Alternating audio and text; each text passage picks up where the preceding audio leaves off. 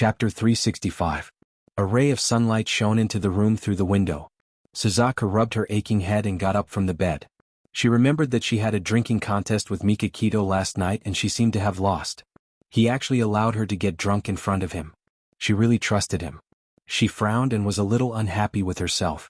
She glanced sideways at the bedside alarm clock and exclaimed in annoyance, "Oh no, I missed breakfast with Ayun." She actually slept until 9 o'clock. It was unbelievable for someone like her who was used to waking up early. Suzaku quickly jumped out of bed and rushed to the bathroom to wash up. Halfway through brushing her teeth, she suddenly remembered something. How did she get back to her room last night? Could it be that Mikakito had sent her back? Suzaku got dressed and went downstairs. The maid who was cleaning the living room greeted her with a smile. "Miss Suzaku, good morning." Suzaku nodded and asked indifferently, "Where's second young master?" "Eldest young master is playing chess with second young master in the backyard." It was the weekend, so Mikakito didn't need to go to the office. Suzaku casually ate 2 mouthfuls of breakfast and drank a glass of milk. She then brought 2 glasses of fresh orange juice to the backyard. From afar, she saw Mikakito and his brother sitting on a hanging chair under the shade of a tree. There was a 5-in-a-row chessboard on a wooden table shaped like a tree stump. Mikakito was wearing a white shirt and black trousers. His simple outfit couldn't hide his handsome figure and natural arrogance. He had a gentle smile on his face. His slender fingers were pointing at a certain position on the chessboard as he smiled and said something. Hiroshi Kitato was wearing a white t-shirt and light-colored casual pants. His handsome face had a troubled expression. His pink lips were pouting and his beautiful eyes were wet. He looked like he was about to cry. Suzaku quickened her pace and walked over to them.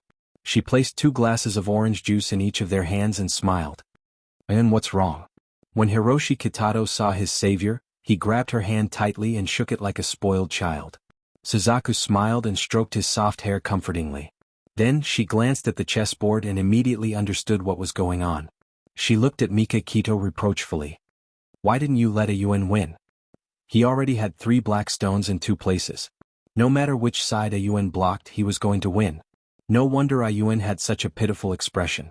Suzaku's facial features were very charming. Usually she looked cold and aloof, so no one dared to offend her.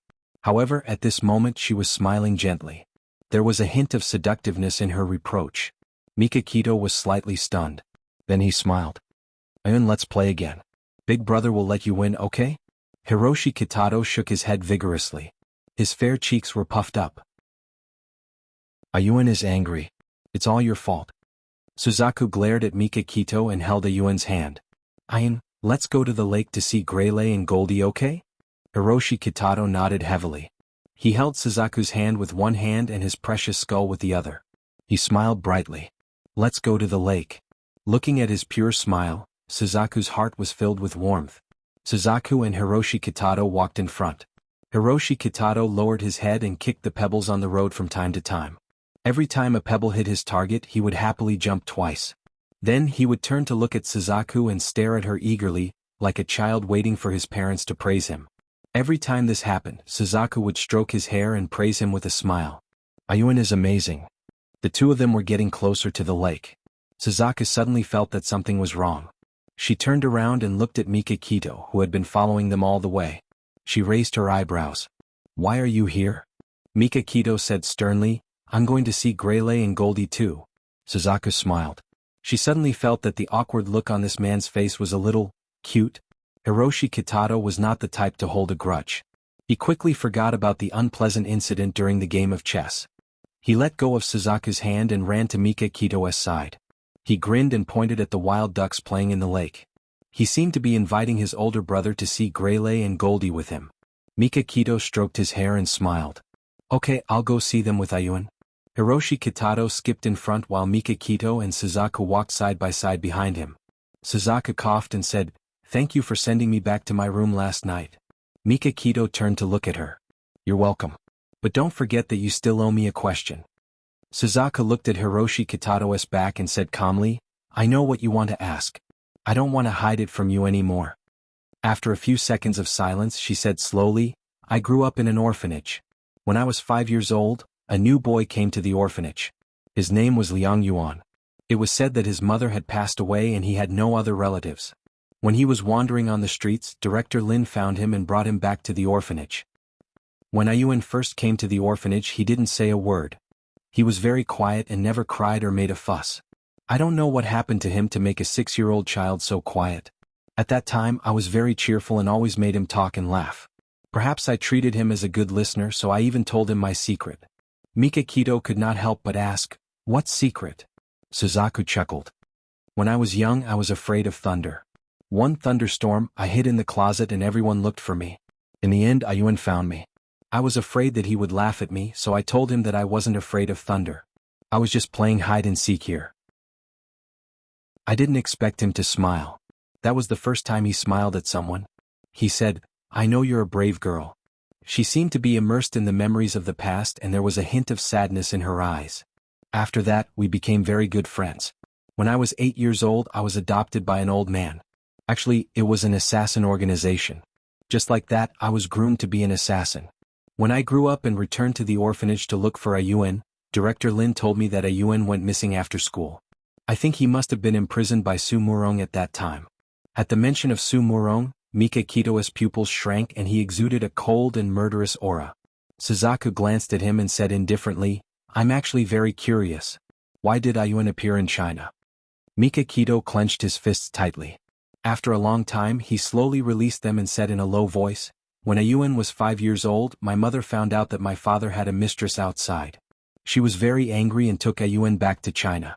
Later my mother died in a car accident. As she could not contact her relatives, the police buried her in the cemetery and sent Ayuan to a welfare home.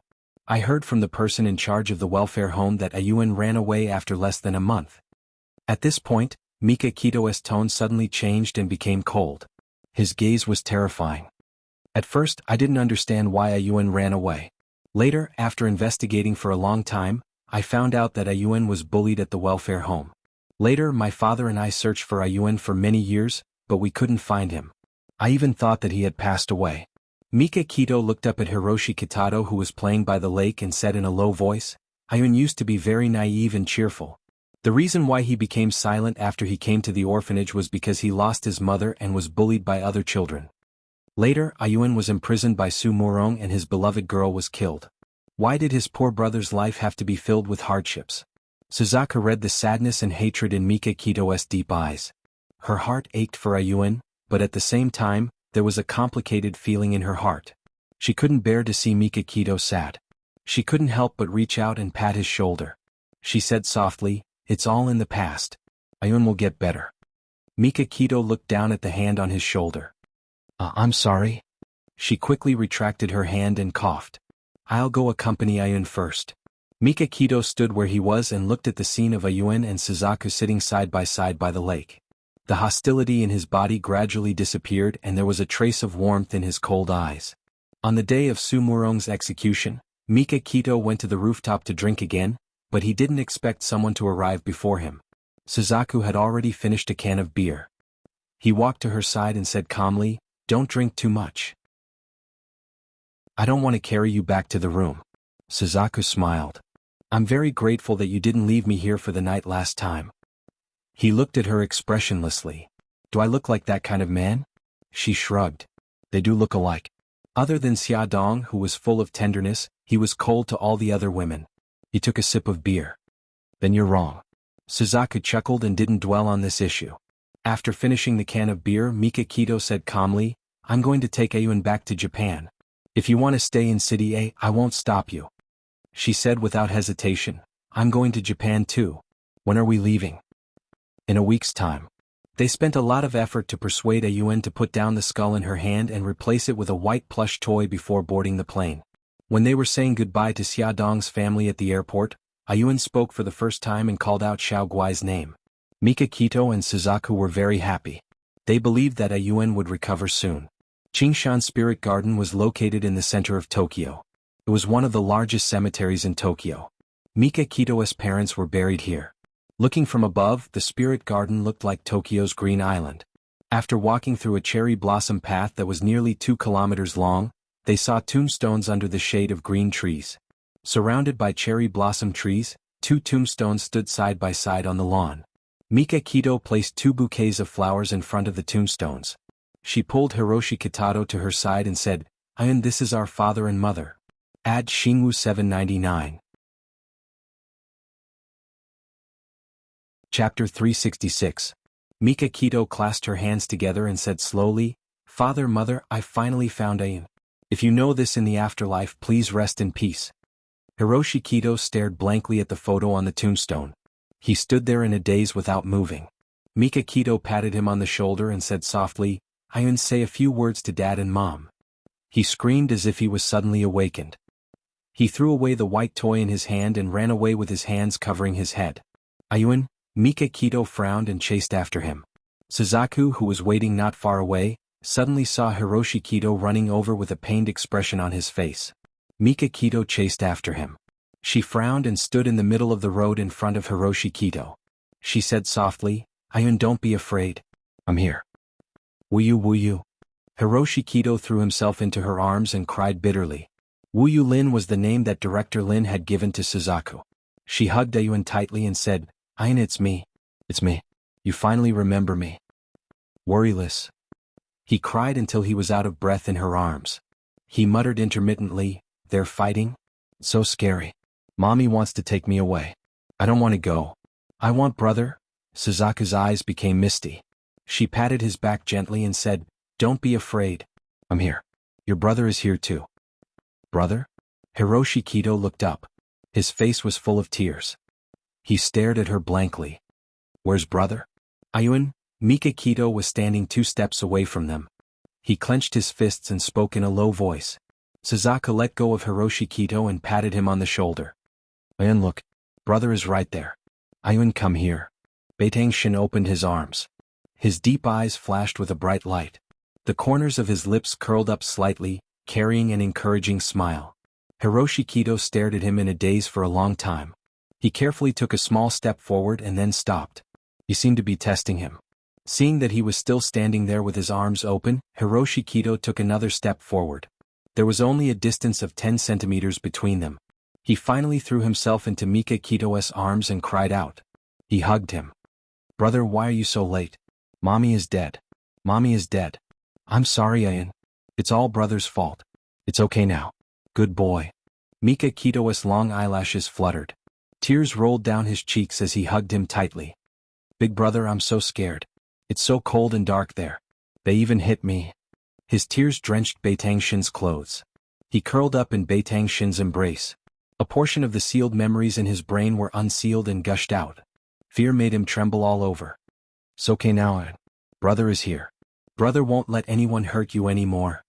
Mika Kito choked with sobs. He couldn't control the tears in his eyes. At some point in time, the vermilion bird had already left. She hid behind a big tree and watched Mika Kito calm Ayun's agitated emotions. She watched as he held Ayun's shoulder and walked back to the tombstone. She watched as he taught Ayun how to put his hands together to pay respects to his parents. She put her hands in her jeans pockets and walked slowly on the cherry blossom path. Then she sat on a rock and waited for the brothers. In the distance, 2 figures, one in black and one in white, walked over. The one in a black suit was Mika Kito. He had regained his usual calmness and rationality. However, when he talked to Hiroshi Kito, he always had a gentle smile on his face. The one in white casual clothes was Hiroshi Kito. After the emotional outburst just now, he looked much more normal. He even showed an expression of listening attentively. Sometimes he even smiled shyly like a shy big boy. Hiroshi Kito saw Suzaku sitting on a rock and waiting for them. He waved his hand excitedly and smiled brightly. Wuyu. Suzaku jumped down from the rock and smiled. Ayun. Hiroshi Kito naturally took her hand and pouted. Wuyu, you left for a long time. Why didn't you come to find me? Suzaku's eyes darkened. She held his hand tightly. Ayun, I'm sorry. He grinned. It's okay. I forgive you. She also smiled. Ayun, I'll cook for you tonight, okay? Okay. Wuyu's cooking is the best. Brother, you have to try it. He turned to look at Mika Kito. Mika Kito was still not used to him recovering so quickly. However, he was more pleased. He ruffled his hair and smiled gently. Okay, I'll listen to Ayun. It was Mika Kito's first time seeing Suzaku cook. The open kitchen revealed how she looked when she was cooking. She was indeed very good at it. At least from her actions and outfit, she was. She was wearing a simple t-shirt and shorts. Her hair was tied into a bun on the top of her head. Her neat bangs covered her smooth forehead. She had an apron around her chest and was holding an egg whisk in her hand. She looked down and carefully whisked the eggs. Every time she went on a mission with him, she would always dress up coolly. This was the first time he saw her dressed like a girl next door. Mika Kito could not help but associate her current appearance with her ruthless expression when she killed someone. It was very strange and funny. He could not help but smile. Vermilion Bird suddenly raised her head and met his half-smile. She uncomfortably tugged at the corner of her lips and said indifferently, "Do you have a lot of free time?" He crossed his arms and said indifferently, "Indeed, I'm free." She lifted her chin and gestured with her eyes. "Since you're free, help me kill the fish in the sink." She had said it casually, thinking that a domineering and arrogant man like him would definitely reject her. However, she did not expect him to elegantly roll up his sleeves and walk to the kitchen. His handsome face was calm as he casually pulled out a sharp kitchen knife from the knife rack. With one hand on the fish, he neatly cut off the fish's head and skillfully dealt with the fish scales. His casual clothes made him look handsome. His face was like jade. At this moment he was not as domineering and cold as he usually was. The soft light made his cold and handsome lines look slightly gentle, and she could see that he was a god. He had already dealt with the fish. He looked up slightly at Suzaku and smiled. "What are you thinking about?" "I've already whisked the eggs." She quickly looked away and stirred the eggs twice to hide her embarrassment. "Nothing. Where's Ayuan?" "He's upstairs watching a cartoon." Mika Kito carefully washed her hands and wiped them with a towel. "Is there anything else that I can help you with?" Suzaku put the whisked eggs on the kitchen counter. "No, I can do it alone. You can go upstairs and accompany Ayuan." "Okay, thank you." His voice was calm as he walked past her slowly. Hearing the sound of him going upstairs, Vermilion Bird's taut nerves suddenly relaxed, and she slowly exhaled a breath of air. She was puzzled by her own inexplicable reaction. Before, when he was cold to her, she had never felt any pressure. Why was it that when he was occasionally polite to her, she instead felt extremely oppressed? She shook her head to get rid of her wild thoughts and focused all her attention on tonight's dinner. She still remembered that Ayuan liked braised fish. She wanted to make braised fish for him. Oh yes, what kind of dishes did Mika Kito like? Her hands paused for a moment. She didn't seem to know what he liked. This question lingered in her mind. During dinner, she couldn't help but pay attention to Beitang Shin's chopsticks. She wanted to see which dish he was pointing his chopsticks at the most. She looked at his expression and the look in his eyes, trying to guess if the saltiness of the dishes would suit his taste. Suzaku didn't realize how blatant her gaze was. Mika Kito suddenly put down his chopsticks and looked at her. "Suzaku, you've looked at me more than 10 times tonight. Do you have something to say to me?" Vermilion Bird's face flushed red. "No." Mika Kito frowned slightly. "Just say it." Hiroshi Kitado tilted his head and looked at Suzaku curiously. What's wrong with you? Your face is red. Do you have a fever?" "No." Suzaku put down her chopsticks and stood up abruptly. "I'm full. You guys take your time." She didn't look back and quickly walked upstairs. Hiroshi Kitado mumbled pitifully. "Brother, did I say something wrong?" Mika Kito glanced at Suzaku's back and turned to comfort Hiroshi Kitado. "No, it's nothing to do with you. She's probably in a bad mood." Hiroshi Kitado blinked curiously. Why is she in a bad mood? This question stumped Mika Kito. He massaged his temples and said helplessly, "I don't know either." Hiroshi Kitado nodded thoughtfully and suddenly grinned. "It's okay. I'll ask her upstairs later. She'll tell me everything." Mika Kito smiled. "Okay, let's eat first." Okay. He nodded heavily and picked up his favorite braised fish with his chopsticks and put it on Mika Kito's plate. He smiled as if he was presenting a treasure. "Brother, have some fish." "Good boy." Mika Kito ruffled his hair. This was a standalone villa. When they first arrived in Japan, Mika Kito had asked someone to move Suzaku's luggage to the guest room. She didn't raise any objections and the three of them began living together naturally. To make it easier for her to take care of Hiroshi Kitado, she lived next door to him.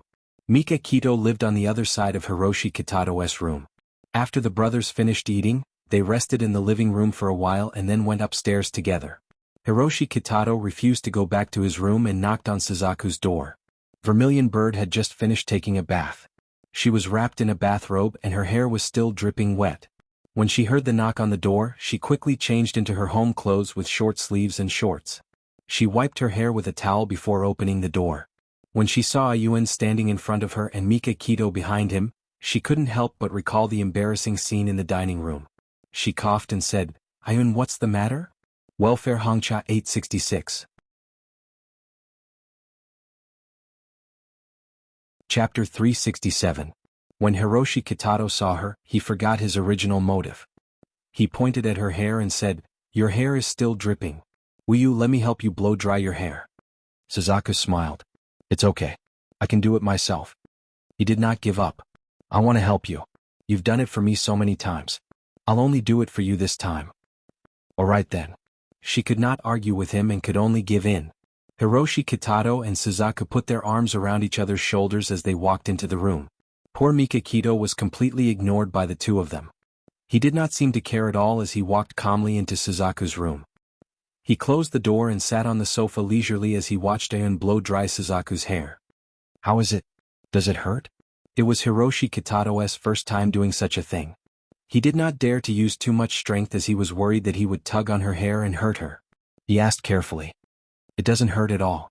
It's very comfortable." Suzaku lay comfortably on his lap as his slender fingers weaved through her hair gently. Under the light, the two of them looked very intimate and warm. Mika Kito looked at them from afar and was momentarily distracted. He seemed to see Bailey Han and Xia Dong through them.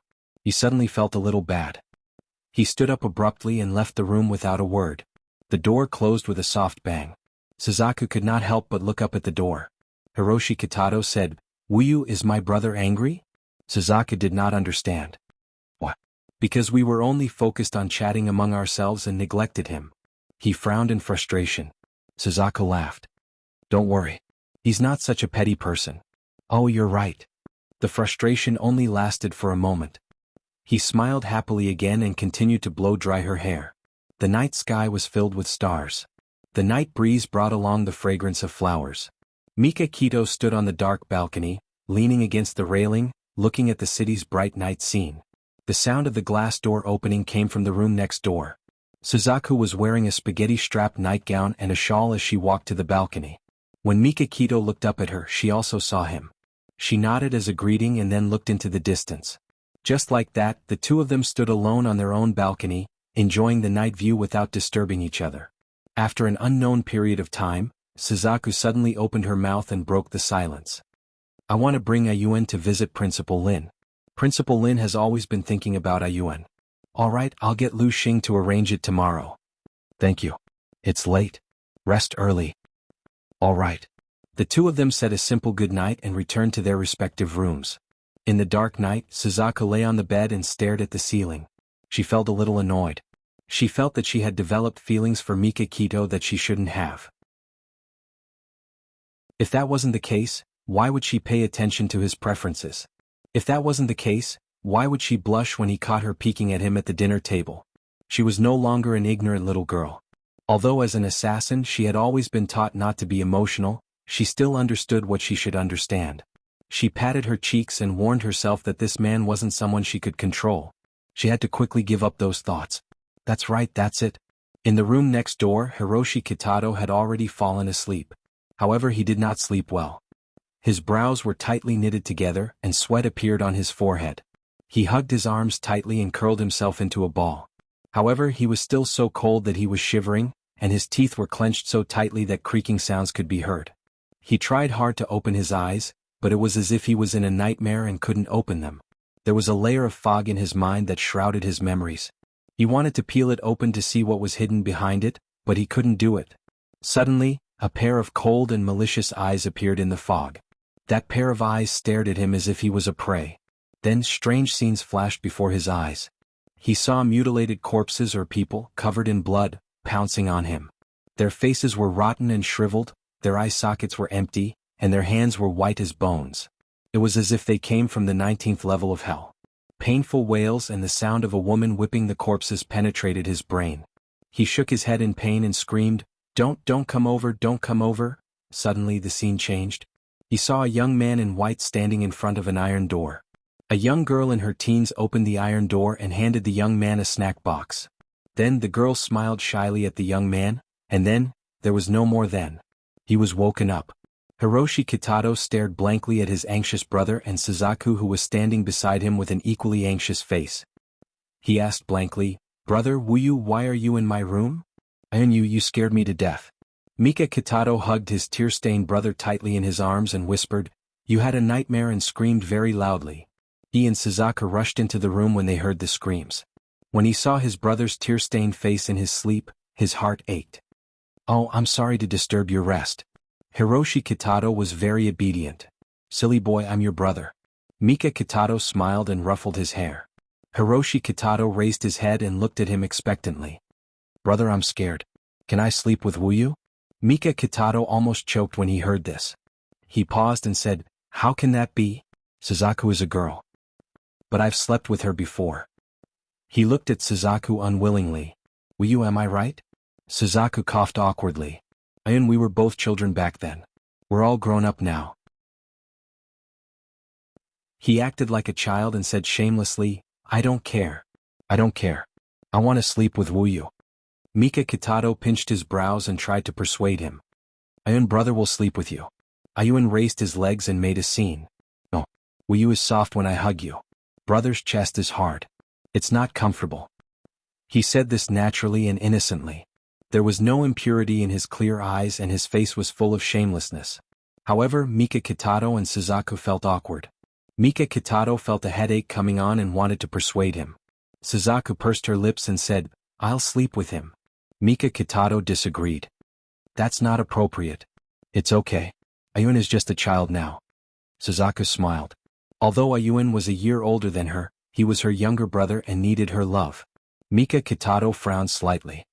His eyes were deep and his lips were pursed. No one knew what he was thinking. Suzaku smiled and shook her head. "It's okay. People like me have experienced everything. You should go and rest. I'll keep Ayun company." Mika Kitato frowned even deeper. He stood there motionlessly and looked at her as he comforted Ayun gently. "Ayun, I'll go back to my room to get a blanket and pillow. I'll be back soon." "Okay."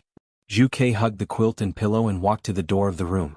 She didn't expect that Beitang Shen would be standing in the corridor, quietly staring at her with his deep eyes. She pursed her lips and lightly smiled. "What's wrong?" He seemed to be struggling for a long time before he said, "Although Ayun is my younger brother, I'll give you the right to teach him a lesson if he bullies you." Suzaku said seriously, "He won't." His expression was terrible and his voice was cold. "I know.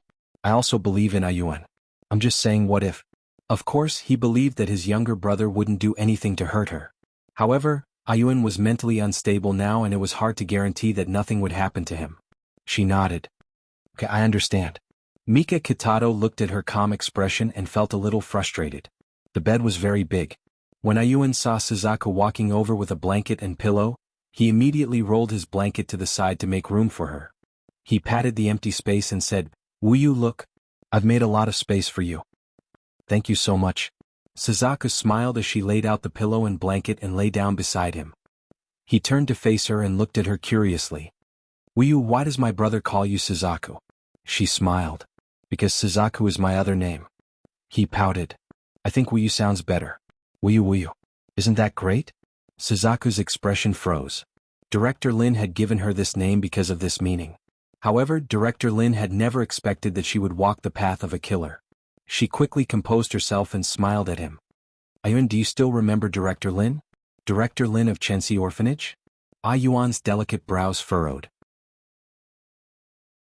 She thought very seriously for a moment and said, "Is it the Director Lin who gives us chocolate candies every week?" "Yes, that's her. Director Lin has always missed you. Let's go visit her tomorrow, okay?" He smiled happily. "Okay, Director Lin is a good person. We'll visit her tomorrow." She patted his head gently and smiled gently.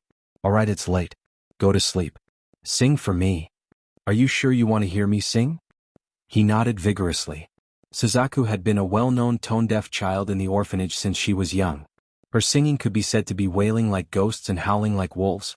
There was once when the orphanage held a choir and she single-handedly changed the tune of everyone's singing. Because of this, she was mocked by the children for a whole month. She racked her brains for a long time and finally thought of a nursery rhyme. She hummed softly to him. Under the bridge in front of the door, a group of ducks swam past. Come and count them. 2, 4, 6, 7, 8. Half of Ayuan's head was buried in the blanket, and his eyes were closed as he dozed off. By the time she finished singing this completely out-of-tune nursery rhyme, he had already curled up into a ball, snuggled to her side and fell asleep. Suzaku glanced at his sleeping posture and smiled. She reached out to turn off the bedside lamp. Awesome novel Jianghu 799.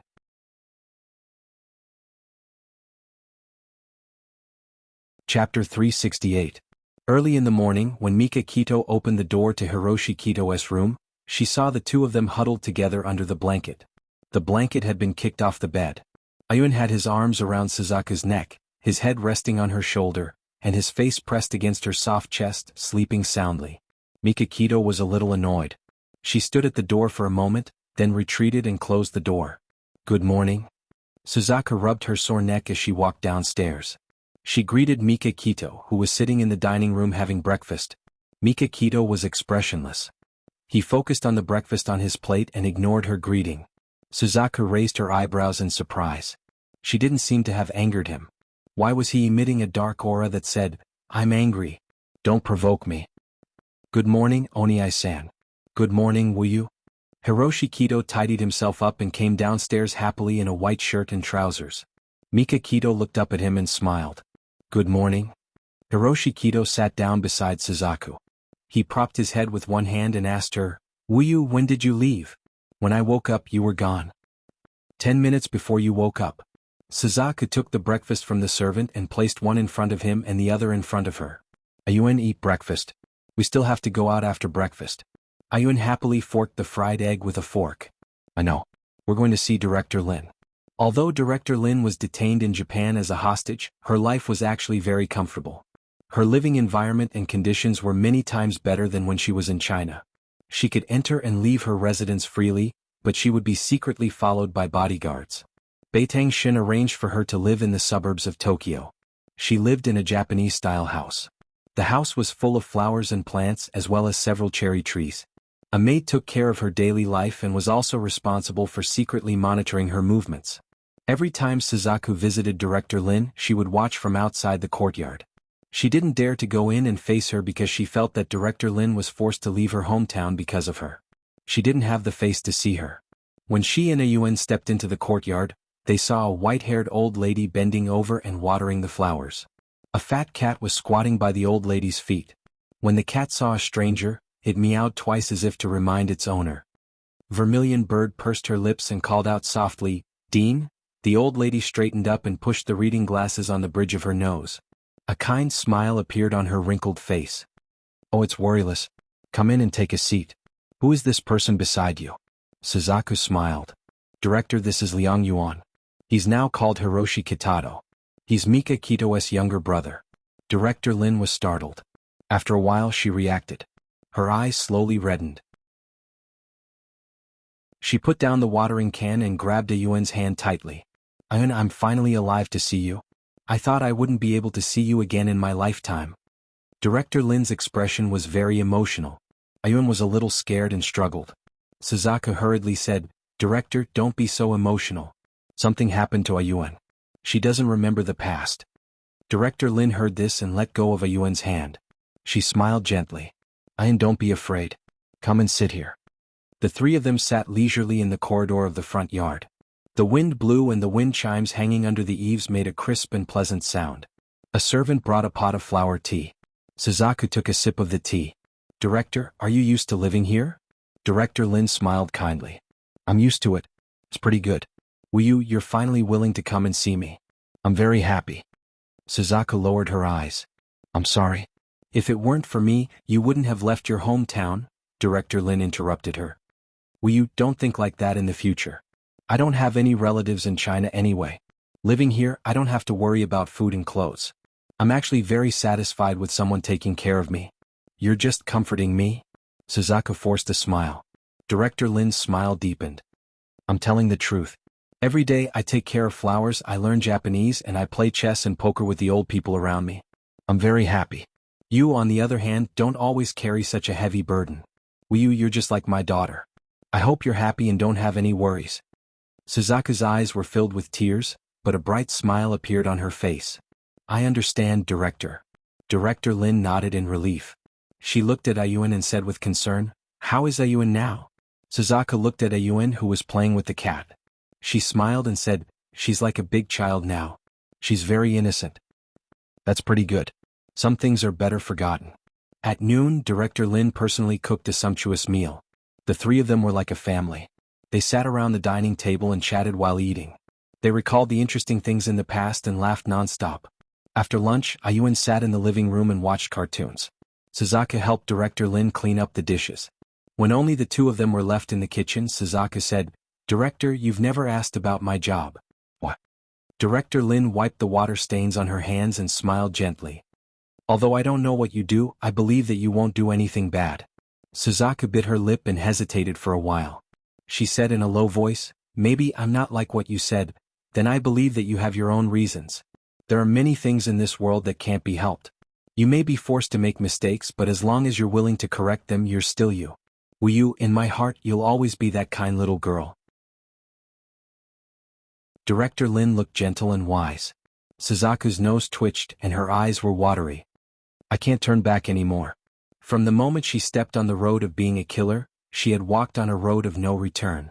There was no way to turn back. Director Lin hugged her gently and said softly, "If you really can't turn back, at least don't do things that will hurt you." She was silent for a while. Then she softly said, "Okay." Then she quietly wiped the corners of her eyes. It was already dusk when they said goodbye to Director Lin. The sunset was beautiful. They smiled and said goodbye. Suzaku's car had just driven out of the block when a white Toyota at the entrance of another courtyard slowly drove out and followed them from a distance. Ayuan had watched the promotional video of Disney on TV and clamored to go to Disney. Mika Kito had something important to do and couldn't accompany him, so he asked Suzaku to accompany him to Tokyo Disneyland.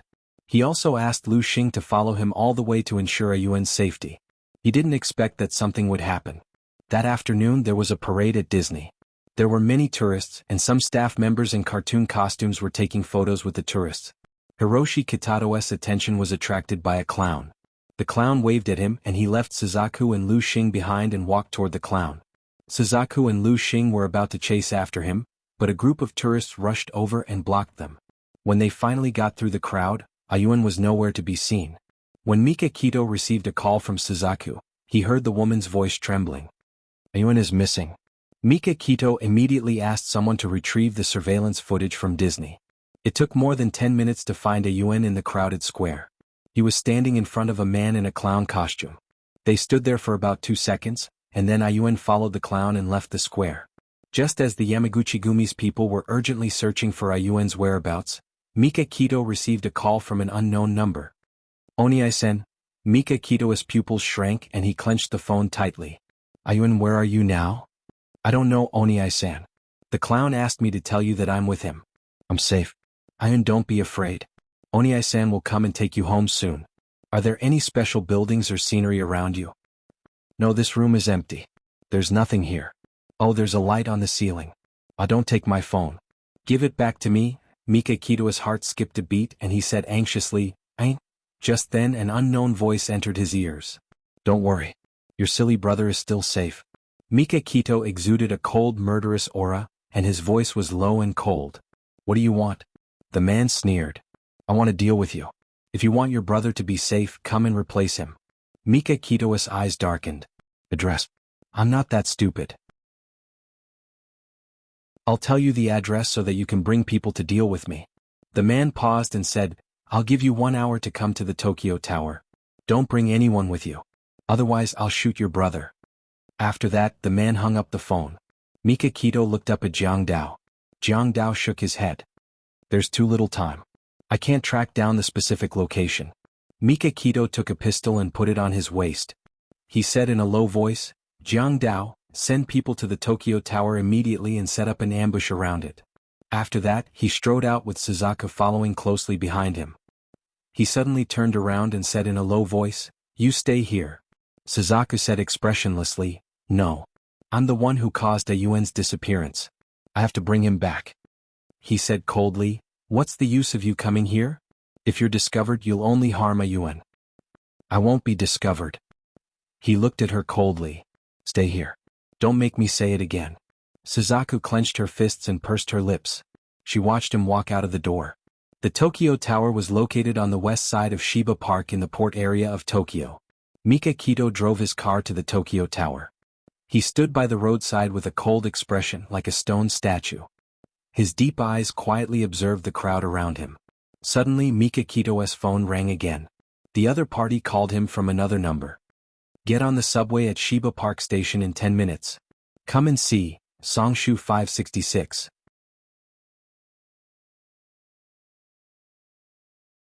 Chapter 369. Mika Kito's eyes narrowed. He had to pass through security to get on the subway, so he had to give up his pistol.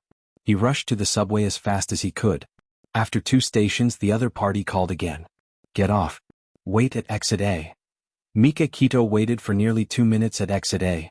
A black Honda slowly drove up to him and opened the door from the inside. Get in, the person in the car said quickly in Japanese. After Mika Kito got into the car, the man in the back seat immediately scanned his body with a metal detector. When the detector slid to his waist, there was a beeping sound. The man said in a low voice, "Take off your shirt." Beitang Shin lifted up his clothes. There was nothing on his waist, only a belt with a metal buckle. The man was not at ease.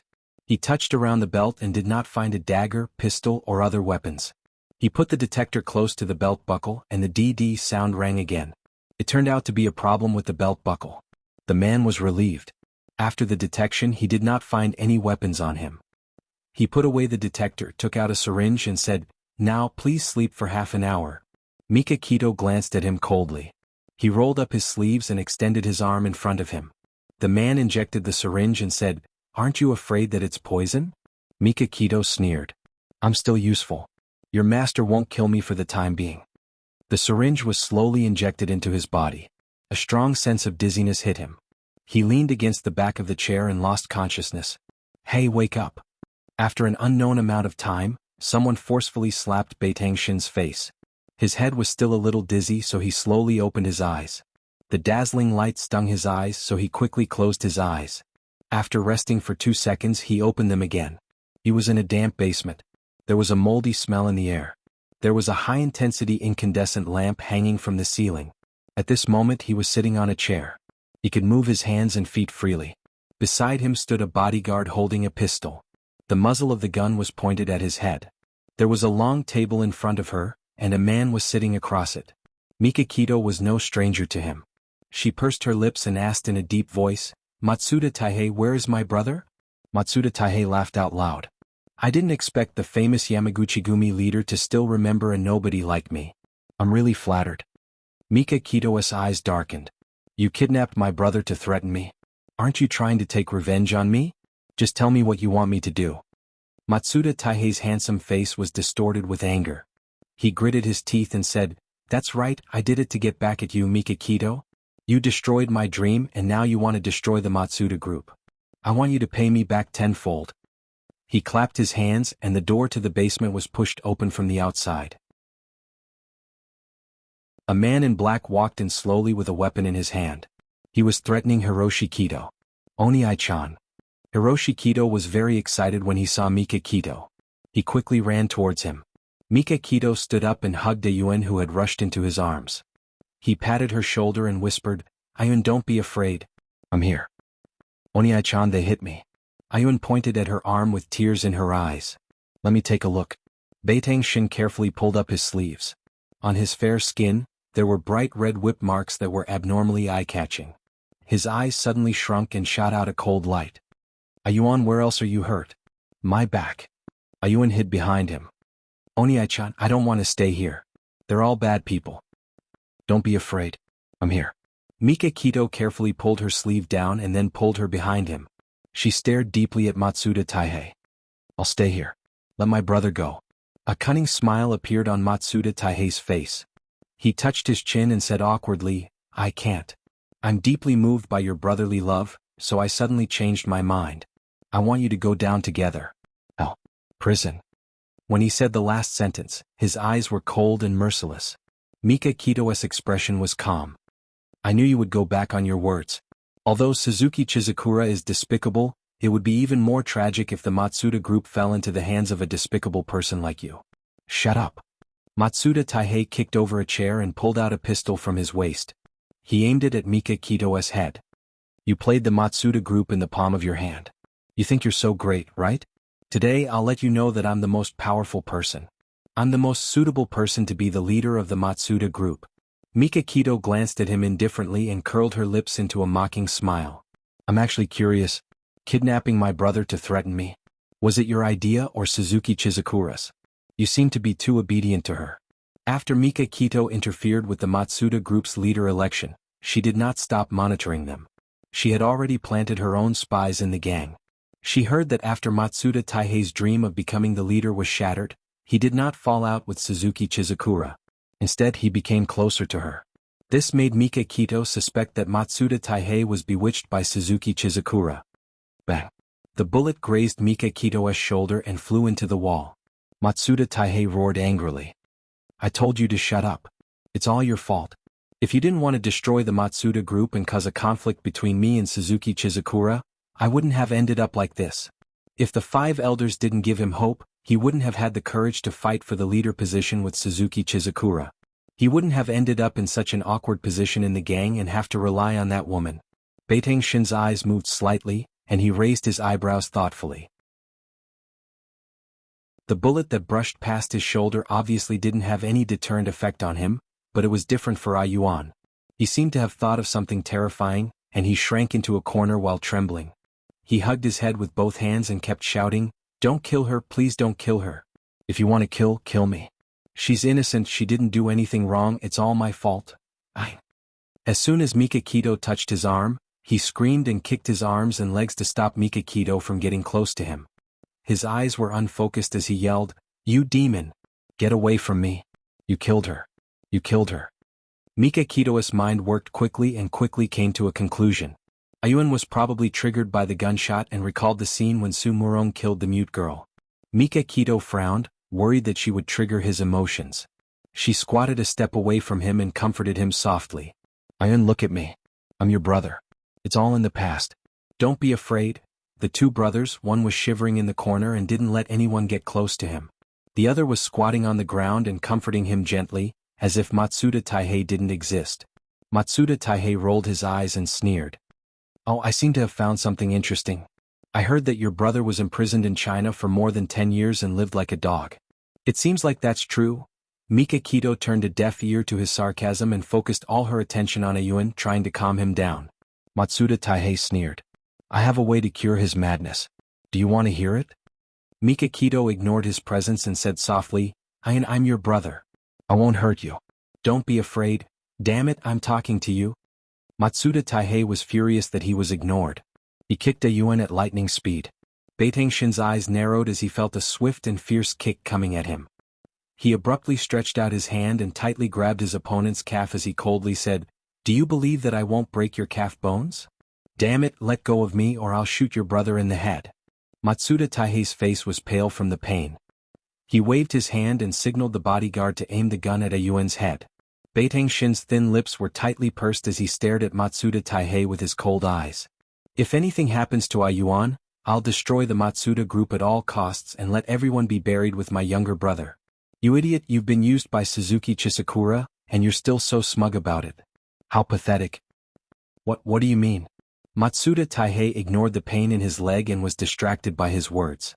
Mikakito's other hand reached for her belt under her clothes and sneered. "I never intended to destroy the Matsuda group. My target was only Suzuki Chizukura. The 5 elders were also pawns in my hands. I'm guessing that the 5 old men pushed all the blame to me in order to keep the peace, right?" Matsuda Taihei's eyes flickered. He gritted his teeth and said in a low voice, "Don't think that I'll believe you just because you said that. No matter what, you're the one who caused me to lose my position as the leader." Mikakito curled her lips mockingly. "I didn't cause you to become Suzuki Chizukura's lackey and obey her orders. Don't you understand that she won't put you in an important position? She's just using you to get rid of me." Matsuda Taihei's gaze loosened a little. He already had doubts about Chizukura Suzuki in his heart, but he quickly calmed down. The arrow had already been knocked and he had no choice but to release it. Now that he had embarked on this path, he had no choice but to follow it to the end. He put the gun in his hand to Mikakito's forehead and snorted. "It's useless for you to say anything now.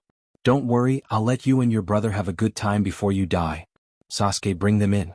Mika Kito took out a 2-inch-long blade from under the metal belt buckle and hid it between his fingers. The blade was very thin and sharp, enough to slit a person's throat. He was confident that he could snatch Matsuda Taihei's gun and slit his throat in a second. However, he couldn't guarantee that he could stop the bodyguards from hurting Ayuan at the same time, especially when Ayuan was still in an abnormal state. Mika Kito could only look for another opportunity.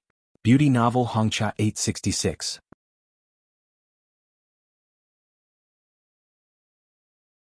Chapter 370. The door suddenly opened and Matsuda Taihei's subordinate, Sasuke, brought in 6 men.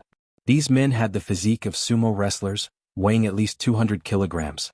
They were naked from the waist up, and their lower bodies were covered with cloth. Their lower bodies were bulging as if they were going to jump out of the cloth at any time. Their faces were flushed and their eyes were filled with lust. They had lewd smiles on their faces and they couldn't wait to walk over to Mika Kito and the others. Mika Kito's eyes turned cold. She had guessed Matsuda Taihei's intention, because he had ordered Jianghu to use this trick on old K before. Matsuda Taihei was so excited by the mountains of flesh in front of him that he forgot that his calf was still in Mika Kito's hands. His eyes were filled with fanaticism and he shouted, "In order to let you have more fun, I specially prepared a gift for you 2 brothers. It will be interesting to let you 2 brothers witness each other's lewd nature under a man's body." The guy named Sasuke slowly walked over with a syringe in his hand. The syringe was half filled with medicine. Needless to say, the syringe must be filled with powerful aphrodisiac. Matsuda Taihei suddenly thought of something and smiled wretchedly. "Oh right, if these 6 sumo wrestlers can't satisfy you, you 2 brothers can satisfy each other."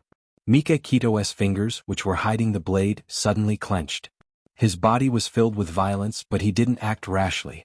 Instead, he let Sasuke stab the syringe into his arm. The cold liquid slowly pressed down. Everyone's attention was on the syringe, including Matsuda Taihei. "Very good, this is the moment." Mika Kito's hand that was holding Matsuda Taihei's calf suddenly pulled. Matsuda Taihei was caught off guard as his body heavily fell to the ground along with his pistol. Beitang Shin kicked the pistol as far away as he could at the fastest speed. At the same time, he threw the blade with his other hand and ruthlessly cut the throat of the bodyguard guarding Ayuan. Blood flowed out as the bodyguard heavily fell to the ground. "Quick, catch Mika Kito!" Matsuda Taihei shouted as he lay on the ground. He crawled towards the gun that had fallen in the distance. The 6 brawny men were already impatient and rushed forward.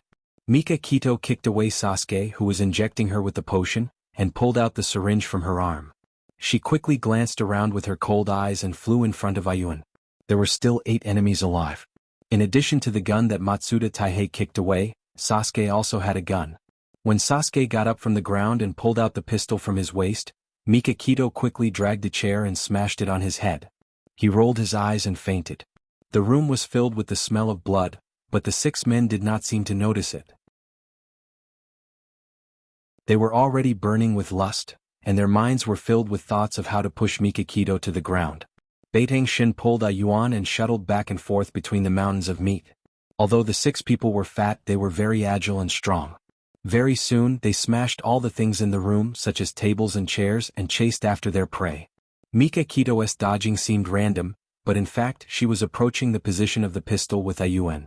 The moment Matsuda Taihei's right hand touched the pistol, Mika Kito stepped on his wrist and snatched the pistol from his hand. She raised her hand and shot the nearest brawny man to death. Bang! Bang! The gunshots came from the door. Suzaku and Jianghu were wearing black night clothes. Each of them had 2 pistols in their hands. They instantly killed the remaining brawny men. "Boss, sorry we're late." Jianghu strode over and pointed the pistol at Matsuda Taihei's head. "Boss, what about him?" "Don't kill me, don't kill me." Matsuda Taihei's right hand was stepped on by Mika Kito. He had no choice but to lie on the ground. Mika Kito increased the force of her foot and crushed his wrist. Crack!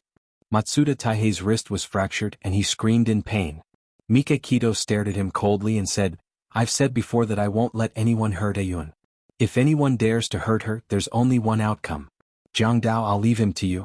Clean him up and send his hands to Suzuki Chisakura. Tell her that if there's a next time, I won't give face to Xiao Bao." Understood. Jianghu pulled Matsuda Taihei up from the ground. Ignoring his pleas for mercy, Jianghu smashed the back of his head with the pistol, knocking him out and dragged him out of the basement. Only Mika Kito, the two brothers, and Suzaku were left in the basement. The blood and gunshots constantly stimulated Ayuen's nerves. He was delirious, as if he had just been rescued from a dungeon. He shrank behind Mika Kito in a daze, not saying a word. Suzaku's heart ached when she saw him like this. She clenched her fists and approached him. "And I'm with you. I'm taking you home." Ayuen raised his head and stared at her blankly. After a long time, his long eyelashes fluttered, and sparkling tears rolled down from his eyes. "Wuyu, she's dead. Xiaoqing is dead. I killed her." Xiaoqing was the mute girl who was in love with Ayuen. She wanted to call the police to save Ayuen and the others, but she was discovered by the bodyguards. Su Murong killed her with her own hands, then had her head chopped off and thrown into Ayuen's room. Ayuen witnessed all of this at that time, so he had a mental breakdown.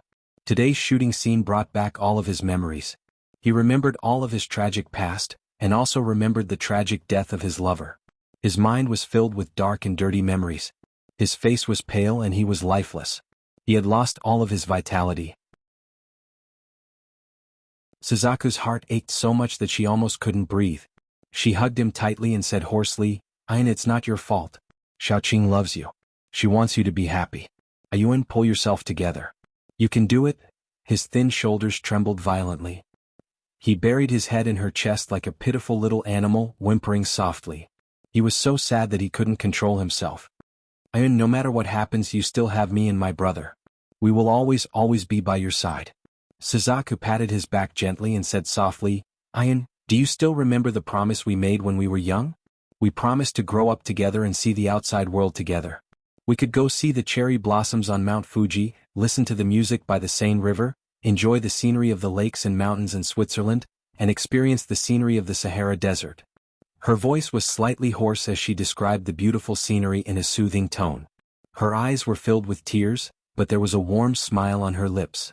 She was like the sun that dispelled the haze in the basement and ironed Ayuen's cold and desperate heart. She also let Mika Kito see a different side of her. At this moment she was no longer the cold killer Suzaku.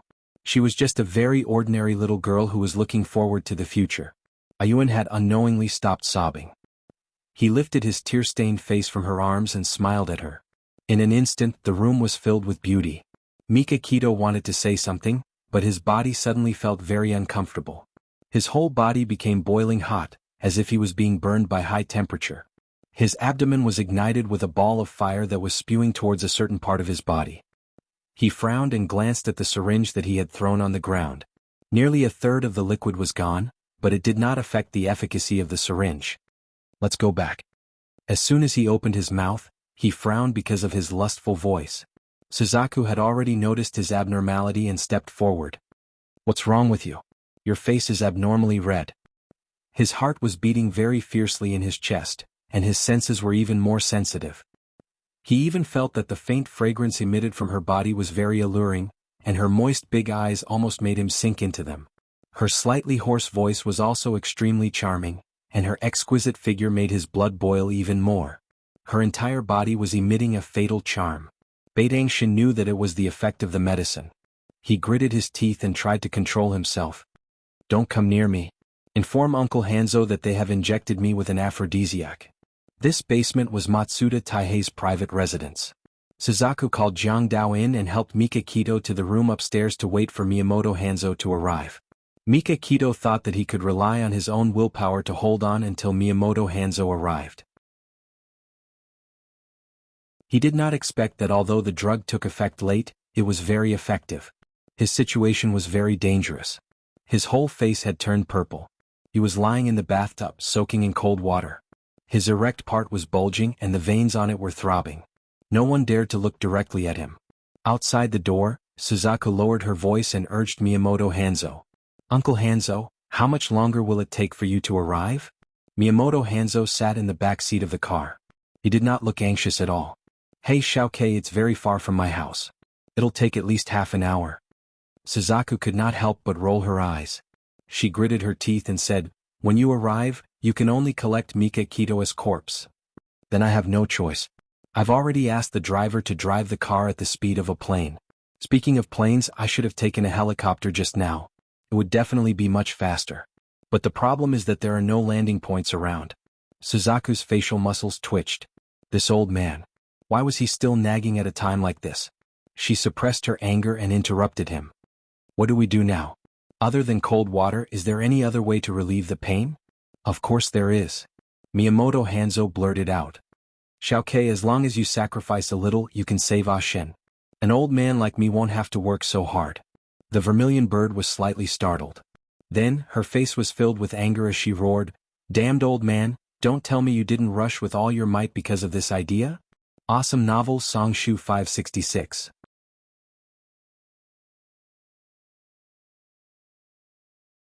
Chapter 371. How could that be? The old man is working very hard on his journey. That was close. This girl had almost seen through his plan. Miyamoto Hanzo patted his chest and said seriously, Of course there is another way. Jianghu can sacrifice himself. Suzaku was so angry that she almost threw her phone. Jianghu sacrificed himself? How could he say that? Even if Jianghu was willing, Mika Kito would kill Jianghu when he woke up. Of course she couldn't sacrifice herself. But, when she quietly opened the bathroom door and found Mika Kito soaked in cold water, he was almost unconscious. Her firm belief started to waver. What concept of chastity? To her, it was like floating clouds, just a thin layer of film. If she gave it to him, then so be it. Just treat it as if she was pricked by a needle or bitten by a dog. Her trembling fingers fell on his bare skin, and as if he was struck by lightning, he suddenly trembled. His slightly closed eyes suddenly opened, and his originally dark eyes were already dyed with a layer of scarlet red from desire. His gaze was fierce, like a hungry beast that had found its prey. That dangerous gaze made Suzaku tremble uncontrollably. She subconsciously retracted her hand, but it was too late. He had completely lost his mind. He suddenly grabbed her right hand that was about to retract and pulled her into the huge bathtub. His muscular body pressed down on top of her.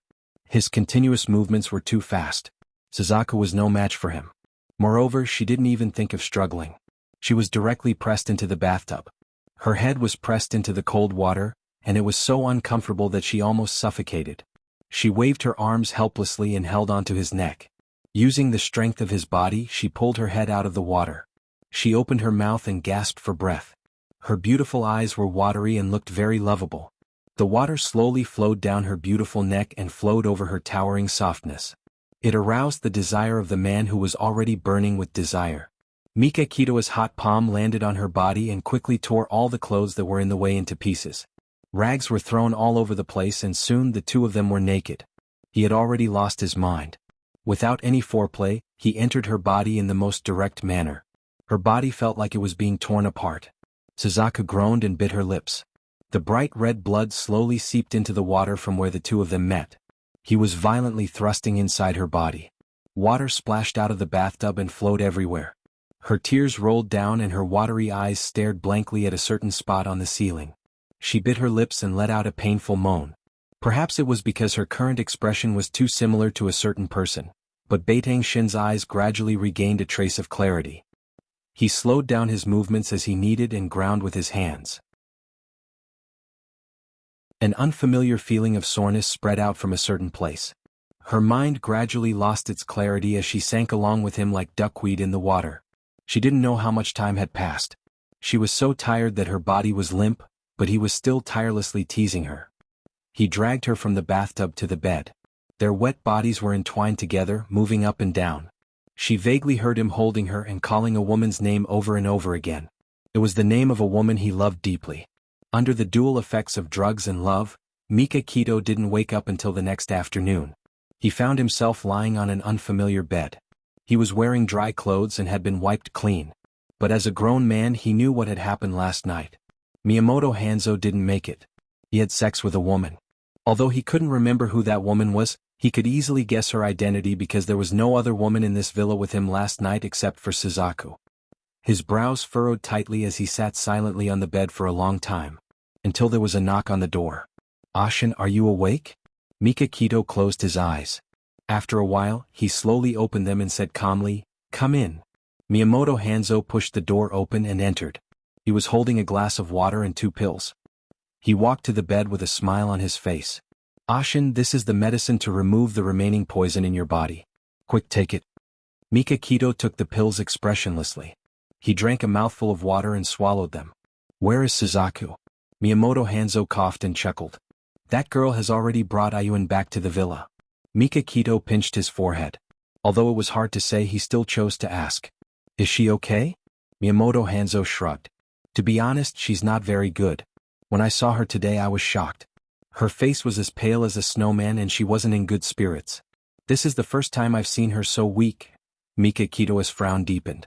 Although he couldn't remember clearly, he knew very well that under the influence of the strong aphrodisiac, he must have done something to hurt her. His mind was in a mess. Miyamoto Hanzo's medicine was very effective. On the way back to his villa, Mika Kito had already returned to normal. His mind was gradually clearing up and an idea was slowly forming in his mind. The sun was setting and the temperature outside was still very high. The cicadas in the trees were chirping, making people who couldn't bear the heat feel irritated. Suzaku sat in front of the floor-to-ceiling window and leaned lazily on the soft cushion. She held a book in her hand and slowly read the story in it.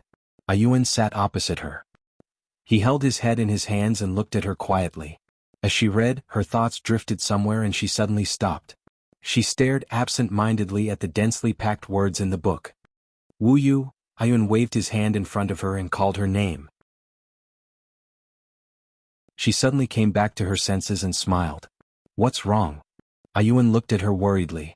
Wu Yu, you're a little strange today. Is there something on your mind? Ever since what happened last night, Ayuin had become much more normal. Although he hadn't completely let go of the past, he no longer refused to face it. His words and actions had also started to behave like an adult. Suzaku shook her head. Nothing. Ayuin pursed his lips and said seriously, since you don't want to say it, then I won't force you. However, I'm your friend. If you have any difficulties you must tell me, okay? She smiled. Okay, I got it. Suddenly there was a knock on the door. It was Mika Kito's voice.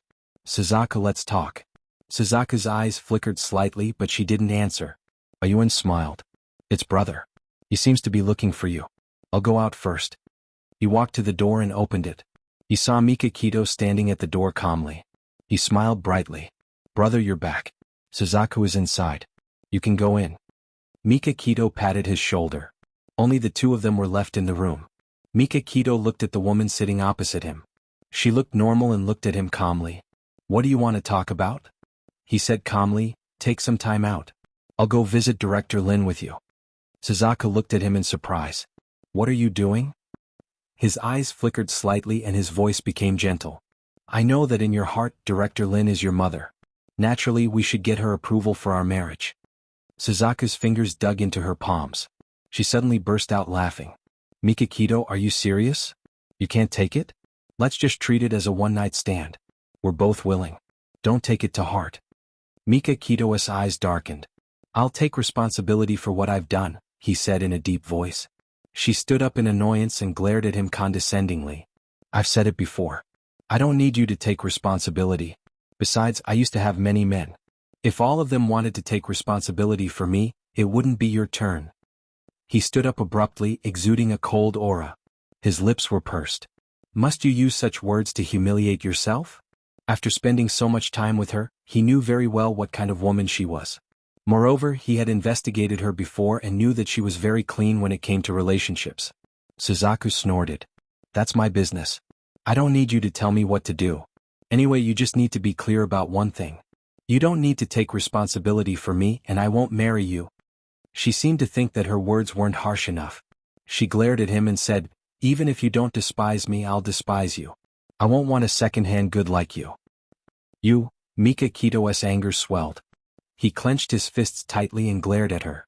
After a while, his anger gradually subsided and he said calmly, do you think I'll change my mind just because you're trying to provoke me? Don't be naive.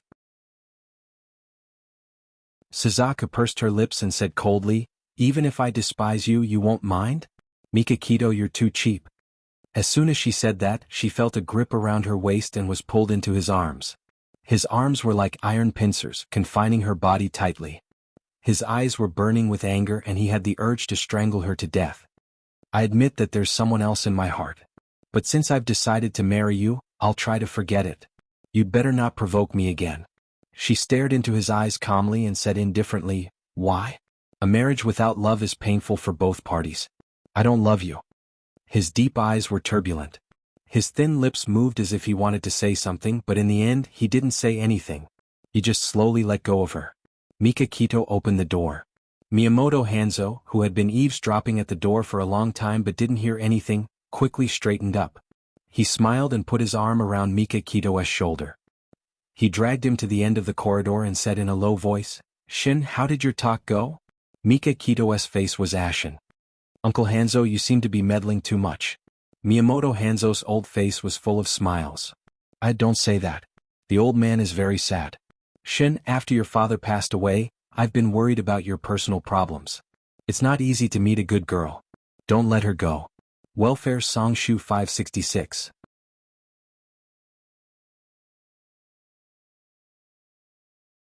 Chapter 372.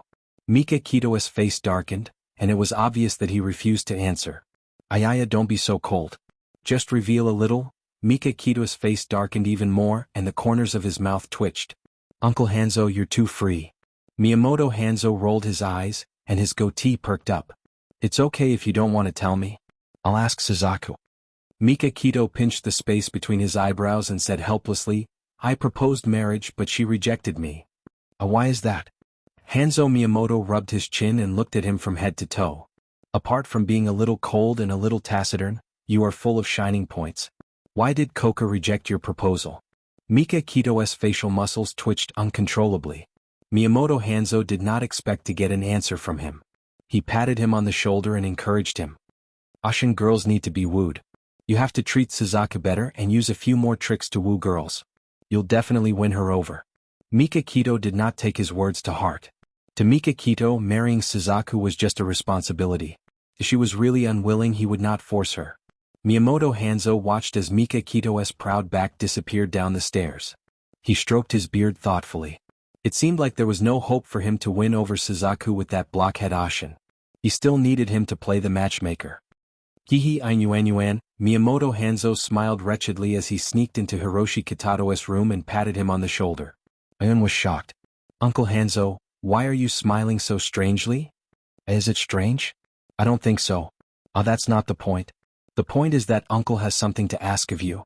Ayun asked him to sit down. "Oh, what's the matter?" Miyamoto Hanzo stared at Ayun. "Ayun, what do you think of Suzaku?" Ayun said seriously, "She's very good." Miyamoto Hanzo smiled like an old fox. "Do you have any objections if I make her your sister-in-law?" Ayun's eyes widened. "You're saying to bring my brother and Worryless together?" He stretched out his left thumb and then stretched out his right thumb. "Bring the two of them together?" "Yes." Miyamoto Hanzo smizes. Hanzo hiss. "He and Wuyu were good friends, but Wuyu became his sister-in-law. It seemed a little strange." "What's strange?" Miyamoto Hanzo stared at him suspiciously. "Don't tell me you like Suzaku?" He quickly waved his hand. No, Wuyu and I are just friends." "That's right." Miyamoto Hanzo patted his shoulder and said, "I think about it. You and Wuyu are good friends. If Wuyu becomes your sister-in-law, she definitely won't mind that you and Shin have a close relationship. Then she won't cause any discord between you and Shin. But if Shin marries an ugly, fierce and petty woman, she'll definitely mind that Shin treats you well and cause a lot of family conflicts. Do you understand what I'm saying?" Ayuan's frown deepened. He nodded and then shook his head. "It's not as exaggerated as you say, right?" Miyamoto Hanzo knocked on his head in exasperation. "Why not? Many TV dramas are like this. The older brother is too good to the younger brother and always helps the younger brother out, causing the sister-in-law to be unhappy and quarrel with each other. If Wuyu becomes your sister-in-law, there won't be such a situation. What do you think? Think about it." Yuan?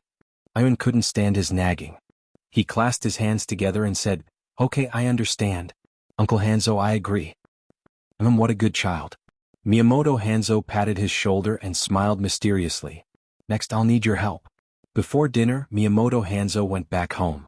Only Mikakito and the other two were left in the villa. After the maid prepared dinner, she invited the three of them downstairs to eat. Suzaku didn't have much of an appetite and didn't want to eat, but she was worried that it would cause unnecessary misunderstandings, so she changed her clothes and went downstairs. Mikakito and Hiroshi Kitato were already sitting at the dining table. She greeted them and sat down at her seat. Ayuan smiled as he scooped a bowl of chicken soup and placed it in front of Suzaku. Wuyu, you don't look too good today. Maybe it's because you were too tired yesterday. Drink more chicken soup to nourish yourself. The speaker didn't mean it, but the listener understood. Mikakito's eyes moved. She tightened her grip on her chopsticks and her deep gaze fell on Suzaku. Suzaku quietly lowered her eyes and smiled. Okay, thank you. She gently stirred the chicken soup and scooped a spoonful into her mouth.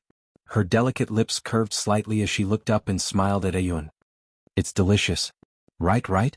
I specially asked the servant to make this for you. Ayuan's eyes sparkled with joy. He looked like an innocent child who gave his candy to his friend to make her happy. Suzaku's smile widened and her eyes sparkled. I see. Thank you so much. Ayuan grinned. He scooped another bowl of soup and placed it in front of Mikakito. He chuckled and said, Brother, you were stabbed by a bad guy with a syringe when you tried to save me yesterday. Must be very painful. Drink some soup to nourish yourself. Mikakito calmly retracted her gaze from Suzaku and smiled. Okay. Will you eat this? It's delicious. Will you let me help you remove the fish bones? Ayuan served Suzaku with a bright smile. Suzaku reciprocated his courtesy by picking up food and scooping soup for him. Mikakito saw their enthusiastic interaction. Ayuan suddenly leaned closer to Suzaku and stared at the corner of her mouth with his beautiful eyes. She was stunned. What's wrong? It's nothing. He reached out to wipe the corner of her mouth and smiled. There's something on it. She smiled. Thank you. In her heart, she and Ayuan were good friends. It was nothing to be intimate with him. However, a certain someone didn't think that way. Before Ayuan recovered, Mikakito wouldn't think too much about it. But now that Ayuan's mind was clear, even a fool could see how good and considerate he was to her. Mikakito couldn't help but wonder if Ayuan had special feelings for Suzaku. For example, he liked her. Thinking of this possibility, he felt a little uncomfortable. After all, he had just had intimate contact with her last night. He was a little conflicted, and it was hard to explain why he was unhappy. Mikakito put down his chopsticks and went upstairs without saying a word. Suzaku also put down her chopsticks. Ayuan glanced at Mikakito's back as he left, and then glanced at Suzaku beside him. He frowned and sighed. Wuyu, what do you think is wrong with my brother? Suzaku said calmly, he should be fine. He looks normal. Ayuan shook his head. No, he's not normal. He didn't say a word tonight. His eyes lit up and he stared at her mysteriously. He lowered his voice and said, Wuyu, is my brother jealous? Jealous? Suzaku was surprised. Jealous of what? Jealous of who? Ayuan touched her hair and sighed. Silly, of course he's jealous of you. I'm guessing that my brother likes you. Ayuan, are you talking in your sleep? Suzaku couldn't help but laugh. She hadn't heard such a funny joke in a long time. Mikakito liked her? Ayuan puffed up his cheeks and said sadly, I'm telling the truth. Zhu Kei retracted her smile, patted him on the shoulder and said seriously, Ayuan, your brother has someone he likes in his heart. Don't associate me with him in the future. Ayuan stared into her eyes. Wuyu, do you like my brother? Vermilion Bird faintly smiled. I don't like it. You're lying. Ayuan shouted unhappily. My brother is so good. Why don't you like him? Suzaku was amused by his childish words. Ayuan, you're too young to understand relationships. I don't have to like someone just because he's good. Ayuan's face darkened. I'm 1 year older than you. But your mental age is younger than mine. Suzaku didn't give him any face. Mikakito noticed that Ayuan and Suzaku were getting closer and closer. He often saw the two of them snuggling on the sofa and watching cartoons.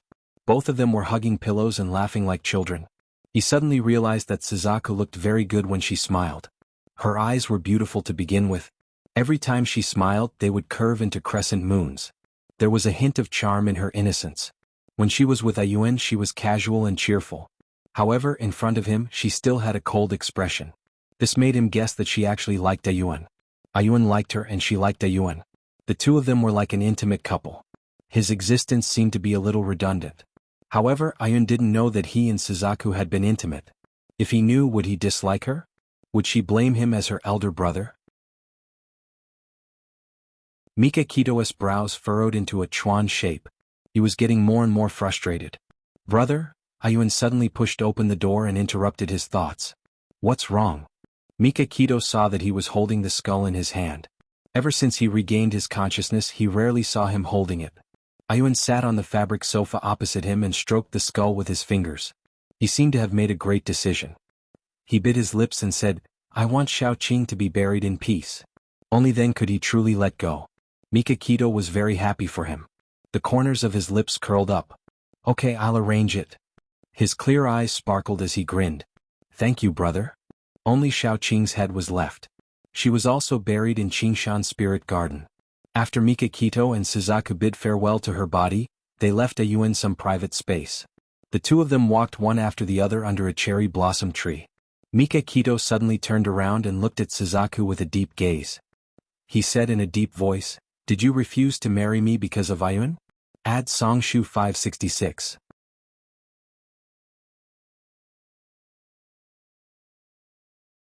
Chapter 373. Vermilion Bird was slightly taken aback. She glanced at Ayuan in the distance and said calmly, "No." Mikakito pursed his lips. "Ayuan is very innocent. Don't let him get hurt. Don't tell him about us." Suzaku felt as though something had pricked her heart. She looked at him quietly. "I've said it before. It has nothing to do with Ayuan. You don't have to worry that I'll lead him astray." Mikakito looked upset. He didn't mean it that way. He only wanted to let her be with Ayuan, but he was afraid that Ayuan would mind their relationship. That was why he asked her to hide it from Ayuan. "If there's nothing else, I'll leave first. I'm taking the day off." She glanced at him and turned to leave. He suddenly said, "Wait a minute." She turned to look at him. He pursed his lips. "That's not what I meant." She looked calm. "What?" He was a little annoyed and frowned. "Forget it. It's nothing. You can go." She nodded casually. "Help me tell Ayuan." That night, Vermilion Bird returned home very late. A luxurious car drove her downstairs, and a handsome blonde man came down from the driver's seat and helped her out from the passenger seat. She was like a puddle of mud leaning on the handsome man's arms, with an intoxicated smile on her face. Mikakito stood in front of the window on the second floor and watched coldly as the blonde man helped her press the doorbell. Then he heard the sound of the servant welcoming Suzaku in. She heard the sound of stumbling footsteps and the servant's worried voice. "Miss Suzaku, please be careful. There's a staircase here." Suzaku was tall more than 1.7 meters. In comparison, the maid who was supporting her only reached her shoulders. The petite maid was tired and worried. She was afraid that Suzaku would fall down. It was not easy for her to help her to the corridor on the second floor. She was already sweating. "Oh!" The maid heaved a sigh of relief. She suddenly raised her head and saw a tall figure standing in the corridor. She hurriedly called out respectfully, "Eldest young master." Mikakito looked calmly at Suzaku, who reeked of alcohol. Suzaku's head was drooping and she was leaning on the maid. She looked very drunk. The maid could not bear the burden and was panting. He slowly approached them and grabbed Suzaku's arm. He abruptly pulled her away from the maid and into his arms. He said indifferently, "I'll send her back to her room. You should go and rest." The maid bowed respectfully. "Yes, young master. Good night." Suzaku was extremely disobedient. She moved her body and giggled foolishly. He did not know what she was mumbling. Mikakito knew how much she could drink. She must have drunk a lot to be so drunk. There was an inexplicable anger in his heart. She was drunk and alone. Didn't she know that this was very dangerous? Who was the blonde man who sent her back just now? She staggered and almost fell. Fortunately, he held her slender waist firmly and pulled her up. She was pressed tightly against his chest. She looked up in confusion and mumbled incoherently, "You? Who are you?" His face was ashen. He held her with one hand and pinched her chin with the other, forcing her to look directly at him. He squeezed out a few words from between his teeth. "Take a good look at who I am." Her starry eyes were slightly open and her delicate brows were slightly furrowed. She looked like she was thinking hard. She smiled foolishly and said, "You're Ayuan?" Mikakito had the urge to throw her away. She wrapped her arms around his neck and pouted her red lips. She said pitifully, I feel terrible. I feel terrible here." She pointed at her chest. "My head hurts too." Mikakito's face was as black as the bottom of a pot. He said angrily, "Who told you to drink so much? It would be strange if your head didn't hurt." He simply carried her up horizontally and threw her onto the bed. She rolled on the bed in a daze, her hands pulling at her clothes. She was wearing a V-neck black off-shoulder t-shirt and high-waisted jeans. Her t-shirt was lifted up by her, revealing the graceful lines of her waist. Her fair skin glowed with a healthy luster under the soft light. She took off her shirt and threw it off the bed. The black bra wrapped around her chest and her soft pink peaks were perky. Her cleavage was faintly discernible and her fullness was on the verge of bursting out. Mika Kito's face twitched uncontrollably. This damned woman. Did she think that he was dead? He quickly pulled up a thin blanket and covered her body. She frowned impatiently. Her fingers touched the zipper of her jeans and pulled it open. She moved her slender waist and took off her pants. She reached out from under the blanket and threw her pants off the bed. Her movements were too big. The blanket on her body was lifted to one side, revealing her fair and slender legs, her flat and tight stomach, and half of her black panties. Perhaps it was because of the alcohol, her whole body was hot. Her exposed skin felt the cold air of the air conditioner, and it was incomparably comfortable. She still felt that it was not enough, and threw the blanket covering her upper body to the side. Her right hand reached behind her back, and it seemed that she was going to unbutton her bra. Beitangshin was a little stunned. His face darkened even more. He quickly pulled the blanket over and covered her body again. Let go. It's hot. Suzaku moved her body unconsciously. Her charming face had a languid and flirtatious look that was unique to drunk people. Mika Kito's body stiffened. A blurry image uncontrollably appeared in his mind. He was panting heavily and sweating profusely. The woman under him was moaning coquettishly like a puddle of spring water. His Adam's apple bobbed. Blood gushed down his throat. He wrapped her up like a dumpling with a blanket. His voice was slightly hoarse. Stay still. Don't move. It's hot. Her starry eyes opened slightly. She looked at him blankly with her watery eyes and pursed her red lips. I'm hot. His body tensed up and his deep eyes became even more serene, intertwining with something that no one could understand. He clenched his fists tightly and suddenly stood up. He strode out of her room and slammed the door shut. Standing in the empty corridor, he placed his right hand on his chest. His heart was beating rapidly in his chest. His eyes gradually regained clarity. He told himself that he was a normal man. It was normal for his blood to surge when he saw that scene. Good morning. Suzaku rubbed her aching head and slowly walked down the stairs. The two people in the dining room looked up at her at the same time. Hiroshi Kito had a bright smile on his face. Will you good morning? Mika Kito didn't look too good. He glanced at her indifferently, then lowered his eyes and focused on the breakfast on his plate. A faint fragrance wafted into her nose. She sat beside him. The maid placed her breakfast in front of her and placed a bowl of hangover soup. Miss Suzaku, this is the hangover soup that second young master instructed me to make. Suzaku politely thanked her. Then she smiled at Ayuen who looked concerned. Ayuen asked, Wuyu, why did you drink so much last night? Mika Kito paused. He seemed to be waiting for her answer. Suzaku shrugged nonchalantly. It's rare for me to have some free time, so I went to the bar to relax.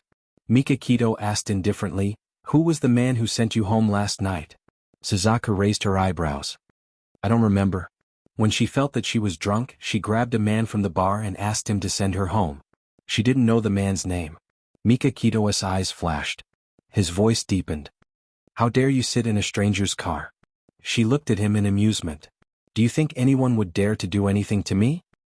He retorted sarcastically, Who was the one who was drunk last night? Even if I sold you out, you wouldn't realize it. She said indifferently, You don't have to worry about me. Beitangshin's fist had landed on cotton. He was so angry that he almost died. The fire in his heart was raging. He glared at her and gritted his teeth. I'm your superior. I have the right to control you. She glanced at him indifferently. Even if you're my superior, you can only control my work. You don't have the right to control my private life. She stood up and said slowly, I don't think it's suitable for me to stay here anymore. I'll move out today. What was this? Was she drawing a line between herself and him so that she could pursue her private life? Mika Kito's deep eyes were like a storm. He clenched his fists so tightly that the veins on the back of his hands were throbbing. He said coldly, From the moment you signed the agreement with me, you're my subordinate. You have to listen to my orders, whether it's for personal or private matters. I order you not to move out. Suzaku looked at him calmly with a trace of pity in her eyes, as though she was looking at an unreasonable child. Her red lips moved and she said indifferently, If you want to use the agreement to bind me, I have nothing to say. Boss, I'm full. Do you have any orders for me now? Deep down she was an arrogant person. Even when she was forced to work for him, she had never used honorifics. But now she was using honorifics to him. Mika Kito's cold gaze was like a sharp knife stabbing into her body. But she didn't feel anything. She stood a few meters away from him calmly and said slowly, "If you don't have any orders for me, I'll go upstairs first." She even bowed respectfully to him. Mika Kito was so angry that he threw the coffee cup beside him. The coffee cup rolled to her feet and the coffee spilled all over the floor. It even splashed onto her trousers. She didn't care at all. She bent down and picked up the coffee cup with a humble attitude. She walked a few steps forward and put it back on the table. She smiled faintly and turned to go upstairs. His expression became colder and colder.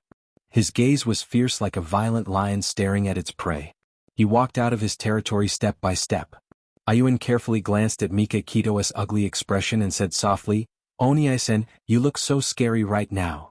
Beitang Shin's body suddenly trembled. What was he doing? Towards subordinates who didn't listen to him, he would always directly kick them out of the Yamaguchi-gumi. There was no need for him to waste time getting angry with them. Why was he so angry now? He was crazy. Everything was messed up ever since that night. Damn it. Beauty novel Songshu 566.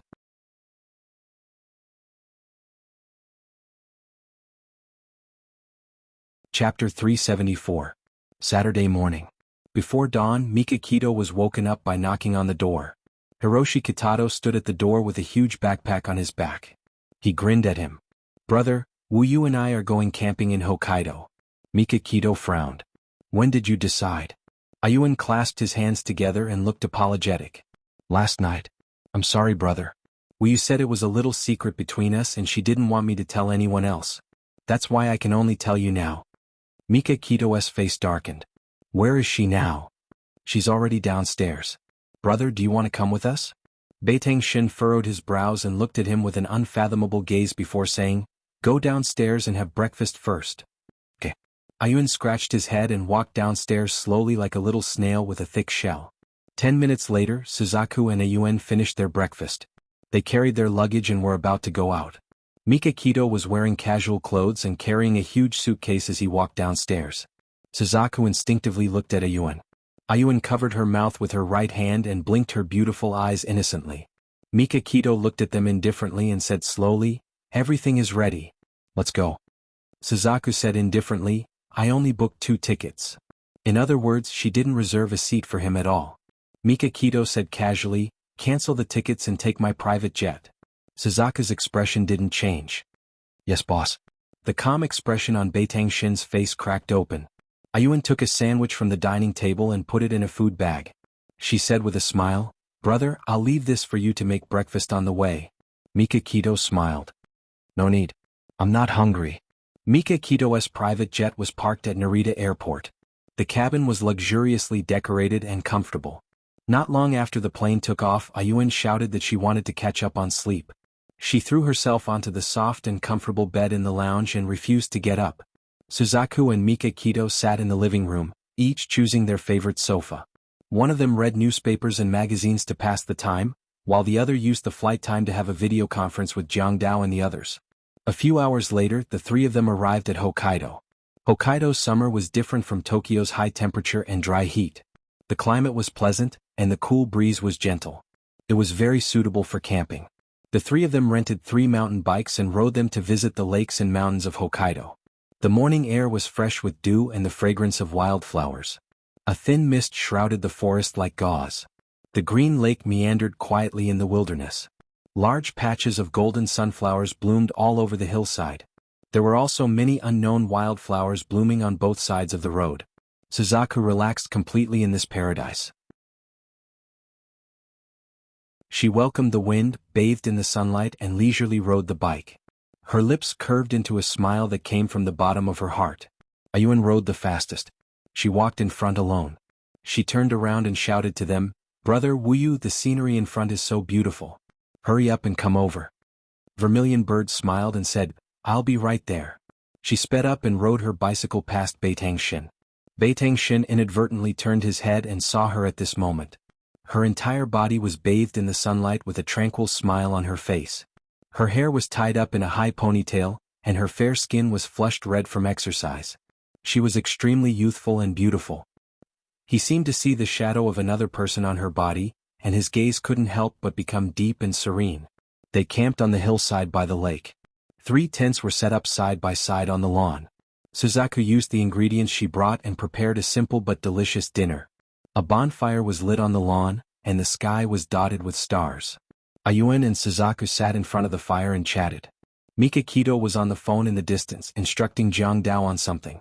When he came back from the phone call, he saw Ayuan whispering something in Suzaku's ear. Both of them had bright smiles on their faces. It was so dazzling that he found it dazzling. He wanted to stop, but he turned around and walked towards his tent. Outside the tent, Suzaku and Ayuan's happy laughter could be heard from time to time. Mikakito pinched his eyebrows. He turned on the music and put on his headphones. Late at night, the 3 of them fell asleep one after another. Mikakito was awakened by a shrill scream. He opened his eyes abruptly. It was Ayuan's voice. He quickly climbed out of his sleeping bag and ran towards Ayuan's tent. Ayuan, Suzaku also ran over. Her long hair was loose and she was wearing shorts and short-sleeved pajamas. She looked anxious. Mikakito opened his tent and turned on the light. He saw Ayuan in his sleeping bag sweating profusely. His face was abnormally red and his brows were furrowed. He was muttering something. Ayuan, wake up. Mikakito called his name in a low voice. Ayuan suddenly trembled and slowly opened his eyes. His eyes were full of pain. He stared blankly at Mikakito and Suzaku. His voice was hoarse. Xiaoqing came to find me. She said it was all my fault. I killed her. She said the cemetery was cold and dark. She didn't want to stay there. Onie-san, did I do something wrong? I should have been with her all the time. Ayuan, listen to me. Mikakito held his shoulders and stared into his eyes. She said solemnly, you just had a nightmare. You didn't do anything wrong. Xiaoqing is a very kind girl. She won't blame you. She wants you to live a happy life and not live with guilt for the rest of your life. For Xiaoqing, the best thing is to be buried in peace. She should go where she belongs. Tears welled up in Ayuan's eyes. His lips trembled a few times and he threw himself into Mikakito's arms and burst into tears. After a while, he wiped his tears and turned to Suzaku. I'm scared. I want to sleep with you. Okay. Suzaku answered without hesitation. Mikakito's expression was gloomy. She said in a low voice, no. If you're scared, move into my tent. Ayuan widened his eyes. I don't want to. I slept with Wuyu last time. That's different. Mikakito's face was gloomy. Ayuan was delirious last time, but now he was a normal man. I don't care. I want to sleep with Wuyu. Wuyu agreed. Ayuan's stubborn temper rose. He was so stubborn that it gave people a headache. Mikakito's eyes tightened and said in a deep voice, Ayuan, you're no longer a child. Don't be willful. Ayuan was startled and said with tears in her eyes, Brother, you actually yelled at me. Suzaku bit her lips and finally couldn't hold it in. She stared at Mikakito and said coldly, all right, stop blaming Ayuan. Even if we live in the same tent, we'll sleep in our own sleeping bags. You seem to be worrying too much. Her tone carried a trace of ridicule. Did he really think that if she liked Ayuan she would lead Ayuan astray? Mikakito's heart ignited with an unknown flame. Did she know the difference between men and women? Even if she acted like a man all day, she couldn't really live in the same room with a man, sleep in the same bed and flirt with a man right under his nose, right? Mikakito was furious. He wanted to throw this shameless woman into the lake to feed the fish. Brother, don't show such a scary expression. I'm scared. Ayuan's eyes flickered and she hid behind Suzaku. Mikakito's face was ashen, and his sharp eyes glared fiercely at Suzaku.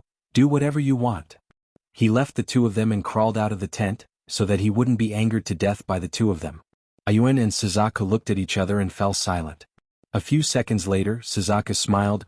Wait a moment, I'll go get my sleeping bag. Okay. A few minutes later, the 2 of them were lying side by side.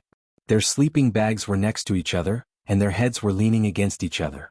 Ayuan turned her head and looked at Suzaku, saying softly, Wuyu, my brother was jealous just now. Suzaku pursed her lips. Don't talk nonsense. He can't wait to kill me. Ayuan puffed her cheeks. If he's not jealous, then tell me, why is he so angry? Suzaku sighed. It's simple. He thinks that I like you, and he thinks that I'll lead you astray and steal you away from him. Ayuan frowned. Didn't you tell him that we're just good friends? I told him, but he didn't believe me. Suzaku closed her eyes and didn't want to talk about it anymore. Let's go to sleep. We have to wake up early tomorrow. Ayuan's brows were almost knitted into question marks. He felt that Suzaku's words made sense.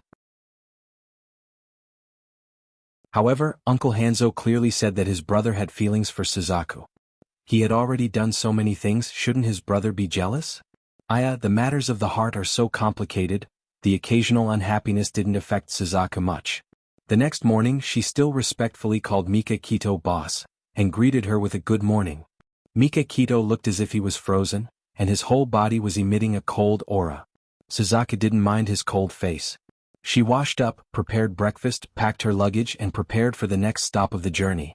Her Aunt Ayuan's trip was originally scheduled to take a week, but Mika Kito suddenly joined them, so they decided to shorten the trip to 5 days. On the 4th day they stayed in a valley and ate food that they bought when they passed by a village. There were also 3 cans of beer. Everyone had a bottle. They sat by the campfire, ate grilled fish, drank beer and listened to the sound of the stream in the valley. They were far away from the hustle and bustle of the city, far away from the bloodshed and killing. Everyone's body and mind were completely relaxed. Suzaku looked at the moon in the sky, her voice a little lonely. "We're going back tomorrow." I suddenly feel a little reluctant. Ayun smiled brightly. "It's okay. We can go out and play together often in the future." Suzaku smiled slightly, her eyes filled with warmth. Mika Kito drank silently, his face expressionless. No one knew what he was thinking. The next morning something unexpected happened. Ayun went missing. To be exact, Ayun left Mika Kito and Suzaku alone on his bike. Moreover, he used a knife to cut the tires of their mountain bike, took their communication equipment, and left them in this remote valley.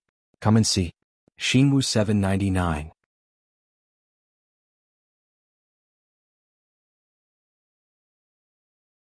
Chapter 375. Onie-san Wuyu, I'm very sorry for what I did, but I don't regret it at all. I know there are some misunderstandings between the two of you. Since there's no third party around, please resolve the misunderstanding. I'll be waiting for you at the airport in Hokkaido. You must come back safely. Ayuan. Mika Kito's mouth twitched. He crumpled the note Ayuan left for them into a ball and threw it into the trash bag. It seems like we can only walk out of here. Suzaku was checking the tires of the mountain bike to make sure that there was no way to repair them under the current conditions. Mika Kito glanced at Suzaku, who was squatting in front of the mountain bike, and opened the map. It's 24 kilometers from here to the road outside the mountain. We can catch a bus on the road back to the county. Suzaku suddenly looked up and stared at him. Boss, did you bring money? Mika Kito's face darkened, and his eyes were filled with displeasure. Don't call me that again. Call me Mika Kito like before. She stood up and shrugged. That's not the point. The point is that I realized that Ayuan took my wallet. Mika Kito's eyes flickered. He rummaged through the suitcase and sure enough the wallet was gone. He was annoyed and amused at the same time. Little brat, you've planned this well. We're penniless now. Even if we walk out of this valley we can't take a bus or buy food. After Vermilion Bird understood how serious the situation was, she didn't get angry, nor did she get irritated. Instead, she calmly packed her luggage. Mika Kito glanced at her and said indifferently, "There's always a way out. Let's get out of here first. There's always a way to solve the other problems. Simplify your luggage and throw away all the unnecessary things." The two of them threw their tents, sleeping bags and other things into a cave so that they wouldn't pollute the environment. Anyway, they would be able to return to the county by the end of the day, and they wouldn't need these things anymore. After the reorganization, their luggage was very light when they returned. The two of them carried their luggage and set off on their journey. Birds chirped and flowers bloomed in the forest. They walked on the small path but no one said a word. After walking for more than an hour, Mika Kito, who was walking in front, saw a mountain spring. She stopped and turned to look at Suzaku. After exercising, her face was flushed, like a beautiful apple. He said indifferently, "Are you thirsty? There's a spring up ahead." The spring water in the mountains was clean and clear, with a hint of sweetness. These days they had been drinking mountain spring water. Suzaku put down her backpack and took out a stainless steel cup. "Boss, wait a minute. I'll go get some water." Mika Kito's eyes darkened. "I told you not to call me boss anymore." She looked at him steadily and smiled faintly. "But you're my boss. You said that from the moment we signed the agreement, I'm your subordinate." Being attacked by her using his own words, Beitangshin felt a little irritated in his heart, but very quickly his mood calmed down. He reached out and took the cup from her hand and said indifferently, "Do you feel better now?" This woman was quite good at holding grudges. Suzaku was slightly stunned. She watched as he turned around and walked to the spring with the cup. He filled the cup with spring water, walked back to her, and handed the cup back to her. He was tall and slender. Although he was carrying a backpack and wearing casual clothes, it didn't diminish his handsome and domineering aura. His arm was raised very straight, and his slender fingers gripped the cup tightly. His expression was calm, as if this was how it should be. "What are you waiting for? Take it." She didn't take the cup, so Mika Kito stuffed the cup into her hand. She held the cup but didn't drink it. She pursed her dry lips and handed the cup back to him. "You drink first." He raised his eyebrows and smiled faintly. "You're not calling me boss anymore?" She bit her lip and glared at him in annoyance. "You drink first." He didn't take the cup and said seriously, "You drink first. I won't despise you." Vermilion Bird choked on his words, and her face turned slightly red. She tilted her head and drank half the cup in one breath. Then she poured the water out of the cup and said, "Wait for me." She took the cup and ran back to the mountain spring. She refilled the spring water and handed it to him. He looked at her deeply, took the water and gulped it all down. They rested for a while before continuing on their journey. Before they left, they took another cup of water in case they needed it. Soon it was noon. They weren't very tired since they were both physically strong, but they were hungry. They were about 2 kilometers away from the highway. The hillside was filled with fruit trees. The apples and pears were already ripe, and the tempting fruits were hanging on the treetops, giving off a fragrant smell. Suzaku and Mika Kito looked at the fruit garden at the same time. The two of them looked at each other, exchanging a message with their eyes. There was no one in the fruit garden. Suzaku coughed. "Do you want to go or should I go?" Mika Kito said slowly, "Of course you want to go. It'll be embarrassing if I get caught." Suzaku's mouth twitched. "It'll be embarrassing if I get caught too." He looked at her seriously. "I'm a man. I have to care about my reputation." He just didn't want to go. Why did he have to come up with so many excuses? Suzaku complained in her heart. She put down her backpack and placed it beside his feet. "Help me look after my things." She was wearing a checkered shirt and jeans. For convenience, she had tied the hem of her shirt up, making her waist look especially defined. She rolled up her sleeves and was about to jump over the fence when Mika Kito suddenly grabbed her wrist and pursed his lips. "Let me go." Suzaku was a little surprised. She couldn't understand why he suddenly changed his mind. He jumped into the apple orchard suavely and picked the big red apples. Suddenly they heard a dog barking. A black wolfhound pounced towards Mika Kito. Behind the wolfhound was an old farmer carrying farming tools. Suzaku heard the dog barking and her heart was in her throat. She stood on her tiptoes and watched for a few seconds. Suddenly she saw Mika Kito walking over with an old farmer. He was carrying a few apples and a huge wolfhound was following behind him. Suzaku knew that he had been caught by the owner of the fruit garden. She supported her forehead with one hand and tried to think of a solution. She lowered her eyes and saw the watch on her wrist. She quickly took it off. Mika Kito looked humble as he bowed to the old farmer. "I'm sorry. Please forgive my actions. I'll compensate you." The old farmer looked unhappy. "You young people don't understand the hard work of fruit farmers at all." Mika Kito bowed again. "I'm sorry. I'm very sorry." Suzaku grabbed his arm and pulled him up. She smiled at the old man and said, "Uncle, I'm sorry. It's all my fault. I like to eat sour food recently. When I see apples I'm sorry. I asked him to do that. We don't have any cash on us. Can I give you this watch as compensation?" She held the watch with both hands and presented it to the old man. The old man's expression softened slightly. He sighed and said, "It's not that I don't want to part with those fruits. It's just that there have been too many thieves recently. It's just a few apples. Take it." "There's no need for compensation." Suzaku quickly bowed and thanked him with a smile. The old man seemed to have thought of something. He looked at her from head to toe and said, "Miss, you like to eat sour food recently?" Suzaku nodded. "Yes. I don't know why. I used to hate sour food the most." The old man smiled. "When my wife was pregnant with my son, she liked to eat sour food too. I guess you're going to be parents soon." Mika Kito's eyes narrowed and his fingers clenched into fists. Suzaku widened her eyes in surprise and stammered, "No, no way." The old man laughed heartily. "You youngsters are really careless." Suzaku seemed to be shocked for a moment. She smiled awkwardly. "No wonder my appetite seems to have increased recently." The old man looked serious. "You can't let the child starve. Have you eaten?" If you don't mind, you can come to my house for lunch. Suzaku said gratefully, Uncle, thank you so much. Hubby, we have food to eat. Mikakito froze.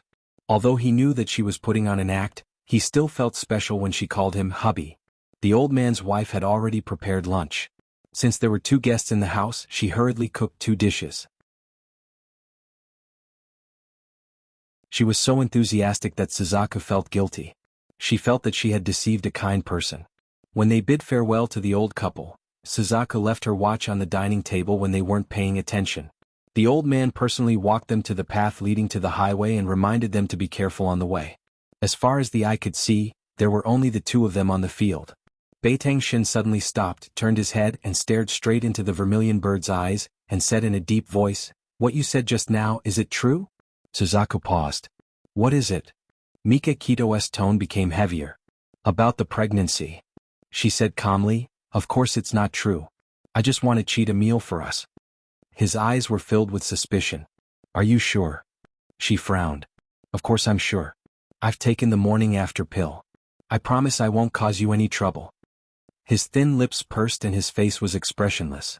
You better be. He wasn't ready to be a father yet. Moreover, if the child was conceived under such circumstances, no one could say for sure if there would be any defects under the influence of the drug. Unfortunately, before he could finish his sentence, Suzaku misunderstood him again. She thought that he didn't want her to get pregnant at all. Her eyes darkened and she said calmly, Let's not talk about such things that will never happen. She walked past him and quickened her pace. Her seemingly thin shoulders were carrying a big bag, and her back was straight and magnanimous. She exuded an air of arrogance that refused to admit defeat. There were very few cars on the highway. It took almost 10 minutes for a private car to arrive. Mikakito raised his hand to signal to the driver, but the driver ignored him and sped past him. His face was as dark as the bottom of a pot that had been burning for decades. Add Jianghu 799.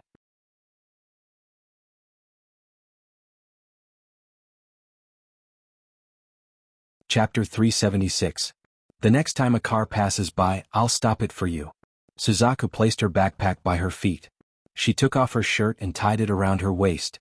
She was wearing a black tank top underneath. Her hair was tied up high, revealing her beautiful neck and slender arms. The afternoon sun shone on her body, giving her a bright glow. She was like a hibiscus, slender and elegant, pure and proud. Even in the midst of a noisy crowd, she was able to remain calm and indifferent, making her memorable. A car drove over from afar. Suzaku pulled the collar of her tank top lower, revealing her cleavage. She ran to the road and raised her right hand with a gentle smile on her lips. Sir, please stop the car. Screech. The car's tires screeched against the asphalt road. A middle-aged man rolled down the car window and stared greedily at Suzaku's chest. Suzaku smiled faintly. Sir, please give me a ride. The man revealed a perverted smile. No problem. Get in. Wait for me. Suzaku ran to the side of the road and picked up her backpack. She grabbed Mikakito's arm and dragged him. Let's go. When the driver saw Suzaku and Mikakito walking over, his wishful thinking fell through. He immediately changed his expression and stepped on the accelerator without waiting for them to open the door. The exhaust from the car sprayed their faces. F***CK. Suzaku was so angry that she almost vomited blood. She threw her bag on the ground and gave the driver the middle finger in the direction of the car. On the other hand, Beitang-shin had a calm expression on his face. His shoulders couldn't help but slightly tremble, and a deep smile appeared in his eyes. Suzaku glared at him and said fiercely, Don't hold it in. Laugh if you want to. I'm so angry. Mikakito did not disappoint her at all. He laughed loudly and his joyful laughter echoed on the empty road. He looked very good when he laughed. His sexy lips were slightly curved and his eyes were full of smiles. His cold and handsome face softened and he looked more elegant. His laughter was deep and mellow, like wine that had been in the cellar for many years, exuding a charming fragrance. Listening to his laughter, Vermilion Bird's irritable heart actually slowly calmed down. She fixed her gaze on him, her beautiful eyes slightly narrowed. She discovered that this man's influence on her was getting bigger and bigger. This was not good at all. She shook her head hard and turned around abruptly. With her back facing him, she forced herself to get away from those wild thoughts. Beitang-shin retracted his smile and looked at her graceful back. There was still warmth in his eyes that had not dissipated. Vermilion Bird felt a weight on her head, and a man's sun hat fell on her head, blocking the dazzling sunlight. Shifting her line of sight, she saw that Beitang Shen was already standing beside her. His thin lips were slightly pursed, and his eyes were calmly looking straight ahead. His perfect side profile appeared even more charming under the sunlight. "Thank you." Her voice was very soft. "You're welcome." His voice was cold. In the end, they still couldn't flag down a car. Perhaps it was because they were in the wilderness and people were very cautious. They wouldn't take the risk of picking up two strangers. Fortunately, there was always a way out. A white van drove over. Mika Kito stood in the middle of the road with his arms open. He stared coldly at the driver in the van, and he exuded an imposing aura. He didn't look like a hitchhiker but more like a robbery. The driver stepped on the brakes in a panic. The middle-aged woman sitting in the passenger seat poked her head out of the window and shouted at Mika Kito. "What are you doing? Do you want to die?" "I'm sorry, madam." Suzuka hurried forward and explained with a smile, "Madam, we want to go to the county but we haven't seen a car. I'm not feeling well so my husband got anxious. I'm sorry for scaring you." The middle-aged woman looked back and forth between Suzaku and Mika Kito suspiciously. She seemed to be considering whether they were telling the truth. Suzaku hurriedly tugged at Mika Kito's arm and said softly, "Honey, apologize to madam." Mika Kito's expression softened, and his tone was gentle. "I'm sorry. My wife is pregnant so I'm worried about her and the baby." The middle-aged woman didn't say anything, but the driver next to her interrupted. "Honey, if that's the case, let them get in the van." The woman thought for a moment and said, "Okay, but we don't have any seats in the front of the van. If you don't mind, you can go to the back of the van." I don't mind. Thank you, brother and sister-in-law." Suzaku smiled and thanked them. She gently tugged at Mika Kito's arm. Mika Kito smiled. "Thank you." The driver jumped out of the van and opened the door of the back of the van. An unpleasant smell assailed their nostrils. The driver smiled good-naturedly. "There are dozens of chickens in here. The smell is a little strong." The woman also got out of the van with a few magazines in her hand. She handed them to Suzaku. "Use this as a cushion in the van. You can sit for a while. Pregnant women can't stand for too long." "Okay, thank you." Suzaku smiled and took the magazines. She calmly climbed into the van as if she didn't smell anything. It was very dark in the van, and the cooing of chickens could be heard in the darkness. She fumbled for a few steps and stopped near the wall of the van. She took out a small flashlight from her suitcase and turned it on to illuminate the van for Mika Kito. Mika Kito stood on the ground, frowning slightly. He seemed to be unable to bear the pungent smell inside. Suzaku smiled and said softly, "Honey, come on up. It's very spacious inside." Mika Kito swore that if it wasn't for this woman, he would never have forced himself to climb into that smelly van. 10 minutes later, the van started moving. The two of them were already sitting on the magazine cushion. They pinched their noses and endured the unpleasant smell. Mika Kito was still thinking about this serious problem. Why did he listen to Suzaku and climb into the van? Was it because they couldn't stop other cars? Obviously not. At most, they could forcefully stop other cars and force the driver to take them. Then why? He frowned and was still thinking. Suddenly, he felt a weight on his shoulder. Suzaku's head was resting on his shoulder. Her soft body was pressed against his, and he could hear her steady breathing. He shrugged his shoulders. Her chin moved, but she didn't pull back. Mika Kito's mouth twitched. She actually fell asleep in such a harsh environment. After an unknown amount of time, the vermilion bird slowly opened her eyes. It was pitch black and an arm was wrapped around her waist.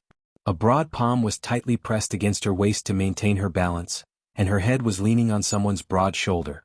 She was suddenly startled and quickly retracted her head and straightened her body. "Sorry, I fell asleep." Mika Kito slowly withdrew his hand from her waist and said indifferently, "You can really sleep. You can even fall asleep in such a place." She coughed, and there was a hint of embarrassment in her tone. "I can even fall asleep in worse conditions. I'm sorry."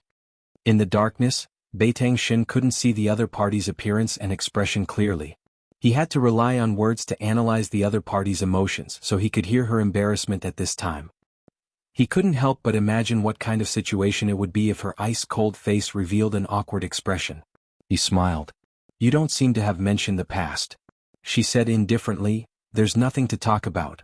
I just went through training and was groomed to be an assassin. It's very simple." She said it lightly but Mika Kito knew what it meant. She had to train day and night, sweat mixed with blood, physical and mental torture. The ruthless assassin training was like purgatory on earth. He was silent for a moment and said slowly, "Have you ever thought about not being an assassin anymore?" She sneered. "What else can I do other than being an assassin? From the moment I killed the first person, there was no turning back. I can set you free." When he said those words, even Beitang Xin himself was shocked. Suzaku was stunned. What? He should be cold and ruthless. He should be scheming and shrewd. He wouldn't do anything that would harm his interests. She was still useful to him. He shouldn't give up on her so easily. Mika Kito frowned and said angrily, "There's no reason. Are you not willing to set you free?" She was silent for a moment and laughed softly. "Thank you. But you can't threaten me with Director Lin anymore." He frowned even more. "You're both free." "Thank you." Her tone was relaxed and happy, which made him a little frustrated. She suddenly said, "Words are no guarantee.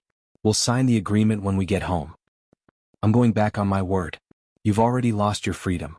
Mika Kito's voice was cold and didn't sound like he was joking. Suzaku laughed self-deprecatingly. "Forget it. I don't have any expectations anyway." She knew that he wouldn't be so kind all of a sudden. The van stopped. Soon the door of the van opened and faint light shone in. The driver's voice was heard. "We've arrived at the county. Get out." The two of them stood by the roadside and watched the van drive away. Mika Kito patted his clothes in disgust as if there were many invisible germs on them. Suzaku looked at the sun in the sky and said, "What are we going to do now?"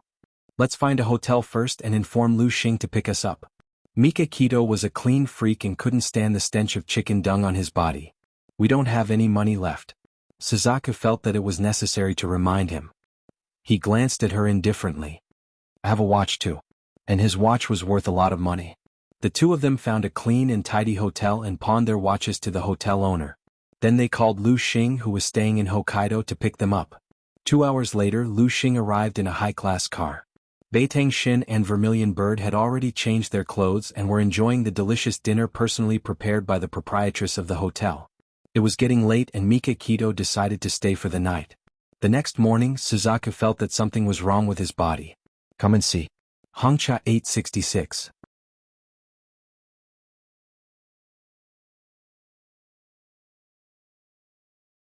Chapter 377. When she brushed her teeth, she felt nauseous. Perhaps she had drunk too much and her stomach was upset. That was her guess. However, at the same time, she was calculating in her heart that this month's period would be in the next 2 days. If her period came, then everything would be fine. If it didn't come, she would need to buy a pregnancy test paper. Vermilion Bird sat in the back seat of the car, her whole body leaning against the soft back of the seat, her slender fingers rubbing her temples. She didn't look too good. Her face was pale and bloodless. Mika Kito was sitting beside her. He turned to look at her and said calmly, "Are you not feeling well?" She closed her eyes and replied, "Yeah. My head hurts a little." She suddenly felt a hand on her forehead. It was cool and comfortable. He said unhurriedly, "Your body temperature is normal. Perhaps you didn't sleep well last night. There's still a long way to go. Take a nap first." He retracted his hand and the cool touch disappeared. She actually felt a little disappointed and despised herself for acting like this. She turned her body and curled up in a corner. An arm wrapped around her waist and pulled her to his side. He pressed her head forcefully against his shoulder and said firmly, "Lean against me." With his other hand he took a blanket and covered her body. She felt a sour and bitter taste in her heart. Her long eyelashes fluttered a few times as if she wanted to open her eyes. In the end she closed them tightly. She wanted to ask why he was so good to her. She also wanted to say that if he couldn't give her love, then he shouldn't be so good to her and let her fantasize about him. Mika Kito hugged her and looked down at her sleeping face. His gaze was deep. When Lu Xing saw this scene through the rearview mirror, a smile appeared in her eyes.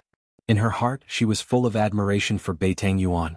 It seemed that this move of the second young master really had a positive effect.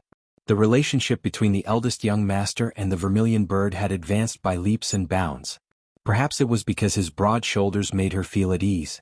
Perhaps it was because she was too tired, but Suzaku fell asleep very quickly. When she woke up, she realized that she was already leaning on his chest. Beside her ears, she could hear his heart beating powerfully. At the tip of her nose, she could smell the unique fragrance of his body. When she moved slightly, Mikakito opened her eyes. She tightened her grip on her waist and whispered, "You're awake? Does your head still hurt?" Suzaku got up from his arms and smoothed her messy hair. "I'm much better now. Thank you."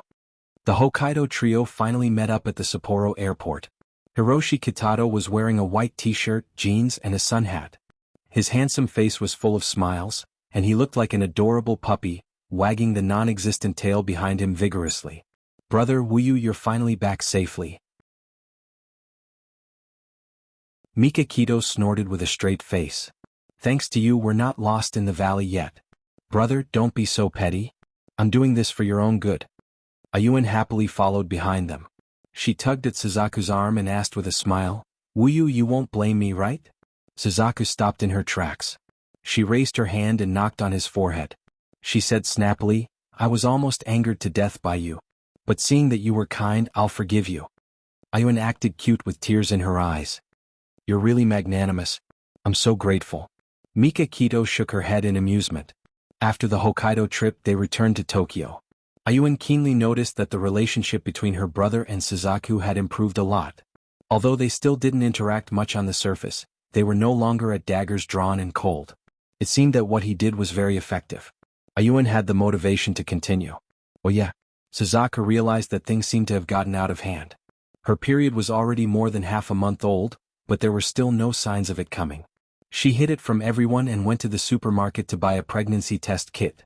After the test, she sat in a daze on the toilet for more than half an hour. Damn it, she was pregnant. She had clearly taken the morning after pill. She held her forehead with one hand. Her head hurt and her heart was in a mess. The servant knocked on her door and invited her downstairs for dinner.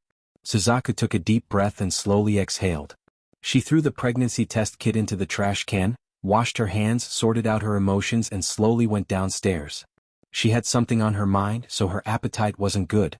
Her chopsticks picked up the food intermittently, and she didn't even know what she had stuffed into her mouth.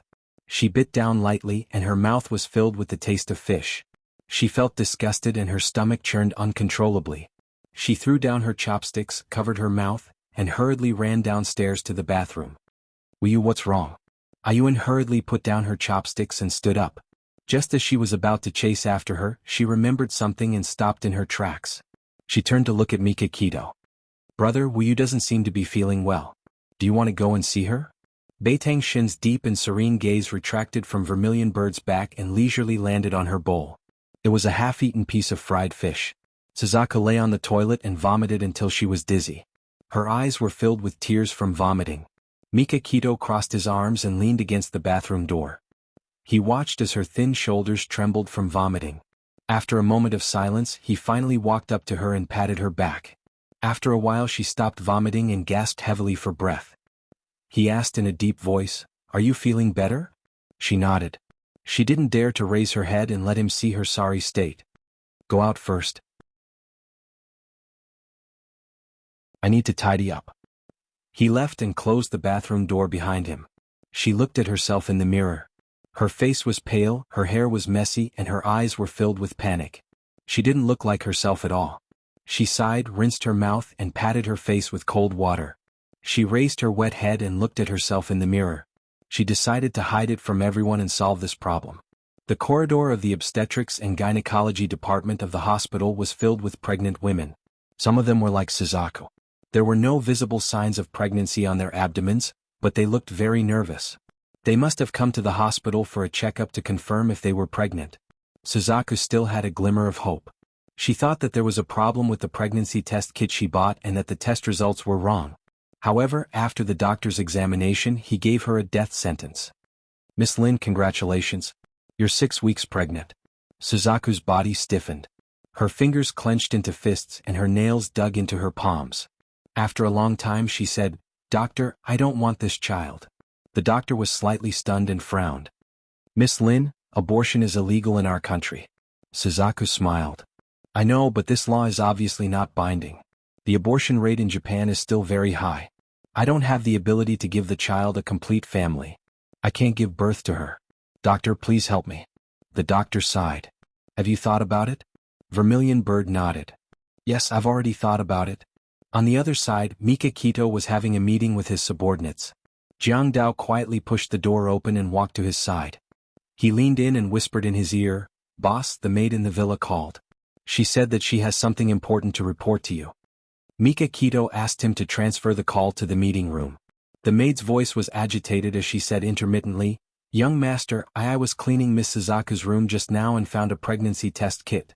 "She's pregnant?" Mika Kito's fingers suddenly tightened around the phone.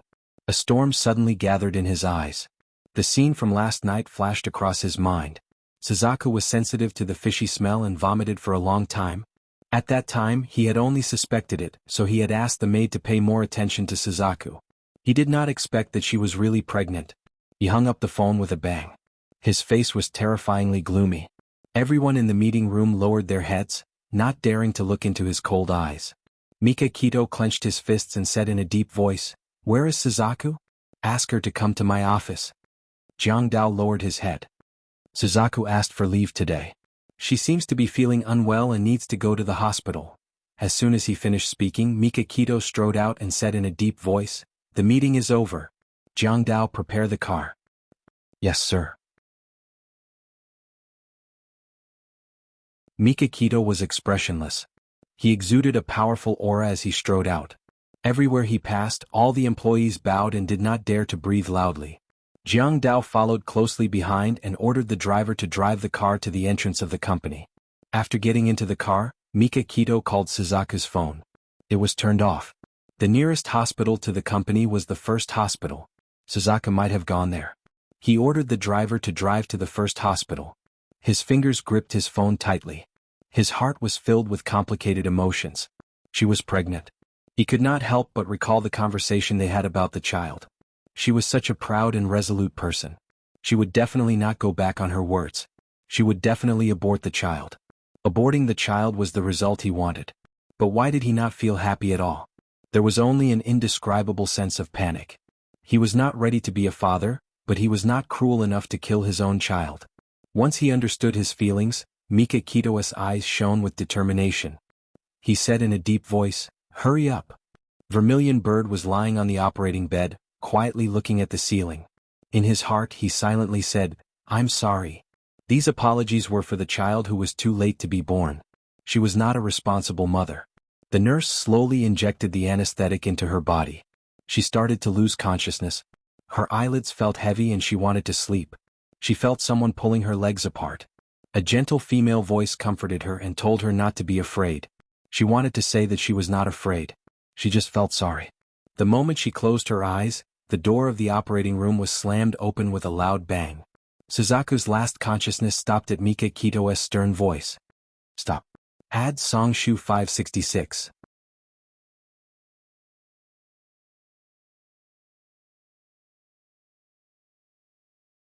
Chapter 378.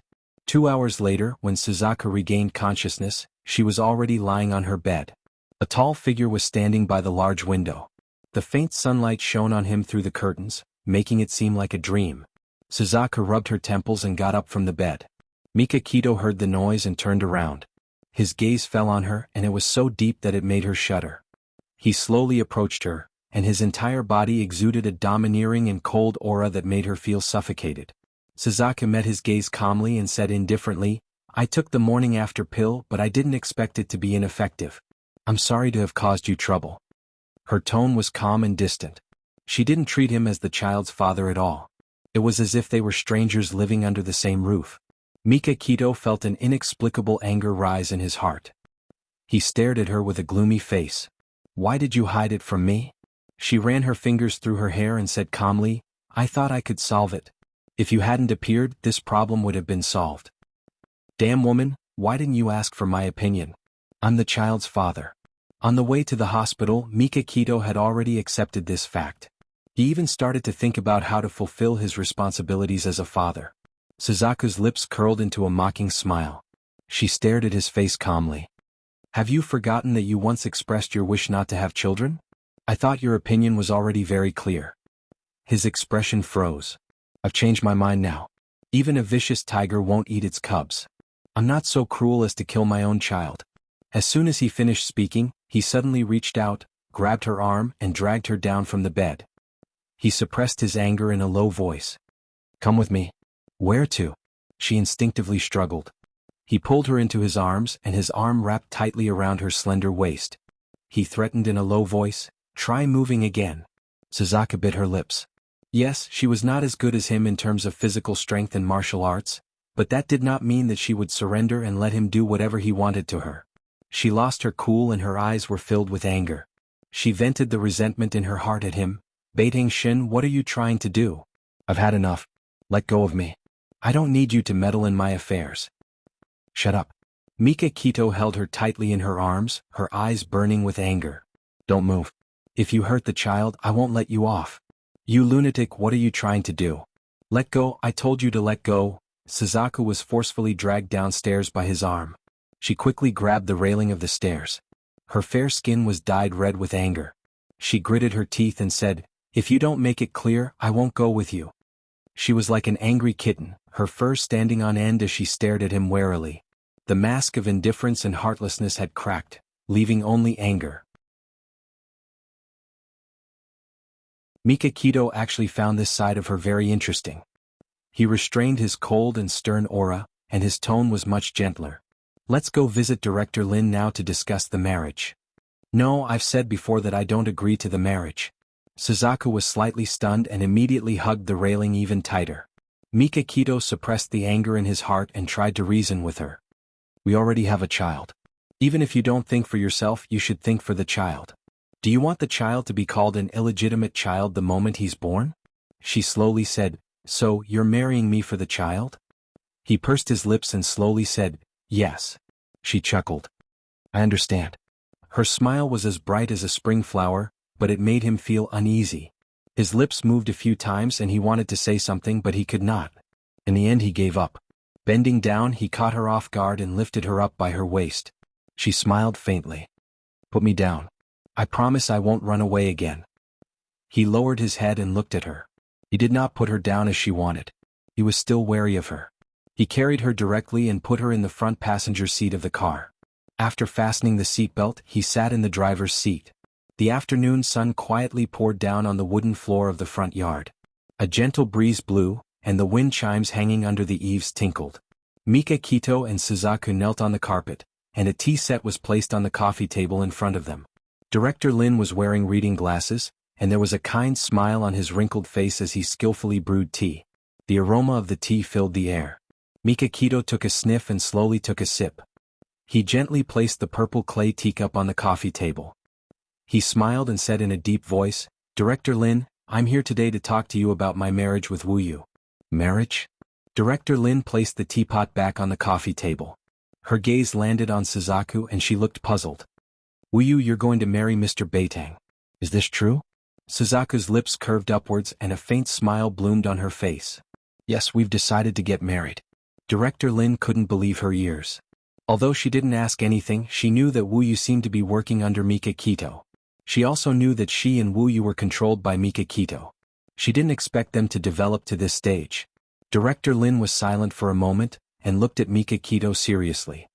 "Mr. Beitang, I've always treated Wuyu as my biological daughter. I hope that she can be happy. May I ask why you want to marry Wuyu?" Suzaku's gaze shifted and she looked at the man beside her. His face was calm and his lips were slightly pursed. She didn't want to put him in a difficult position. "Because I'm pregnant. I love her." Both of them spoke at the same time. Principal Lin was suddenly shaken as he stared at the two of them in disbelief. The vermilion bird also stared at Beitang Shin in disbelief. However, it only lasted for 2 seconds before she retracted her gaze as a hint of sadness flashed past her eyes. She should know that he was only lying in order to make Principal Lin feel at ease. Director Lin's fingers trembled, and she held the edge of the coffee table tightly. She said slowly, "Wuyu, are you really pregnant?" "Yes." Suzaku's gaze was as calm as still water. Director Lin's lips trembled and she wanted to say something, but in the end she held herself back. Young people nowadays were no longer like old fogies like her. She sighed and turned to look at Mika Kito. "Mr. Beitang, if you really like Wuyu, then I wish you all the best. Please take good care of Wuyu. She's a very innocent girl, please don't let her get hurt." Mika Kito placed his hands on his knees and bowed humbly. "I won't let you down. I'll take good care of her." Okay. Director Lin's eyes were wet, and she looked at him with a gratified expression, nodding repeatedly. Suzaku was like a puppet, sitting quietly at the side with a tranquil smile, listening to Mika Kito and Director Lin discuss the time and style of the wedding. Mika Kito turned to look at her with a smile. "Do you like Chinese, Japanese, or Western?" She smiled. "I'll listen to you." He thought for a while and said, "How about Western?" He considered that she didn't understand Japanese culture, and it would be difficult to hold a Japanese wedding. A Chinese wedding would also be very cumbersome, so a Western wedding would be simpler. She smiled. "Okay." His gaze was extremely gentle. "Make a list of friends you want to invite, and we'll personally write an invitation letter to them." "Okay. As for the wedding gown, I plan to ask the chief designer in France to help you design it. You can tell me any details you want, and the designer will try his best to fulfill them." "Okay." In this conversation she said the word, "okay" the most. Mika Kito and Director Lin both sensed that there was something wrong with her. Before they left, Director Lin took her hand and said something intimate. "Will you tell me honestly? Were you forced?" Suzaku smiled brightly. "Director, you're thinking too much. I agreed to marry him willingly." "Then why do you seem a little strange? It's as if you don't care much about anything." Suzaku ran her fingers through her hair and lowered her eyes, looking a little shy. "As long as I marry him, I don't care about anything." "I see. Then I'm relieved." Director Lin was relieved. She patted the back of her hand and smiled from ear to ear. "I think Mr. Beitang treats you quite well. You two are a good match. I'm happy for you." Previously, Director Lin was still a little worried. But after discussing the wedding with Mika Kito, she could tell that Mika Kito had feelings for Wu Yu. She also believed that he would treat Wu Yu well. On the way home, Suzaku turned her back to Mika Kito and looked out of the car window. "I haven't seen Director Lin so happy in a long time. Even if it's just an act, I still have to thank you." Mika Kito glanced at her back. "Try to trust me more in the future. I'm not acting." Suzaku wanted to laugh, but she couldn't. He had already told her frankly that he was marrying her for the sake of the child, but he still admitted that he loved her in front of Director Lin. If this wasn't an act, then what was? However, it didn't matter. When the news of their marriage spread to China, Xia Dong and the children were all shocked. Bailey Han, on the other hand, was overjoyed. He felt that his potential love rival had finally been defeated. To him, this was a good thing. The family packed their luggage and arrived in Japan a week in advance. They planned to take the opportunity to travel to Japan. It was their family's first trip. On the day they arrived at the airport, Mika Kito brought Suzaku to welcome them. "Congratulations." Bailey Han smiled as he extended his hand and shook Mika Kito's hand. Mika Kito smiled. "Thank you." Xia Dong hugged Suzaku and said with a smile, "I really didn't expect you two to get together, but you two are really compatible." "Suzaku, congratulations." Suzaku also hugged her and smiled. "Thank you, Uncle Shen." The three children shouted happily as they pounced on Mika Kito. Suzaku watched as he was surrounded by the children with a bright smile on his face. During this time he raised his head to look at Xia Dong and whispered something to her. The two of them looked at each other and smiled. She could clearly see that his eyes were still filled with love and adoration. Welfare Hongcha 866.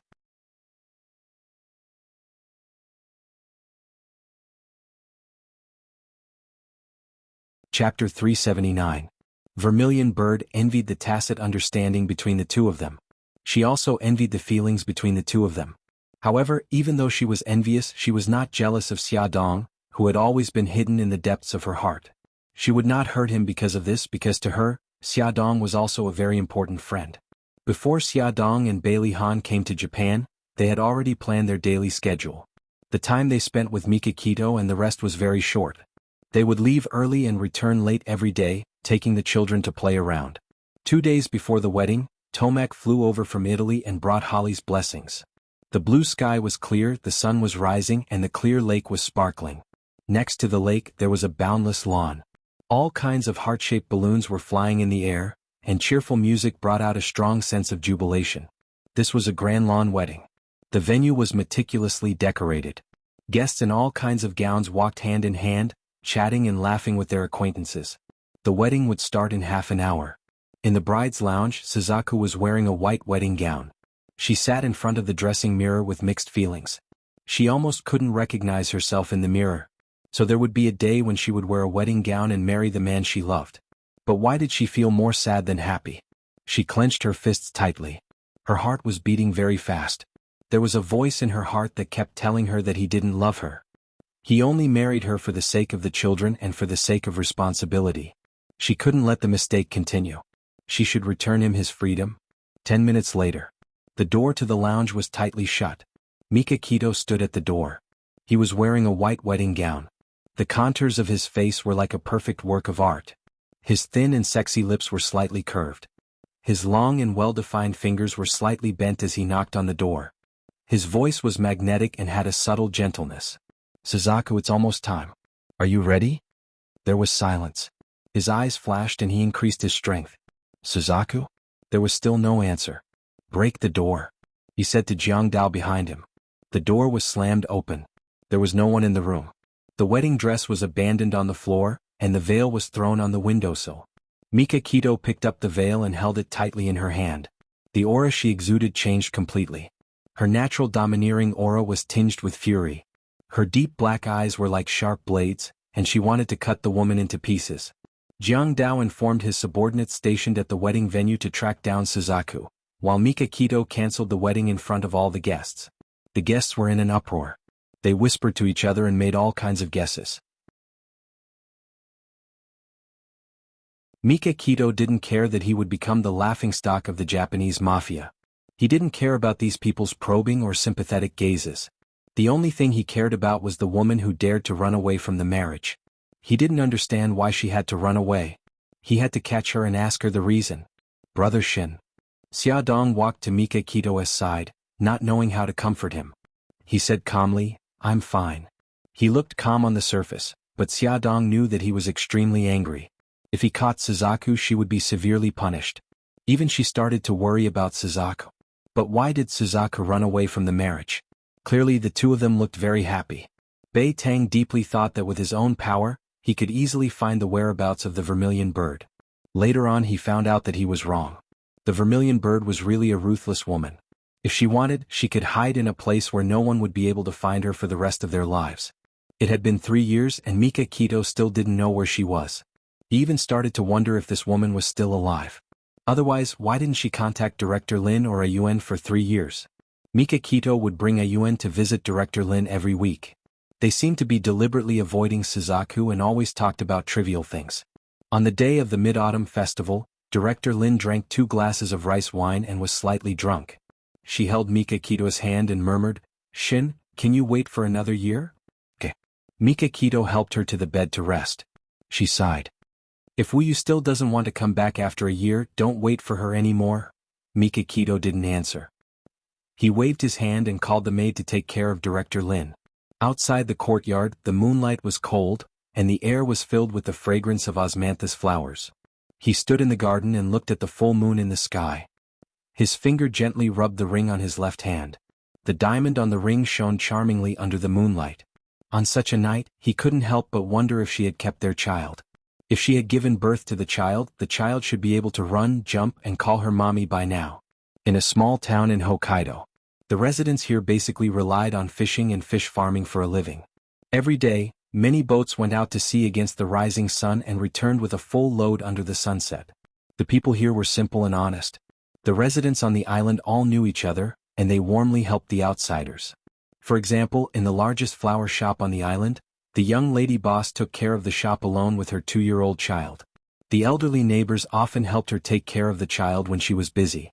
The flower shop was located in the busiest part of the street and was very close to a middle school. After school, a few girls liked to buy flowers from the shop and bring them home.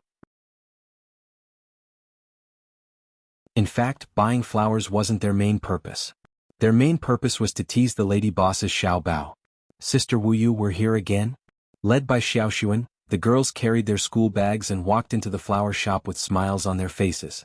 Behind the counter stood a young woman in an apron. Her hair was combed into a bun on top of her head, and her neat bangs covered her smooth forehead. A pair of black-framed glasses rested on the bridge of her nose. She smiled and greeted the girls. "Hello, what flowers would you like to buy today?" A bright smile appeared on Xiaoxuan's delicate face. "Lilies. I'm going to give them to mommy today." "Is that so? What a good girl." Wuyu smiled and praised Xiaoxuan. Her fingers skillfully wrapped the bouquet. Sister Wuyu, where's Now Now? Why don't I see Now Now? Chiba, who had already scanned the flower shop and didn't find the target person, came to the counter and asked eagerly. Wuyu smiled apologetically. Now Now is tired from playing with Chiyo-yi during the day. She's sleeping upstairs now. Chiba put her hands together and said pitifully, Sister Wuyu, I don't feel well after not seeing Now Now for a day. Can you let me go upstairs and take a peek? I swear I won't wake her up. I also want to see. Xiaoxuan and the other girls also came up. Wuyu laughed. All right, I really don't know what to do with you. Yeah, thank you, Sister Wuyu. The girls ran upstairs excitedly. After taking 2 steps, they all lightened their steps and reminded each other not to wake Now Now up. Wuyu looked at their backs and shook her head with a smile. On the 2nd floor of the flower shop was Wuyu and Now Now's bedroom. Xiaoxuan gently opened the door of Now Now's bedroom. It was a beautiful and cozy children's room. Now Now was curled up in a small bed that was more than 1 meter long. He was sleeping soundly with his eyes closed. His little face was pink and chubby like a cute big apple, which made people want to take a bite. His eyelashes were long and curly. He was a boy, but he had thick and dense eyelashes, which made the older girls envious. Xiaoxuan couldn't help but reach out and touch his smooth and tender little face. Chiba took out her phone and took a picture of Now Now's sleeping face. The girls didn't want to wake Now Now up, so they didn't stay for long. Soon they went downstairs and paid the bill at the counter. They took the flowers and said goodbye to Wuyu with a smile and skipped home. As Chiba walked, she looked at the pictures of Now Now saved on her phone and sighed. Now Now is so good looking. I think his father must be very good looking too. Xiaoxuan knocked on her forehead. Don't say such things in front of Sister Wuyu. I heard that Sister Wuyu's husband is dead. Don't remind her of sad things, okay? Aya, don't keep knocking on my forehead. I'm not a fool. Of course, I won't say such things in front of Sister Wuyu. I'm sorry. I'm used to it and can't change it. Xiaoxuan, you're so annoying. The girls walked forward noisily, scattering their laughter all the way. October 21st was a very special day. 3 years ago, Mikakito and Suzaku held their wedding on that day. Suzaku ran away from the wedding. Mikakito thought for a long time and decided not to passively wait for her to appear. There were some things that he wanted to tell her. Mikakito, who never appeared on television, participated in a talk show with high ratings on October 21st. As soon as the show started, he faced the camera and said slowly, Honey, it's been 3 years. You should have had enough fun. Come back quickly. I miss you very much. The beautiful host was very excited and quickly asked, Mr. Beitang, you never talk about your personal feelings in front of the media. Why did you suddenly change your mind today? Mikakito had a gentle smile on his face. Today is a very special day. 3 years ago today my wife and I held our wedding. However, before the wedding, my wife abandoned me and ran away alone. The audience was in an uproar. The host did not expect such a shocking story and asked, May I ask why your wife ran away from the wedding? Mikakito rubbed the ring on his ring finger and smiled. I've been asking myself this question for a long time. It wasn't until recently that I figured it out. My wife thought that I didn't love her and that I married her out of responsibility. That's why she ran away and wanted to give me back my freedom. She was right. At that time, I did marry her out of responsibility. Beauty novel Hongcha 866.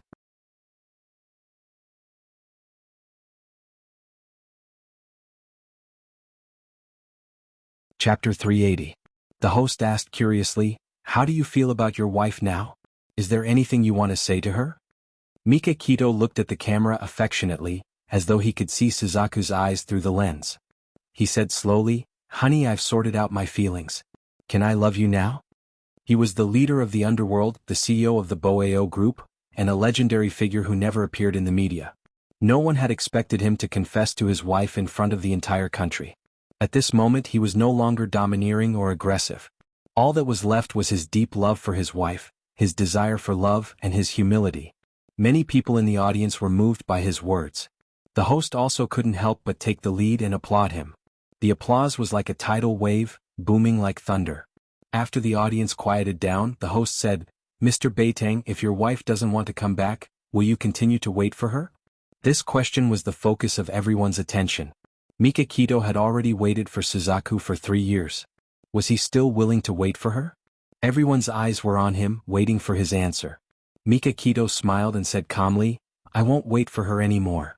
The audience was in an uproar. Some people whispered to each other, obviously not satisfied with his answer. The host's expression changed and he smiled awkwardly. Can you tell me the reason? Mika Kito ignored everyone's doubts. He looked deeply into the camera and said in a deep voice, Honey, I don't care where you are in the world and I don't care if you can hear what I'm saying today. I want to reiterate that I won't wait for you anymore. I'm going to look for you. Even if you're at the end of the world, I'll find you. You'll be my legal wife for 10 years or 20 years, and you'll never run away.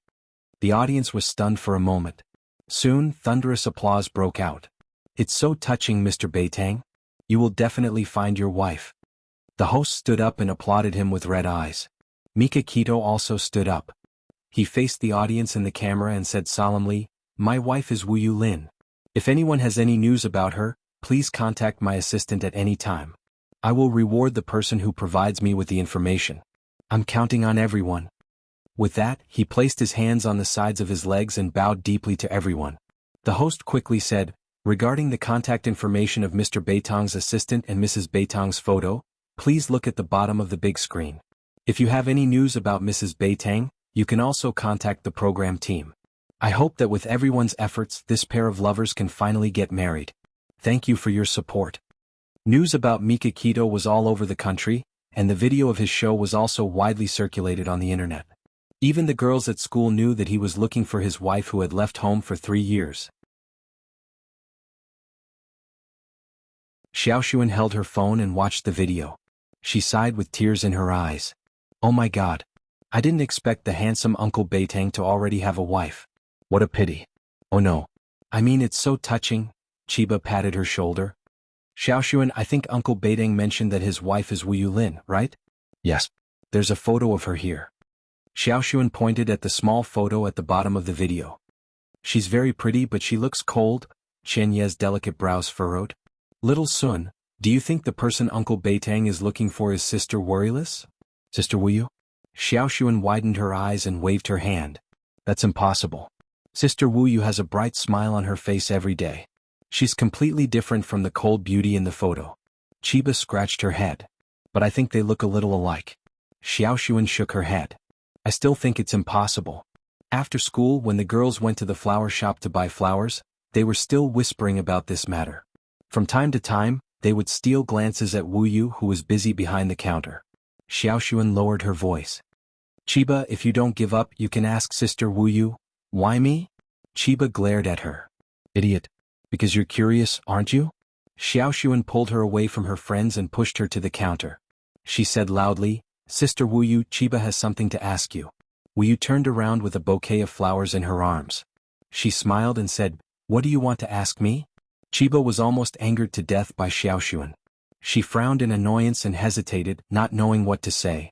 Wu Yu looked at her gently. Chiba, what's the matter? Chiba shook her head frantically. No, nothing. Sister Wu Yu, do you know the CEO of Boa Corporation, Mika Kito? Wu Yu's smile did not change. I don't know him. What's the matter? Chiba heaved a sigh of relief, but at the same time she felt a little disappointed. Xiaoxuan patted Chiba's shoulder. See, I told you that Sister Wu Yu is the person Uncle Beitang is looking for. Wu Yu asked quizzically, What are you talking about? Why can't I understand? It's like this. The CEO of Boa Corporation, Mika Kito, participated in a talk show. He said on the show that he wanted to find his wife. Xiaoxuan put her hands together and told Wu Yu what Mika Kito said on the show with tears in her eyes. How was it, Sister Wu Yu? Wasn't it very touching? The little girl blinked her beautiful eyes and looked at her eagerly. Wu Yu smiled. Yes, it was very touching. When Chiba found out that Wu Yu was not the person Mika Kito was looking for, she was worried that she would be reminded of her sad past, so she quickly interrupted. Sister Wu Yu, where's now? He went out to play with Akino. The little rascal is so clingy. Wu Yu's smile was full of affection. Mommy, I'm back. A soft child's voice suddenly came from the door. Ah, now is back. Xiaoxuan and Chiba shouted happily as they rushed to the door. Soon they walked into the flower shop, each holding a little girl's hand. The chubby little boy had a bright smile on his face. He raised his little head and looked innocently at Worryless behind the counter with his big watery eyes. His voice was soft and coquettish as he said, Mommy, I'm not a brat. I'm a good baby. Now, it's useless to act like a spoiled child. You're just a disobedient little rascal. Wu took off her gloves and came out from behind the counter. She rubbed her son's face and asked, "Where's Uncle Aquino?" "Uncle Aquino is outside." The little boy turned around and pointed outside the flower shop. Now, play with your sisters. Mommy will go out for a while." Wu patted her son's head and entrusted her son to Xiaoxuan and Chiba. On the street outside the flower shop, a young policeman was holding a bicycle and chatting with an old lady. This policeman was Aquino Asakura. He was the town's patrol officer and was very kind and cheerful. He was very loved by the town's residents. The old lady was Wu Yu's neighbor and often helped her take care of Now. She made delicious food and liked to give it to them. Wu Yu and Now both liked this kind old lady. Wu Yu smiled and greeted them. "Auntie Kimura, Officer Aquino." When Aquino saw her, a bright smile appeared on his face. "Hello, Miss Wu Yu." "Wu Yu, you're here." Mrs. Kimura smiled. "You guys have a chat. I still have some soup at home. I'll go back first." "Aquino, don't forget what I told you." Aquino smiled and waved his hand. "I definitely won't forget. I've already remembered it in my heart." Mrs. Kimura left, satisfied. Wu Yu pointed at her flower shop. "Do you want to go in and have a seat?" Aquino adjusted the hat on his head. "It's okay. I still have something to do." Mrs. Kimura asked me to help her find her cat. Wu Yu pursed her lips and smiled. "Thank you, Officer Aquino. Did Now give you any trouble today?" "No, the little guy was very obedient today." Aquino's young and handsome face smiled gently. "How about you? Did you have a good day?" "Yes, business is good and I'm in a good mood. Anyway, thank you for taking care of Now for me." Wu Yu smiled and patted his shoulder. "When you're on vacation this weekend, I'll treat you to good food." He shrugged. "Sure, but I prefer you to cook for me." She smiled and raised her eyebrows. "Don't push your luck." He laughed heartily. In the evening, Wu Yu closed the shop. She carried Now in one hand and carried the vegetables she had bought from the market in the other.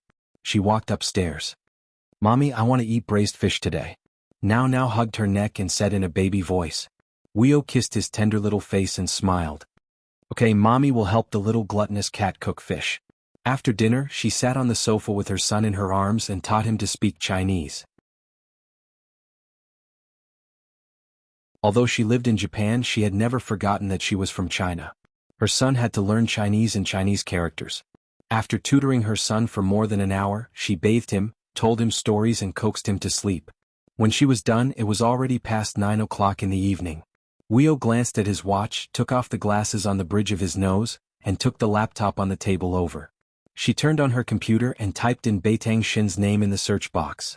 News about him flooded out in an overwhelming manner. The latest and most popular news was that he had participated in a television program to find his wife's whereabouts in front of the entire nation. Every word he said struck deep into her heart, especially the part where he said, "My heart has been sorted out," which made her heart tremble.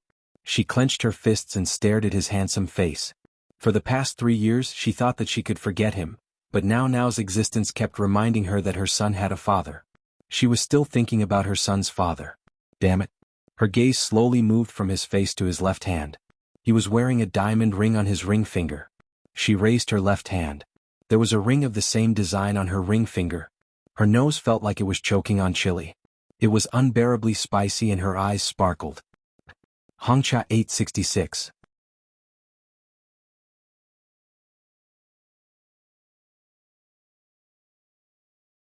Chapter 381. The sun shone warmly on the window. A woman in a white sweater and a long woolen dress stood among the flowers. She had a gentle smile on her lips and her eyes were slightly downcast as she quietly tended to the flowers in her hands. Outside the window, a tall man in a black suit had been standing there for a long time. His handsome face was expressionless as his deep eyes stared intently at the woman standing in the flower shop. It was her. It was really her.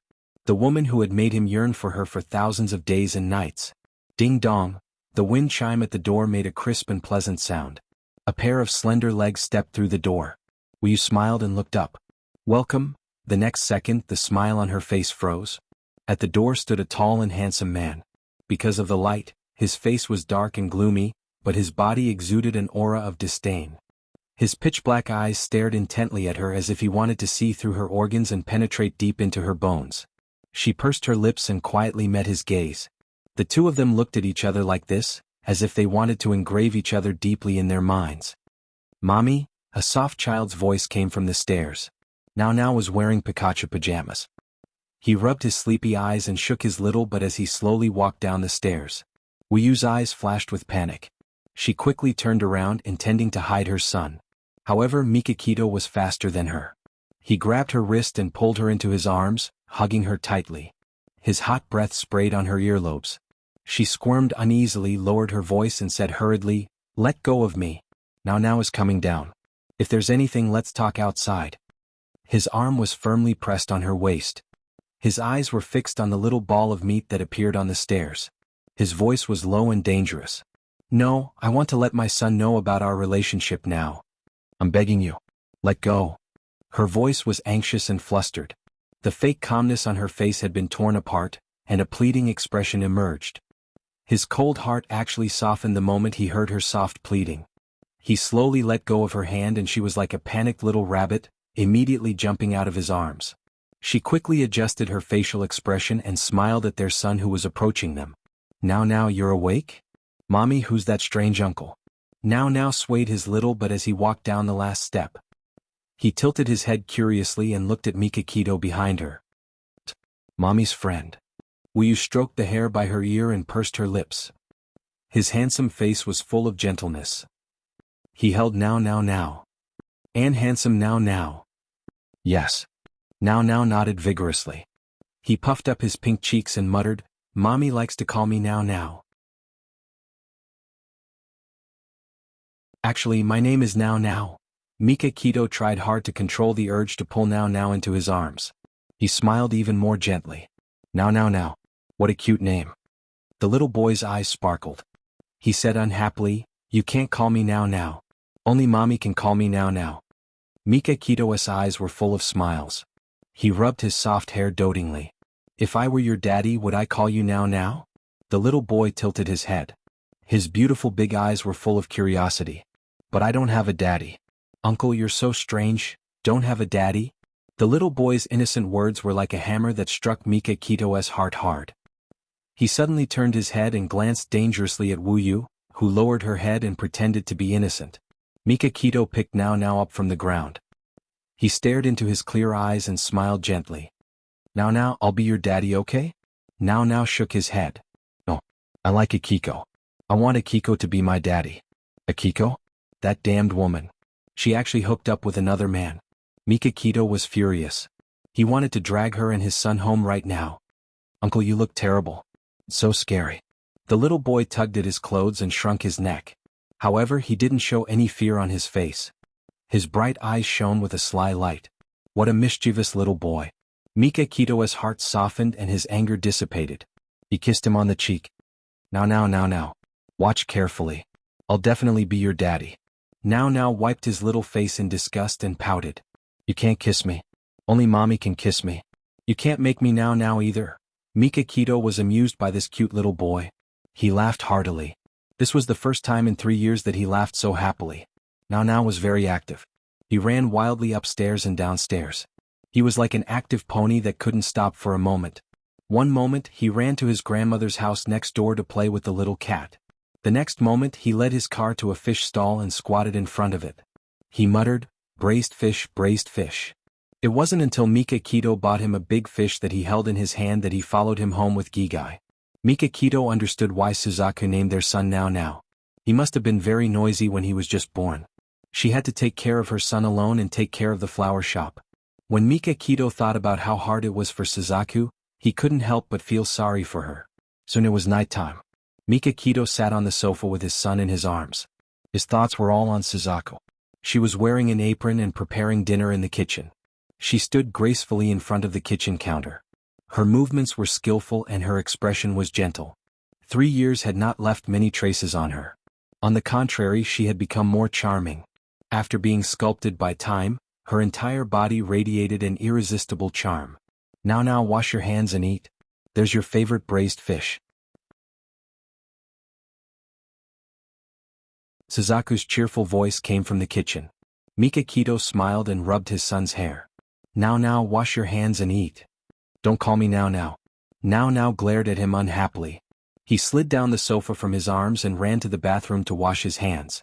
Mikakito was worried about him and followed him. When he entered the bathroom, he saw the little boy standing on a small stool. He put his little hands under the faucet and carefully washed his little hands. His serious look was extremely adorable, causing a strong sense of pride to rise in Baitangshin's heart. He had a son, an obedient and smart son. He lifted Now from the stool and kissed him hard on the cheek. "Uncle, you're so strange. Why do you always kiss me? If you kiss me again, I'll get angry. I'll really get angry." The little boy frowned and stared at him with puffed cheeks. Where did this strange uncle come from? Did he really not forget to take his medicine? "Silly boy, I'm your daddy." Mikakito laughed in a low voice. Now curled his lips in disdain. "Ske, don't lie to me. Mommy said that I don't have a daddy. I'll get even with your mommy later." Mikakito rubbed his head. "Let's go eat." After 3 years, they were once again sitting around the same table to eat. Baitangshin looked at Zhu Kei, who was sitting across from him. She was seriously helping Now remove the fish bones. He suddenly had an illusion that she had never left and had only gone to the supermarket to buy his and his son's favorite food, that's all. Now didn't like to eat vegetables. He always secretly threw vegetables under the table when his mommy wasn't looking. He secretly glanced at Suzaku, who was carefully removing fish bones, and quietly poked the vegetables from the plate to the table with his chopsticks. Suzaku suddenly looked up at him and said sternly, Now, you can't just eat meat and not vegetables. Eat the carrots and green peppers." "But I don't like it." Now pouted sadly. His big eyes were filled with tears and he looked very pitiful. Mikakito couldn't help but feel sorry for her son. She said, "It's okay if the child doesn't like it. Don't force him." Suzaku threatened him with her eyes and motioned for him to stop talking. Then she stared at Now and said, Now, vegetables can replenish your body's vitamins. If you want to grow taller, you have to eat vegetables and gigai. Do you understand?" "Okay." Now mumbled unwillingly. He picked up the vegetables with his children's chopsticks, frowned, and swallowed them painfully as if he was taking medicine. Mikakito's eyes were full of love. She stroked her son's little head and said softly, Now, do you know why rabbits like to eat carrots?" Now asked curiously, "Why?" "Because rabbits can run fast after eating carrots. Do you want to run as fast as a rabbit? Then you can catch up with Grandma Kimura's little tabby cat," Mikakito said patiently. Now thought about it seriously and nodded firmly. "I want to eat carrots too." "Good boy. Here, eat up all these carrots." Mikakito gave him some carrots with her chopsticks and encouraged him with a smile. Gigai finished the carrots and poked the green peppers on the plate with his chopsticks. He tilted his head and asked, "Where's the green peppers? Why do you want to eat green peppers?"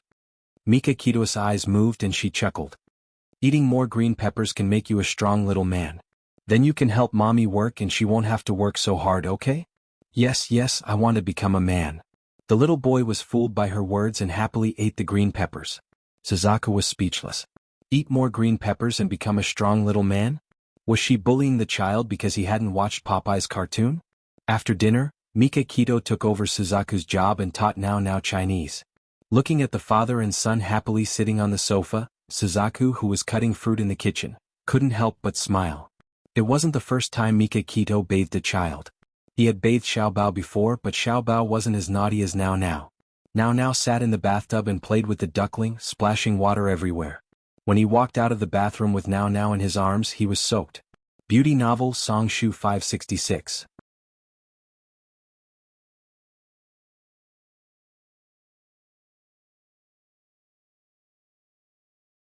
Chapter 382. Suzaku gave him a towel and took Now from his arms. "Go and wash up. I'll take Now to bed," she said softly. Her son was lying on the bed, extremely excited. He made a racket for a long time until Vermilion Bird put on a stern face and told him to make a fuss. Only then did he quiet down and obediently close his eyes to sleep. Coming out of her son's room, Vermilion Bird happened to bump into Baitangshin, who had just finished bathing. His upper body was naked, and there was a white bath towel around his waist. His hair was wet, and the water droplets slid down his hair, sliding over his strong chest and strong waist, disappearing into the mysterious place covered by the bath towel. Her face was slightly hot and she looked away uncomfortably. He strode over to her and lifted her chin with his right hand. "Wifey, it's time for us to have a good talk." Her face heated up even more. She bit her lip and said softly, "I'm not your wifey." Don't call me that. She put her hands behind her back and secretly took off the ring on her ring finger and held it tightly in her palm. Mikakito's eyes flickered and his smile deepened. He suddenly pulled her left hand out from behind her back and pried her slender fingers apart. He used his fingers to caress her ring finger and chuckled happily. This white mark was left behind by the ring, right? It seems like you've been wearing it for a long time. How long? 3 years? Her eyes flickered and she bit her lip tightly and remained silent. He suddenly pulled out her right hand that was hidden behind her back. She clenched her right hand into a tight fist and refused to let go. He smiled mischievously. What are you hiding in your palm? Is it the ring? The moment he reunited with her, he had already scanned her entire body like a radar. Of course, he knew that she was wearing their wedding ring. She secretly took off her wedding ring. This little trick couldn't escape his eyes. Suzaka looked at his mischievous gaze angrily. Yes, I'm hiding a ring in my palm. Are you happy now? She grabbed his hand and stuffed the ring into his palm. I'll return it to you now. We don't owe each other anything in the future. You can leave now, she said angrily. Mikakito didn't get angry. Instead, he chuckled softly. He held her finger and wanted to put the ring back on her finger. We already have a child. How can you say that we don't owe each other anything? Wifey, stop playing and come home with me. The ring slowly slipped onto her finger. She lowered her eyes and looked at the beautiful ring. She said indifferently, How did you find me? Mikakito took out his phone and showed her a photo. This photo was posted on the forum by a female junior high student named Little Sun. The post said that the lady boss of the flower shop is very gentle and beautiful. The boss's daughter, Xiaobao, is very cute. Suzaka looked up at the photo. It was a side profile photo of her carrying Now in the flower shop. Both mother and son were smiling happily. It seemed that Little Sun had secretly taken the photo from outside the window. In the photo, she was wearing black-rimmed glasses and her neat fringe covered her forehead. She looked like a completely different person from before. She didn't expect him to recognize her. He chuckled. I spent a lot of effort to find you. I have to say that you're very good at hiding yourself. Thank you for your compliment, she said mildly. He took a step forward and pulled her into his arms. He stroked her hair and said softly, I'm not here to compliment you. I'm here to take you home. Honey, come home with me. Her face was directly pressed against his moist and naked chest. She couldn't help but tremble. After a moment of silence, she said, No, I like my current life. His eyes narrowed dangerously. Do you like your current life or do you like Akiko? He was jealous when he heard from his son that Akiko had the ambition to become his son's daddy. She pursed her lips. Akiko is just my friend. Even now, she still didn't want to be misunderstood by him. He hugged her even tighter. His hard chest was pressed against her softness. His tone was unbelievably gentle. You like flowers? When we return to Tokyo, I'll get someone to plant the entire garden. Come back with me, okay? It's not about the flowers. Suzaka pushed his chest. The two of them were pressed against each other, making her feel pressured and threatened. Then what's the problem? His purpose of coming here was to bring her and their child home. No matter what problems they encountered, they had to solve them one by one. She looked up at him. I like this kind of peaceful life. Here my heart is peaceful. When we return to Tokyo, you can also live a peaceful life. You're just my wife and Now's mommy. You don't have to worry about anything else. He held her face and tried to persuade her. Her lips curved into a cold smile and she shook her head. No, when we return to Tokyo, I'll want more. If I can't get it, I'll be very sad. Here, I won't want those things, so I won't be sad. He stared into her eyes. I can give you whatever you want. She pointed her finger at his heart and looked at him provocatively. What if what I want is your heart? My heart is already yours. Without hesitation, he held her finger and placed it on his chest. His mesmerizing eyes gazed at her face as he said in a deep voice, Do you feel it? It's beating faster because of you. Thump thump. His heart was beating very hard and fast. The chest under her palm was like a flame, burning her finger. She retracted her finger uneasily. What? Is it because of now that you want to bring me back? No. He held her shoulders agitatedly. Silly, I've already fallen in love with you. It's because I love you that I want to be with you. It's not because of now or because of responsibility. What do I have to do to make you believe me? Her tears streamed down her face. She rarely cried. Even when giving birth was so painful, she had never cried. She thought that she would never hear him say that word again in her life. She bit her lip and cried quietly. She didn't sob or complain. She just cried quietly, but it made Mikakito's heart ache. He hurriedly wiped her tears and comforted her gently. Don't cry. Be good. The vermilion bird gradually stopped crying and withdrew from his embrace. She said in a low voice, Give me some time, let me think about it. Rome wasn't built in a day. They needed to sort out their emotional entanglements, and it wasn't something that could be resolved in a short period of time. Mikakito understood this, so he didn't want to force her. Otherwise, it would only drive her further away from him. He smiled. Okay, I'll give you some time to think. But while you're thinking, I want to stay with you. This was the only way he could feel at ease. She rejected him without hesitation. No. If you stay here, it will cause gossip. He raised his eyebrows domineeringly. We're husband and wife. What's wrong with staying together? If they want to gossip, let them. She glared at him. Correction, we're not husband and wife yet. How are we not husband and wife? Although we didn't hold a wedding, we've already registered our marriage. She explained, there was too little time at the time. The China embassy in Japan didn't have time to issue a certificate of marriage.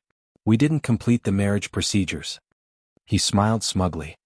After you ran away from the wedding, I've already taken care of it. So we're now legally husband and wife. Fine. She lost to him. He stroked her hair. So we can rest now. She blushed and slapped his hand away. You'll sleep on the sofa tonight. Mikakito glanced at the sofa in the living room and smiled bitterly. Can you really bear to let me curl up in such a small space? She grunted. If you don't want to, you can stay in a hotel. There's a very comfortable hotel 50 meters from here. He said seriously, I suddenly realized that sleeping on the sofa is pretty good. It's very soft. Wait a minute. I'll go get the quilt and pillow. She turned and walked to her bedroom. The corners of her lips curled up. Mikakito curled up on the sofa miserably. He tossed and turned for a long time, unable to fall asleep. What was this? The warm and fragrant woman was less than 10 meters away, but he was curled up on the small sofa and hugging the quilt to sleep alone. Around midnight, Now staggered out of the children's room. He jumped on the ground, and the voice-activated lights on the living room wall immediately lit up. Mikakito woke up in a daze. She looked up alertly and saw Now walking toward the bathroom in a daze. Now, what are you doing? Mikakito got down from the sofa and followed behind her son. Now seemed to be startled by him. His little body suddenly trembled twice and he turned around stiffly. His sleepy eyes were completely opened, and he pouted his little mouth as if he was about to cry. Don't be afraid. It's me. Now be a good boy. Don't cry. Mikakito didn't expect to scare her son. She felt guilty and quickly squatted down to comfort him. Tears were about to flow out of his eyes, but the little guy didn't cry out loud. He said sadly, Uncle, you scared me. It's okay. Don't be afraid. Mikakito stroked his thin back and said softly, Do you want to go to the bathroom? Now pouted and nodded. Uncle will help you. Mikakito picked him up and walked into the bathroom to help him pee. He twisted his little body and said embarrassedly, I can pee on my own. Put me down. Are you sure? Yes. Mikakito put him down. He dragged the stool to the toilet, climbed up and spread his legs. Before he took off his pants, he turned back to warn Mikakito. Uncle, I want to pee. Turn around. Don't peek. Beitang Shin raised his eyebrows in amusement. Sure enough, he turned around and didn't look at him. The sound of water splashing came from the toilet. After the little guy finished peeing, he washed his hands and flushed the toilet. It was hard to imagine that Suzaku had raised her son to be so independent and sensible. He was so sensible that it made his heart ache. Come and see. Songshu 566.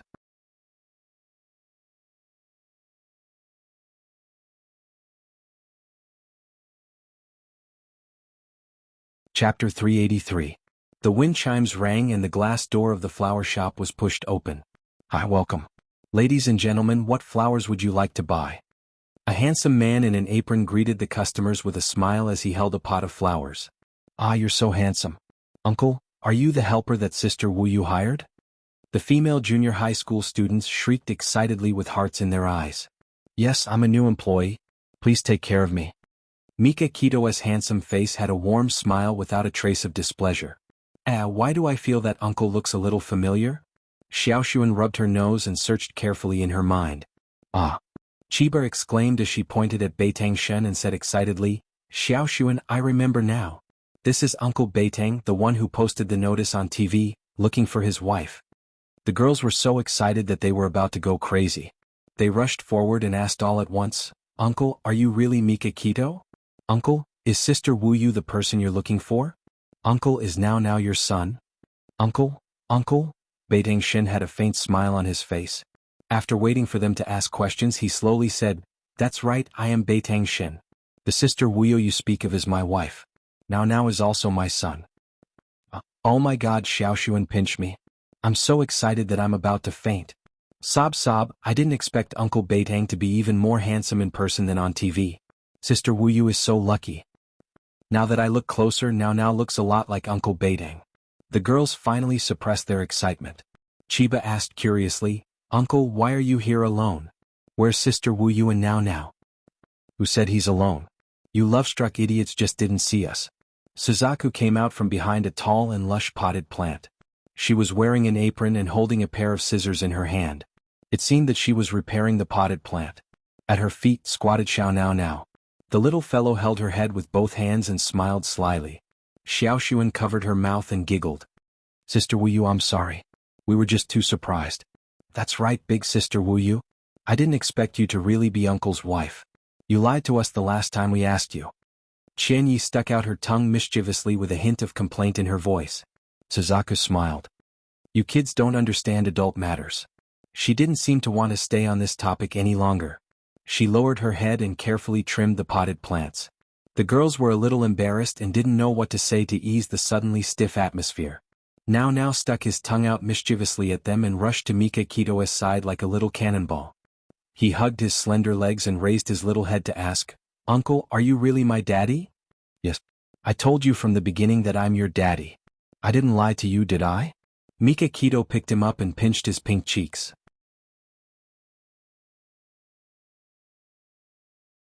He said with a doting expression, Good boy, call me daddy.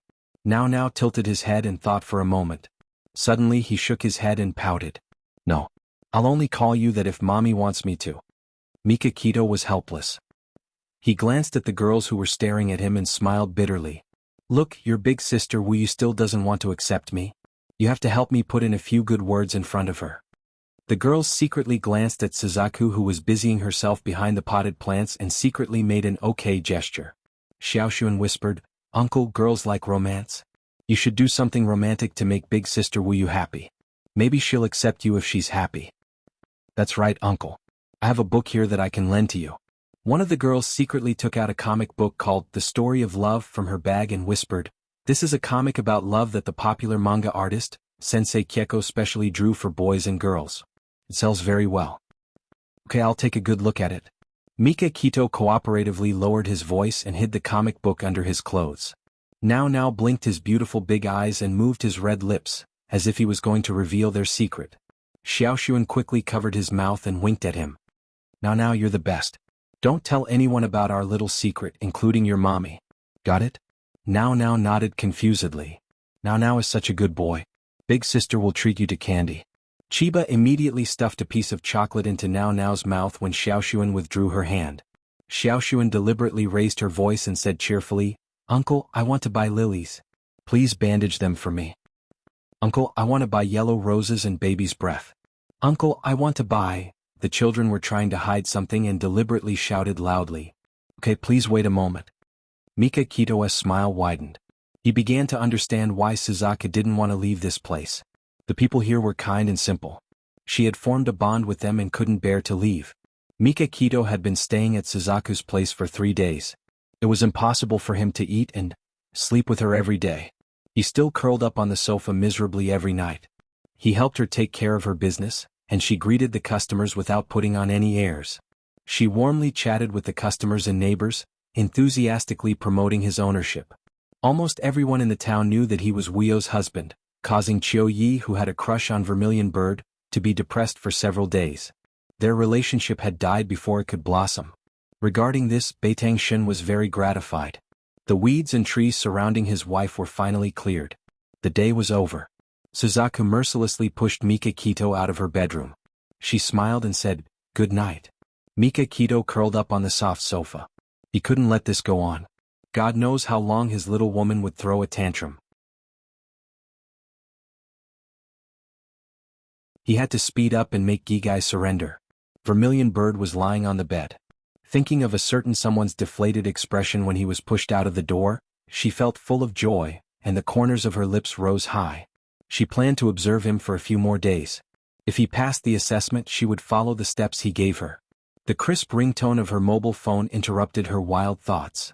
Zhu Kei glanced at the caller ID and put the phone to her ear to answer. Hongling, what's the matter? Sister Suzaku, we found Harada's whereabouts. That guy is too cunning. Qingyan and I have tried to catch him twice but failed. So, we have to ask you to do it yourself. Suzaku frowned. Where is Harada now? In downtown Sapporo. Qingyan is monitoring his hiding place. We're waiting for you so that we can catch him in one fell swoop. Come and see. Hongcha 866.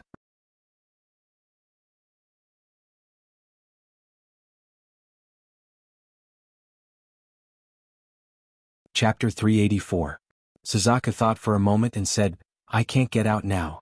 Mika Kito is with me. What? He found you? Damn, didn't the Miyagi police say that they would help you cover up your whereabouts? How can the Metropolitan Police Department be so unreliable? Don't get too worked up, Hongling. Red Sparrow massaged her temples and sighed. You can't blame Miyagi for this. It's not easy for him to cover for me for 3 years. Anyway, I can't come out now. Why don't you let Miyagi and the others take care of Harada? Hongling shouted excitedly, No, Harada Yusha is worth 5 million. If we get that reward, how many orphans can we help? I don't want to give up such a good opportunity to the Metropolitan Police Department. Suzaku, please think of another way, please. Okay, I'll give it a try. Wait for my news. After hanging up the phone, Suzaku looked at her watch. It was only 10 o'clock. If she went to downtown Sapporo now, she would be back in town by 12 o'clock at the latest. Mika Kito shouldn't be able to detect her presence. She walked out of the bedroom, turned on the wall lamp in the living room, and deliberately made her footsteps heavy. She walked to the kitchen, vigilantly watching Mika Kito lying on the sofa. Mika Kito didn't move from the moment she entered the kitchen until she heated up a glass of milk and brought it back to the room. She thought that he should be asleep.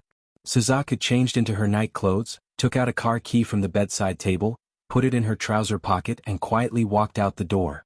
The moment she locked the door, Mika Kito suddenly opened his eyes.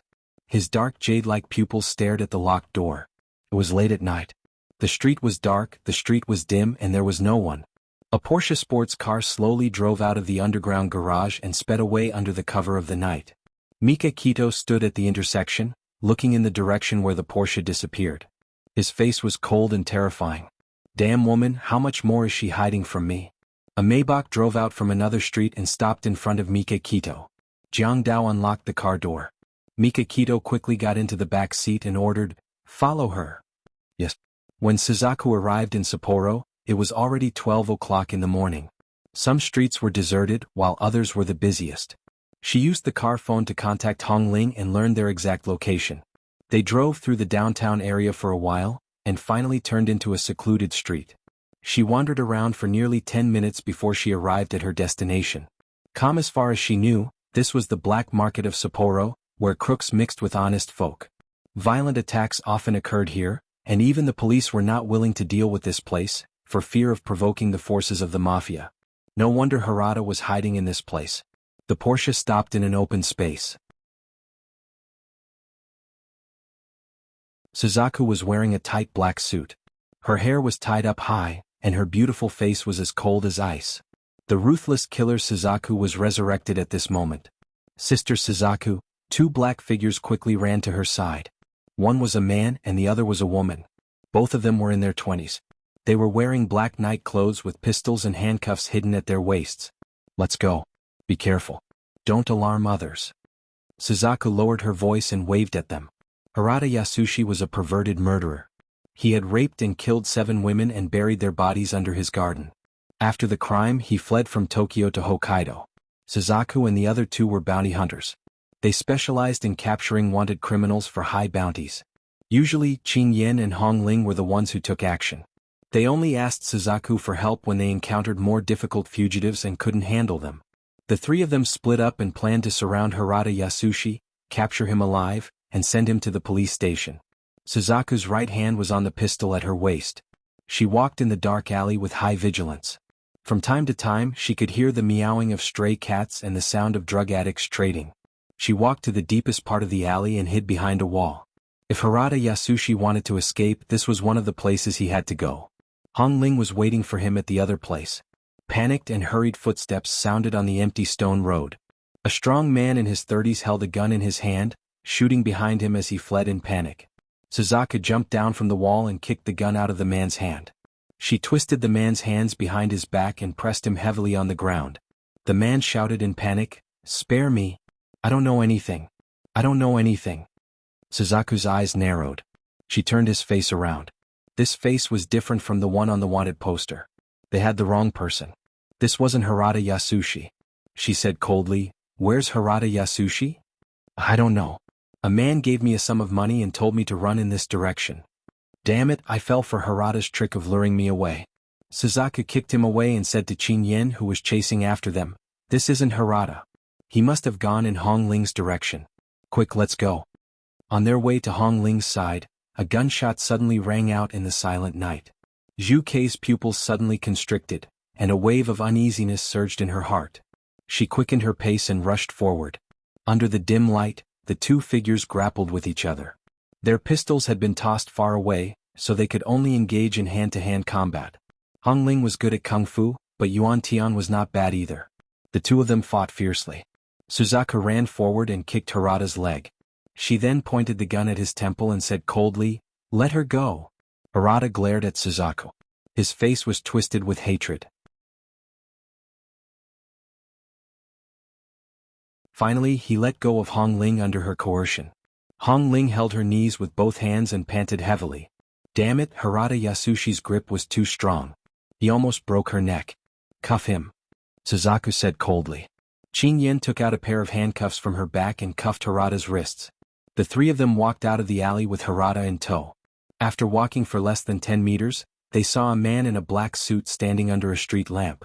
He was tall and muscular like a statue.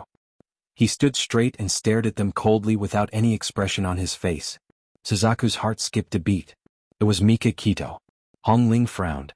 "Sister Suzaku, that person seems to be..." "Shh, stop talking. Sister Suzaku, let's take Harada to the police station first." Qin Yen saw that Suzaku's expression had darkened. She immediately called Hong Ling and left with Harada. Suzaku pursed her lips and walked towards Mika Kito.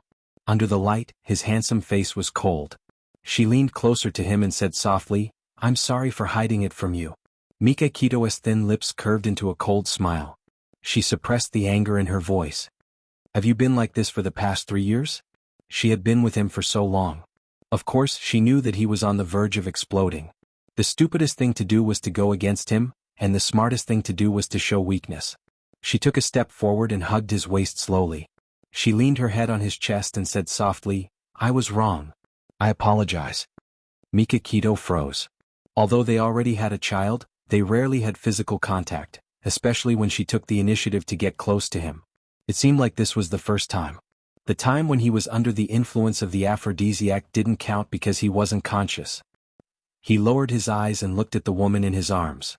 She was so gentle and pitiful. She was completely different from the cold and aloof person he used to know. It was as if a basin of cold water had been poured over his head, extinguishing most of the anger in his heart. He wrapped his arms around her waist and hugged her tightly. He said in a deep voice, "Don't do such a dangerous thing again." She raised her head and looked at him, her eyes filled with smiles. "Got it. I won't do it again." Although he had already received her guarantee, Mika Kito was still a little unhappy. Just thinking about how she had put herself in danger for the past 3 years made him feel like he was about to go crazy. He pulled her into his car with a dark face and sat in the driver's seat. He chased Jianghu into Suzaku's car and ordered Jianghu to drive her Porsche back to town and take care of his precious son. "Wait a minute," Suzaku grabbed his arm and asked in confusion, "Aren't we going back together?" He grunted and ignored her. He stepped on the accelerator and drove the car onto the main road. The car drove on the busy street for a while and finally stopped outside a 5-star hotel. Mika Kito threw the car keys to the hotel valet and dragged Suzaku forward. The lobby manager immediately greeted them and bowed respectfully to them. President, madam, how may I help you? Prepare a presidential suite. This hotel chain was a property of the Bo-Ao Group. The lobby manager naturally complied with Mika Kito's request and immediately took the room card from the front desk. Okay, there's nothing else for you to do here. Go back to work. Mika Kito took the room card and dragged Suzaku to the elevator. Vermilion Bird had a bad premonition in her heart. Why did you bring me here? I want to go home and take care of now. She clung to the elevator door and stubbornly refused to go in. Mika Kito narrowed his eyes dangerously. Jianghu will take care of now. Hurry up and go in or I'll carry you upstairs and let everyone watch. It's your choice. The corner of her mouth twitched. You win. She walked into the elevator reluctantly. He went in after her and quickly pressed the button. The elevator went straight to the top floor. It was late at night and the corridor was empty. Suzaku followed behind him and walked into the luxurious presidential suite. The door slammed shut. Beitang Shin suddenly turned around and pulled her into his chest. His strong arms tightly imprisoned her in his embrace. He lowered his head and forcefully kissed her lips. He fiercely attacked her as if he wanted to punish her for leaving without saying goodbye for 3 years. Ugh. She twisted her waist uncomfortably and almost suffocated. His movements became gentler as he bit her lips and whispered, "Idiot, breathe." He didn't expect her to be so inexperienced that she didn't even know how to kiss. This discovery made Beitang Shin go wild with joy. He was her first man and he would also be her last man. He licked her lips, tempting her to open her mouth. His nimble tongue quietly entered her mouth, entangling with hers. He held the back of her head with one hand and led her to the bed. His other hand swiftly unzipped her night suit and took off her jacket. The air was filled with an ambiguous atmosphere and the atmosphere was heated. Suzaku was at a loss and could only follow his rhythm. She allowed him to take off her clothes one by one. When she was only left with her underwear, she was already pressed against him on the huge bed. She closed her eyes, not daring to meet his burning gaze. Her sense of hearing and touch became especially sensitive. She heard the sound of his shirt buttons falling, and she also heard the sound of his metal belt buckle being opened. The fabric under her palms disappeared, and it was replaced by hot and smooth skin. His chest was pressed against her softness, and his lips passionately kissed her chin and neck. Suzaku felt the blood in her body getting hotter and hotter. It was so hot that it seemed to be on fire. An inexplicable desire arose in her heart. She was both looking forward to and afraid of what would happen next. That night, the tearing pain was still fresh in her mind. When he kissed her dogwood, her whole body trembled and she nervously grabbed his arm. Mika Kito raised his head and looked into her eyes. Her watery eyes were filled with confusion and uneasiness. Her sexy lips were tensed up nervously. He thought of the pain he had caused her that night. It must have left a shadow in her heart. His heart ached even more. His large palm gently kneaded her softness and he whispered, "Wifey, don't be afraid." This time he wanted to take it slow and let her experience extreme pleasure. His hand slowly slid down and she felt a chill below her body. The last piece of fabric had been removed by him, and his palm was already pressed against that quiet spot. With a strong sense of love and indulgence, he led her to explore the mystery together. His rough fingertips touched the softness in the forest, causing her whole body to tremble. She couldn't help but raise her beautiful neck and mist appeared in her starry eyes. She didn't know what to do. She wanted to get rid of that throbbing feeling, but she couldn't escape the desire in her heart. His large hand was still wantonly teasing her as if that was the most sensitive part of her body. As long as he touched it slightly, her whole body would tremble. There was a burning flame between the two of them. She restlessly moved her slender waist as if she was asking for more. His whole body was tense and that part was already hard as iron. However, he didn't rush in recklessly. Instead, he carefully continued to kiss her. His wet and hot kisses almost covered her entire body. When she was kissed to the point of forgetfulness, he quietly went in. Although they had already done enough foreplay, her body still tensed up at the sudden intrusion of a secret that had not been opened to anyone for 3 years. "Wifey, relax. Don't be afraid." Mika Kito was already at the limit of his endurance. Beads of sweat dripped from his forehead and landed on her fair skin. He temporarily stopped his actions and used his hand to rub the part that fit. A wave of numbness spread from there. She gradually relaxed and opened her eyes slightly. Seeing that he was enduring so much pain, her heart softened. She took the initiative to reach out and wrap her arms around his strong waist. She shyly whispered, "It's done?" He saw that she didn't seem to be in so much pain anymore, so he tried to move. The pleasure of being tightly wrapped came like a tidal wave, and he couldn't hold it back any longer. He followed his instincts and went deeper and deeper. Awesome novel Hongcha 866.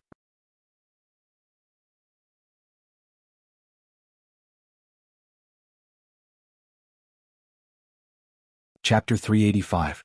The slow rhythm gradually changed and became as fierce as a storm. She floated up and down with him, indulging in the pleasure he brought. Mika Keto had been abstinent for so long, so of course he couldn't be satisfied with just 1 or 2 times. He hugged her on the bed, on the table, on the windowsill, in the bathtub, and devoured her over and over again. She was so tired that she couldn't even open her eyes. In the end, her whole body hung limply on his body. He hugged her tightly, pressed into the deepest part of her body, and whispered those 3 words in her ear. Tears fell uncontrollably. She hugged him tightly in a daze, thinking that she was in a dream. Suzuka didn't wake up until the evening of the next day. She found herself curled up in Mika Kito's arms, her hands pressed against his bare chest. He seemed to have been awake for a long time. He looked down at her face and smiled slightly.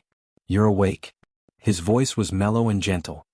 His chest was full of ambiguous marks, and she couldn't help but recall the intense affair last night. Her cheeks burned slightly and she didn't dare to look into his eyes. "What's wrong? Does it still hurt?" Mika Kito saw that her head was lowered and she didn't say anything. He lifted her chin, his face full of concern. She blushed even harder and she softly said, There was an unnoticeable awkwardness between his brows. "I used too much strength last night. I'll improve in the future." Suzuka's mouth twitched. She couldn't help but say dryly, "It's not a matter of whether you use too much strength or not, but the number of times." He coughed. "So your husband is quite capable, but he's also quite annoying?" She snorted but didn't say anything. He kissed her hard on the cheek and reached out to take a tube of ointment from the bedside table. He unscrewed the cap, and a fragrant smell wafted into her nose. She didn't understand. "What are you doing?" "I'm helping you apply the ointment." He smeared a little ointment on his finger and stretched his finger to the inside of her leg. She closed her leg shyly. "I'll do it myself." "Take your hand away." "Honey, you're clamping my hand so tightly. How can I take it out?" His tone was serious, but the content of his words was full of lust. She couldn't wait to find a hole to hide in. She loosened her legs and gritted her teeth. "Come out quickly." His lips curled into a mischievous smile. He did not do as she wished. Instead, he directly penetrated her. She let out a soft cry out of reflex. Her body trembled as she clung tightly to his embrace. The tightness he felt with his fingers made him involuntarily think of Feng Kuang last night, which almost drove him crazy. He forcefully suppressed the fire in his heart and slowly smeared it. After applying the ointment, Suzaku was already limp in his arms, and he wasn't any better. A certain part of his body was on fire. Considering her body's condition, he could only secretly take deep breaths to suppress his throbbing. Gurgle gurgle. Mika Kito chuckled darkly. Suzaku glared at him. "What are you laughing at? Haven't you seen others being hungry before?" Mika Kito stroked her hair good-naturedly. "Don't be angry. The waiter will send the food over right away." The waiter pushed the dining cart and sent a sumptuous dinner to the living room. After washing up, the two of them wore bathrobes and sat at the dining table to enjoy a candlelit dinner.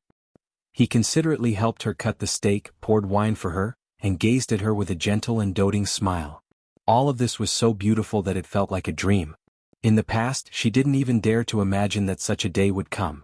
She stared at his handsome face under the candlelight with a dazed expression. "Silly, what are you thinking about?" Mika Kito stroked her hair behind her ear and smiled. She smiled. "I just didn't expect that we would develop to this point." He put down the cutlery and pulled her into his arms. "I'm sorry to have made you wait for me for 3 years." 3 years was enough for him to sort out his unrealistic fantasies and start a new relationship. What he had missed was gone forever. He wanted to seize the happiness that belonged to him in this limited life. She wrapped her arms around his waist and leaned her head against his chest. A peaceful smile bloomed on her face. After dinner, she wanted to go home. She was worried about making a scene. However, Mika Kito said that before going home, he wanted to take her to a place. It was a beach very close to the town where she lived. The seaside in winter was already a little cold. The cold wind rustled and the fishy smell of the sea hit her in the face. Under the dark night sky, a circle of lotus lanterns was lit on the beach in the distance. The lotus lanterns were connected to each other, and hundreds of them formed a large heart-shaped circle. After Mikakito got out of the car, he opened the door for her and held her hand as they walked towards the bright lights. He held her hand and stepped into the heart-shaped lights. They were surrounded by a circle of lights. Under her surprised gaze, he knelt on one knee on the beach and held her hand tightly. He gazed at her delicate eyes affectionately and said slowly, "Lin, Miss Lin, will you marry me?" Her eyes were filled with tears, and they were sparkling under the candlelight. She smiled. "I will." Although the proposal was late by 3 years, she was very happy. She was really very happy. He smiled and kissed the ring on her ring finger seriously.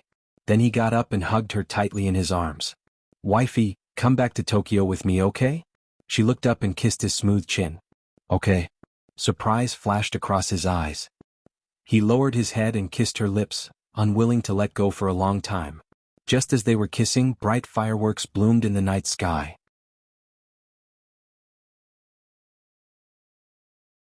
It was a beautiful sight to behold. On the way home, Suzaku looked at her handsome side profile and couldn't help but laugh. "Did you learn all these tricks from The Story of Love?" His lips curled up. "You heard that?" She glared at him. "Don't forget that I'm a killer. I have sharp ears and eyes. Although you deliberately lowered your voices, I still heard it clearly. Thank you for not exposing us." Mikakito chuckled happily. She nodded seriously. "You're welcome. Although the tricks are cliché, the effect is passable for the sake of the person who used them." Mikakito wasn't angry. Instead, the smile in his eyes deepened. "To think that an old man like me learned how to woo my wifey. Fortunately, my wifey is satisfied. Otherwise, I wouldn't know how to end this. Is there anything you can't handle?" She looked at him with a smile. In her eyes, he was a man of indomitable spirit, a godlike existence that could call the wind and summon the rain. She respected him and loved him even more. He chuckled. "Not anymore." After she agreed to go back with him, there was nothing that could stop him anymore. The two of them returned home. Now was playing on the sofa with Grandma Kimura's little tabby cat in his arms. Jianghu sat beside him to accompany him. The little guy saw his parents appear at the door side by side, and his beautiful big eyes rolled around a few times. He quickly abandoned the little tabby cat, jumped down from the sofa, and threw himself at Vermilion Bird's legs. He pouted and called out softly, "Mommy, where did you go? You left me alone." Jianghu saw that their family was reunited and quietly left the living room. Suzaku carried her son and kissed his cheek. "I'm sorry. Mommy had something to do. I won't let you be alone in the future." Now hugged her neck and stared at Mikakito with his bright eyes. "Mommy, did you go out with strange uncle?" Suzaku pinched his face and smiled. "He's not strange uncle. He's daddy. Now call daddy." Now blinked and Gigai called, "Daddy?" "Good boy." Mikakito was grinning from ear to ear. She took her son from Suzaku's arms and kissed him hard on the cheek. "Good boy, call me that again. Daddy. I'll have a daddy in the future too. Yeah." The little boy excitedly moved his little body in his father's arms and clapped his hands, laughing and playing. His body moved forward and back and he kept playing tricks. Suzaku was frightened and reached out to support his back. Now be careful. Don't fall." Mikakito smiled and comforted her. "It's okay. Our son is happy. Let him play. I'll hold him tightly. Nothing will happen. Daddy, you're so awesome." The little boy was full of admiration for his father and clapped his hands. Mikakito's heart melted and was filled with pride. She kissed her son on the cheek and pulled Suzaku closer to kiss her on the cheek. Suzaku glared at him but did not refuse. The family was happy and harmonious and laughter intertwined. Suzaku and Now were full of affection for this town. Before leaving, Mikakito accompanied the mother and son to visit the neighbors and friends who had taken care of them. They gave gifts and expressed their gratitude. At Suzaku's insistence, they also visited Akiko. Mikakito smiled and shook Akiko's hand, thanking him for taking care of his wife and son.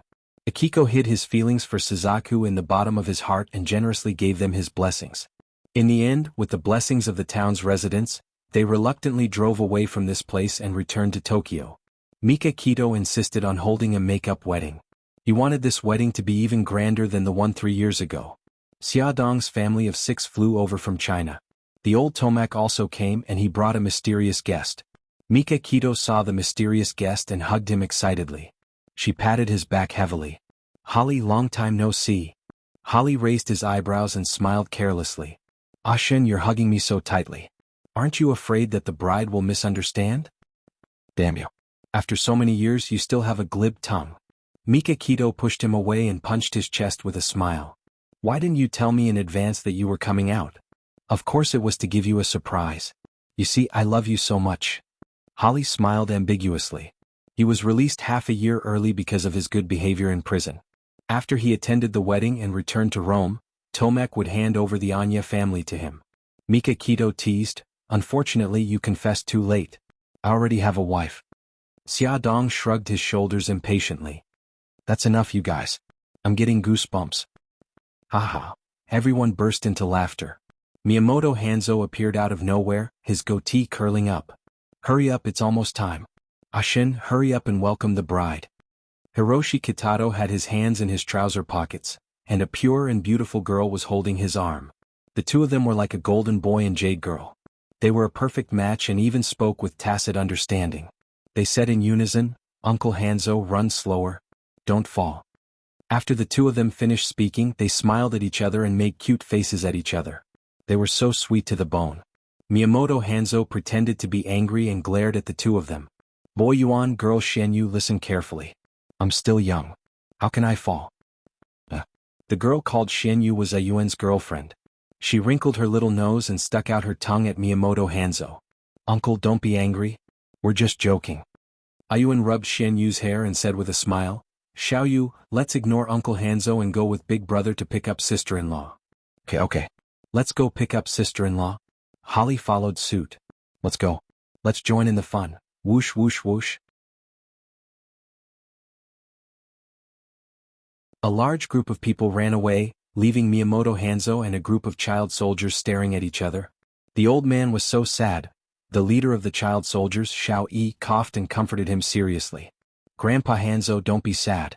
They really didn't mean to ignore you. Sob sob. Being comforted like this makes the old man even sadder. Grandpa, don't cry. Hai Hai will help you cry.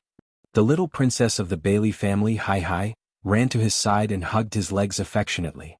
She coaxed him as if he was a small animal. Miyamoto Hanzo immediately beamed with joy. The little princess is still the most considerate. Don't snatch my grandpa. This is my family. The little devil of the Beitang family now rushed over with his hands on his hips. He glared at Miss, who was a few years older than him, with dissatisfaction. In just a short month, he had been spoiled by the Yamaguchi Gumi. They liked to label everything with the words, my family.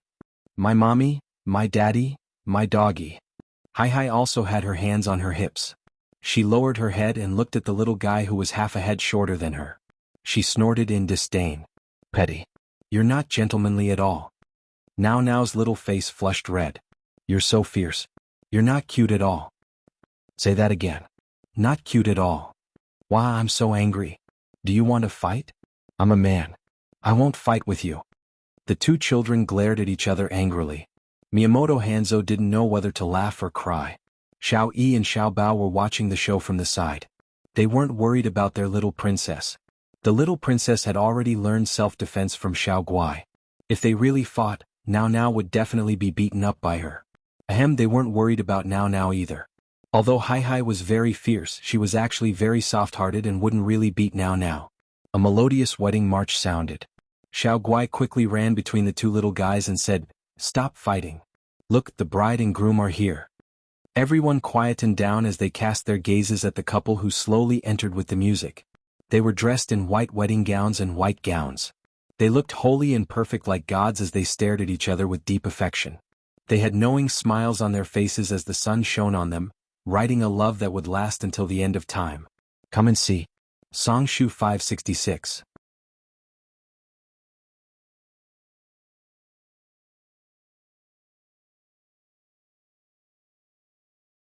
Chapter 386. The plane landed in New York, USA. Here, the sun had just risen and it was the beginning of a beautiful day. The sun shone through the huge glass wall and shone on the people walking slowly through the safety passage. Among them, there was a tall man who was particularly eye-catching. He was wearing expensive casual clothes, which outlined his tall and handsome figure. His fine black hair covered his smooth forehead and a pair of brown sunglasses rested on his straight nose. His thin lips were slightly pursed and his chin was as sharp as a knife. He exuded a lazy and leisurely aura. He stopped and took off his sunglasses with his slender fingers. His long and narrow peach blossom eyes were slightly raised as he looked around. His face was so beautiful that it took one's breath away. "President," a blond handsome foreign man waved at the man. Bailey Yun's lips curled up slightly as he dragged his suitcase towards his assistant, Kelly, who had come to greet him. "President, thank you for your hard work." Kelly took the suitcase from him and said respectfully, "The driver is already waiting outside the airport." Outside the airport, a silver Porsche had been waiting for a long time. Kelly opened the car door and bent over, one hand guarding the door and the other making an inviting gesture. Bailey Yun sat in the car and leaned comfortably against the soft seat. He took off his sunglasses and brushed his black hair that was slightly covering his eyes. There was a hint of melancholy in his charming almond-shaped eyes. Li Duobao, this bad girl, was still hiding from him. When he had just gotten off the plane he had called her again, but her phone was still turned off. Bailey Yun's slender fingers tapped on the leather seat. He collected his thoughts and looked at Kelly. "Is there anything important going on in the company recently?" "Vice President, we have negotiated a cooperation with Genesis High-Tech Software. This is the draft agreement." Kelly handed a contract to him. Bailey Yun's eyes narrowed as he carefully read the document in his hand. If this cooperation was successful, he would be able to enter the China market faster. On the other side, Li Duobao was awakened by the dazzling sunlight. She rubbed her messy hair and sat up from the bed. Wrapped in the quilt, she lazily stared at the furnishings in the room. She used 2 seconds to wake herself up. She patted her cheeks and told herself that she was in a hotel in America. God, after working overtime for days, she couldn't even tell where she was. She glanced at the bedside clock. It was already past 9 o'clock. She stretched lazily and wore the plaid bear pajamas to wash up in the bathroom. After tidying up, she turned on her phone. Dozens of messages and missed calls poured out. The names showed that they were all from one person, Bailey Yun. Li Duobao couldn't help but think of his confession that day, and her heart started to beat faster again.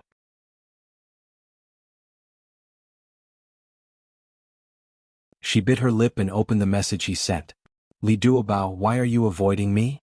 Li Duobao, don't ignore me. Li Duobao of Li Duobao. Li Duobao, you despicable woman. I'm going back to America. Will you die if you talk to me? Li Duobao, where are you?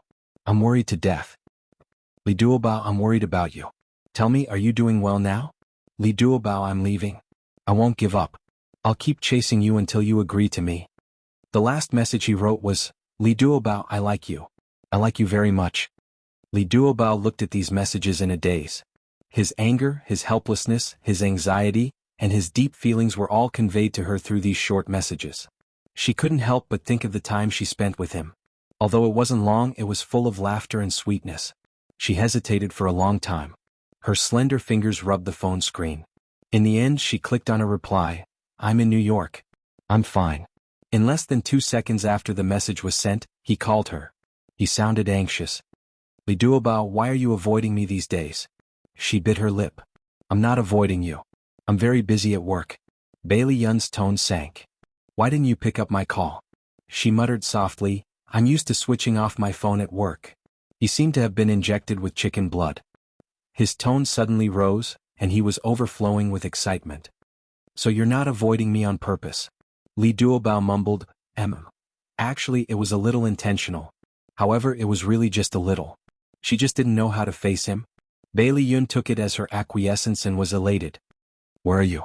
I'll come over to see you now."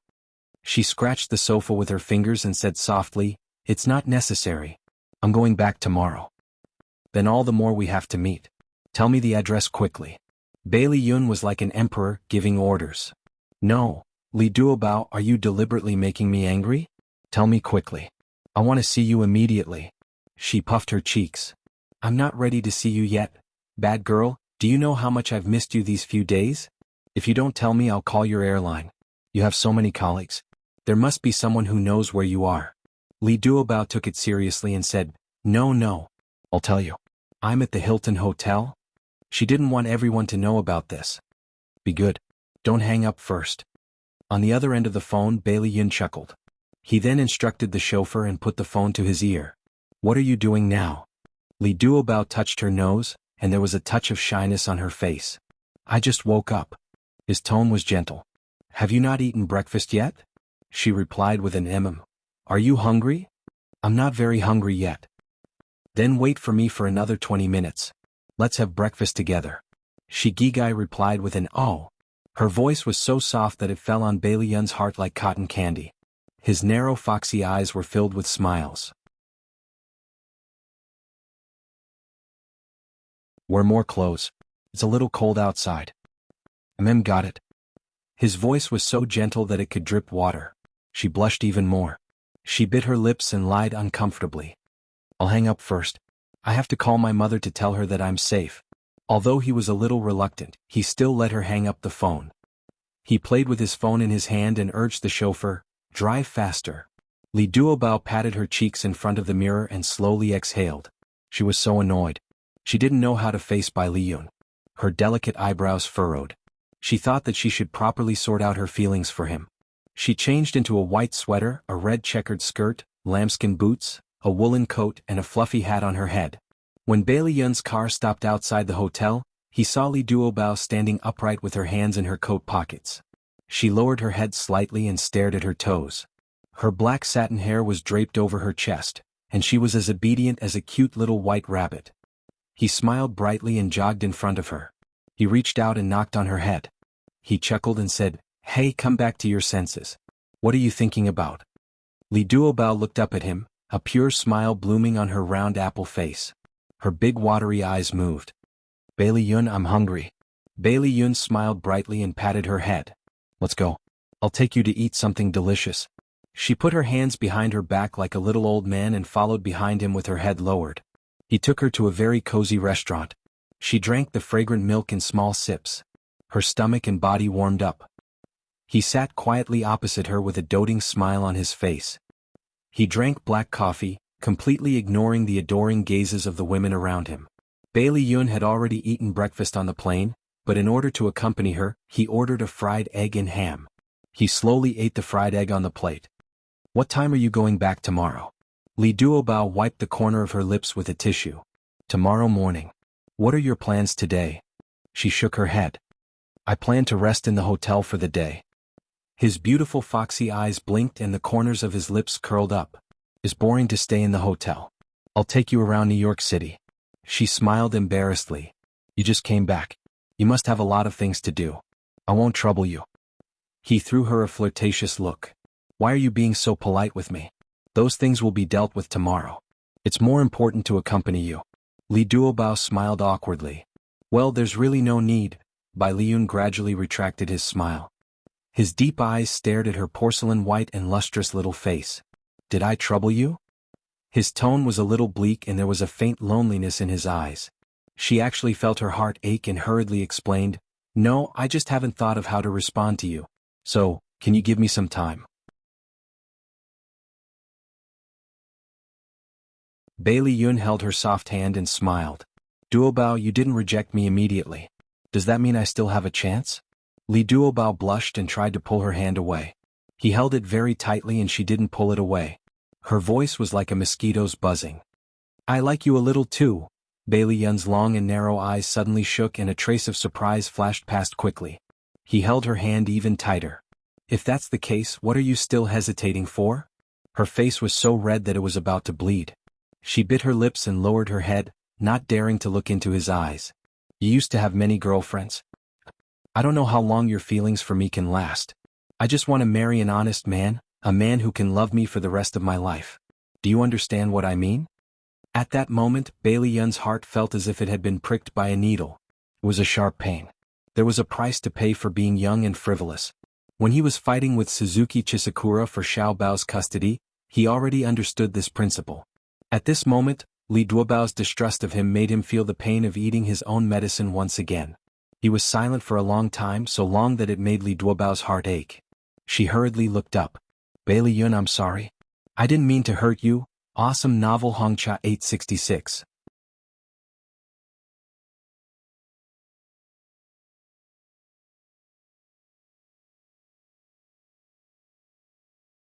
Chapter 387. Bailey Yun smiled bitterly. No matter what happened in the past can't be changed. It's only right that you can't trust me. I'm also full of guilt about my past. I'll definitely wait until the moment you're willing to accept me. He held her hand tightly. Duobao, I'll let you understand that my feelings for you are sincere. If I had known that I would meet you, I would have kept my chastity for you. The words, keep your chastity, might be an exaggeration, but it deeply hit Li Duobao's heart. Her heart trembled. In his eyes, she saw determination and affection. However, you once said that men were the best at lying. Li Duobao thought for a moment and said, I still can't give you an answer immediately. Bailey Yun, let's start as friends, okay? She raised her small face, her eyes as clear as crystals. Bailey Yun let go of her hand and smiled. Okay, I said that I'll give you time until you accept me. The corners of her lips curled up high, and her face was filled with a bright smile. She clasped her hands together with an expectant expression. Then what are we going to do today? You said just now that you're going to take me out for a walk. Bailey Yun chuckled. This girl's thoughts jumped really quickly. However, she didn't want him to accompany her just now, but now she changed her mind. It could be considered an improvement. His pair of beautiful foxy eyes curved, and he used his finger to poke her perky little nose. He said dotingly, I know you like to play, so I'm playing with you today. You can go anywhere you want. I don't know where to go. I'm not familiar with this place at all. Li Duobao frowned in distress. Bailey Yun raised his eyebrows and smiled. Then come with me. There's a cosplay comic today. Really? That's great, I like it the most. Then let's go quickly. Otherwise, there will be too many people and we won't be able to squeeze into the exhibition hall. Li Duobao's eyes lit up, and her face was filled with excitement. Bailey Yun's lips curled up and he was in a good mood. Through this period of time together, Bailey Yun had already understood her personality. She was naive and cheerful, and her personality was like a child's. The things she liked were more childish, such as amusement parks, horror cities, anime and so on. As for the shopping and beauty that other girls liked, she was uninterested. Therefore, after understanding her personality, it wasn't difficult to cater to her interests. On the way to meet Li Duobao, Bailey Yun had already checked the news. After finding out that there was a Comic-Con, he found a way to contact with the organizer to obtain a certain amount of preferential treatment. For example, they did not need to line up and could directly enter the exhibition hall through the VIP channel. The scene of the expo was very grand.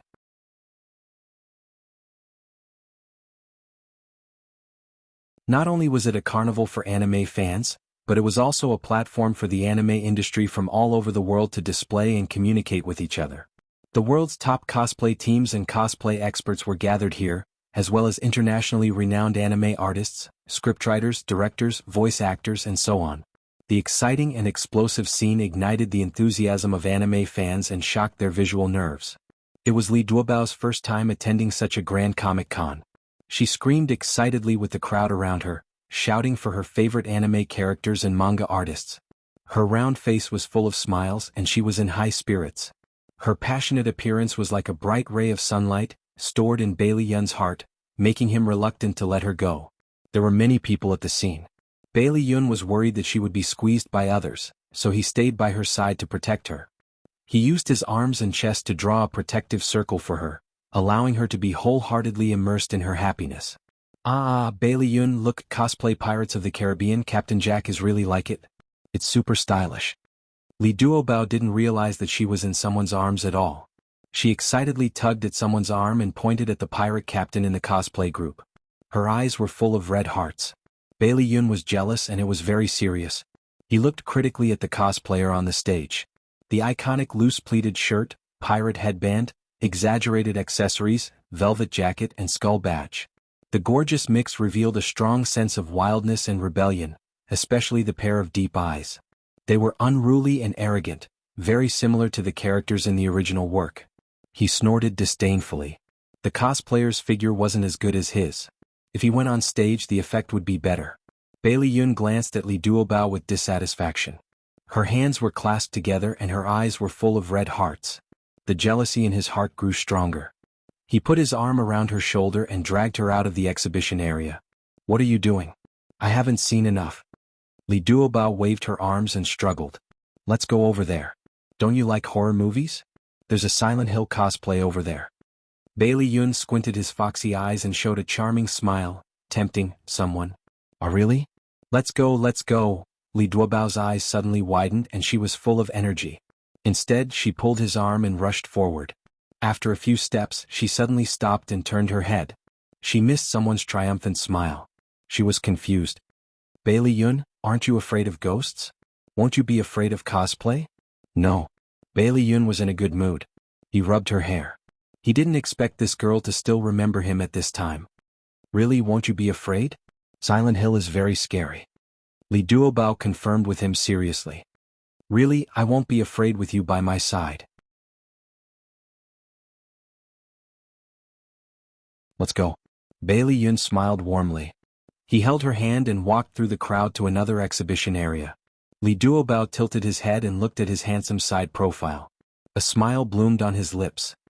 Bailey Yun, thank you. I'm very happy today. Bailey Yun turned his head and winked at her. As long as you're happy. Look, don't we look like we're on a date now? She mumbled, if you say so, then so be it. He blinked his eyes and moved his handsome face closer to her. What did you say? I didn't hear you clearly. She was shocked when his face suddenly enlarged in front of her. She reached out to cover his face and pushed it back gently. It's fine if you didn't hear me. I didn't say anything. Little rascal, you just said it.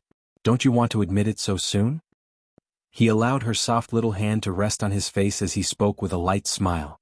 As his lips opened and closed, the moment his lips touched her palm, a wave of numbness suddenly rippled out from the place where he touched her. Li Duobao hurriedly retracted her hand like a child who had done something wrong. She looked around frantically and refused to look at him. The girl was so shy that Bai Liyun didn't want to push her too hard. He didn't want her to hide herself like an ostrich. He grabbed her hand as if nothing had happened and changed the topic with a smile. Duobao, what's your favorite anime character? Li Duobao said without hesitation, Crayon Shin-chan. Bailey Yun coughed. Let's change it. A man. An adult.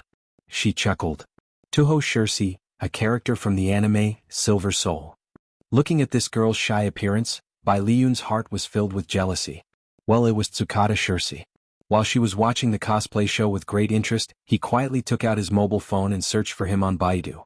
It turned out that he was a hot-tempered and cold person, but he was upright and very popular with women. Bailey Yun secretly remembered it and pressed Li Duobao's head gently. Duobao, who's your favorite female anime character? Li Duobao's eyes were fixed on the performance on stage. She took the time to answer him. Kagura-chan. What's Kagura-chan? Bailey Yun continued to Baidu secretly. Oh, so she's also a character from Silver Soul. She's a loli wearing a China-style red cheongsam. She looks innocent and cute, but she's actually very strong. She also has a very strong stomach. When she's hungry, she can swallow a cow. She's definitely talking about her. Bailey Yun raised his foxy eyes slightly, and his lips curled into a smug smile. You seem to be thinking of something. Ladies and gentlemen, please be quiet. After the performance, the host appeared with a microphone. Today, in order to thank everyone for coming, we have specially prepared a small program. We will select a man and a woman from the audience as guests. The selected guests will have the honor of experiencing the real-life cosplay provided by us for free. No matter which anime or movie character you want to cosplay as, we can fulfill your wish. Now, please raise your right hand and let me see your desire. Wow, that's great. I want to participate. Choose me, please, you must choose me. Everyone in the venue was excited. Li Duobao's blood was boiling, and her face was glowing with a different kind of expression. She hugged Bai Liyun's arm and cheered, this is so fun. I want to participate too. Bailey Yun's lips curled. Okay. But there are so many people. I might not be chosen. Li Duobao looked around. There was a sea of people, and everyone was raising their arms high and shouting, choose me. She was immediately discouraged. Bailey Yun smiled brightly. You'll definitely be chosen. Believe me, I'm a prophet. She stuck out her tongue playfully. I won't believe your prophecy. I'll let you see that my prophecy is correct. Bailey Yun grabbed her right hand and raised it high in the air. The host exclaimed, wow, so there are so many people who want to try. Unfortunately, we only have 2 spots. Who are these 2 lucky fellows? Here. Many people couldn't hold back and shook their right hand hard.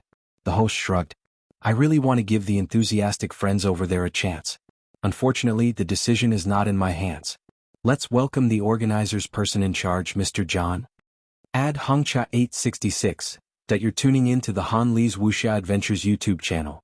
We're so grateful for your support, and don't forget to subscribe to join us on this incredible journey through captivating stories. Your generosity through donations truly makes a world of difference, as it's the primary source of revenue that allows me to expand and enhance this channel for you. Thank you from the bottom of my heart for being a part of this adventure.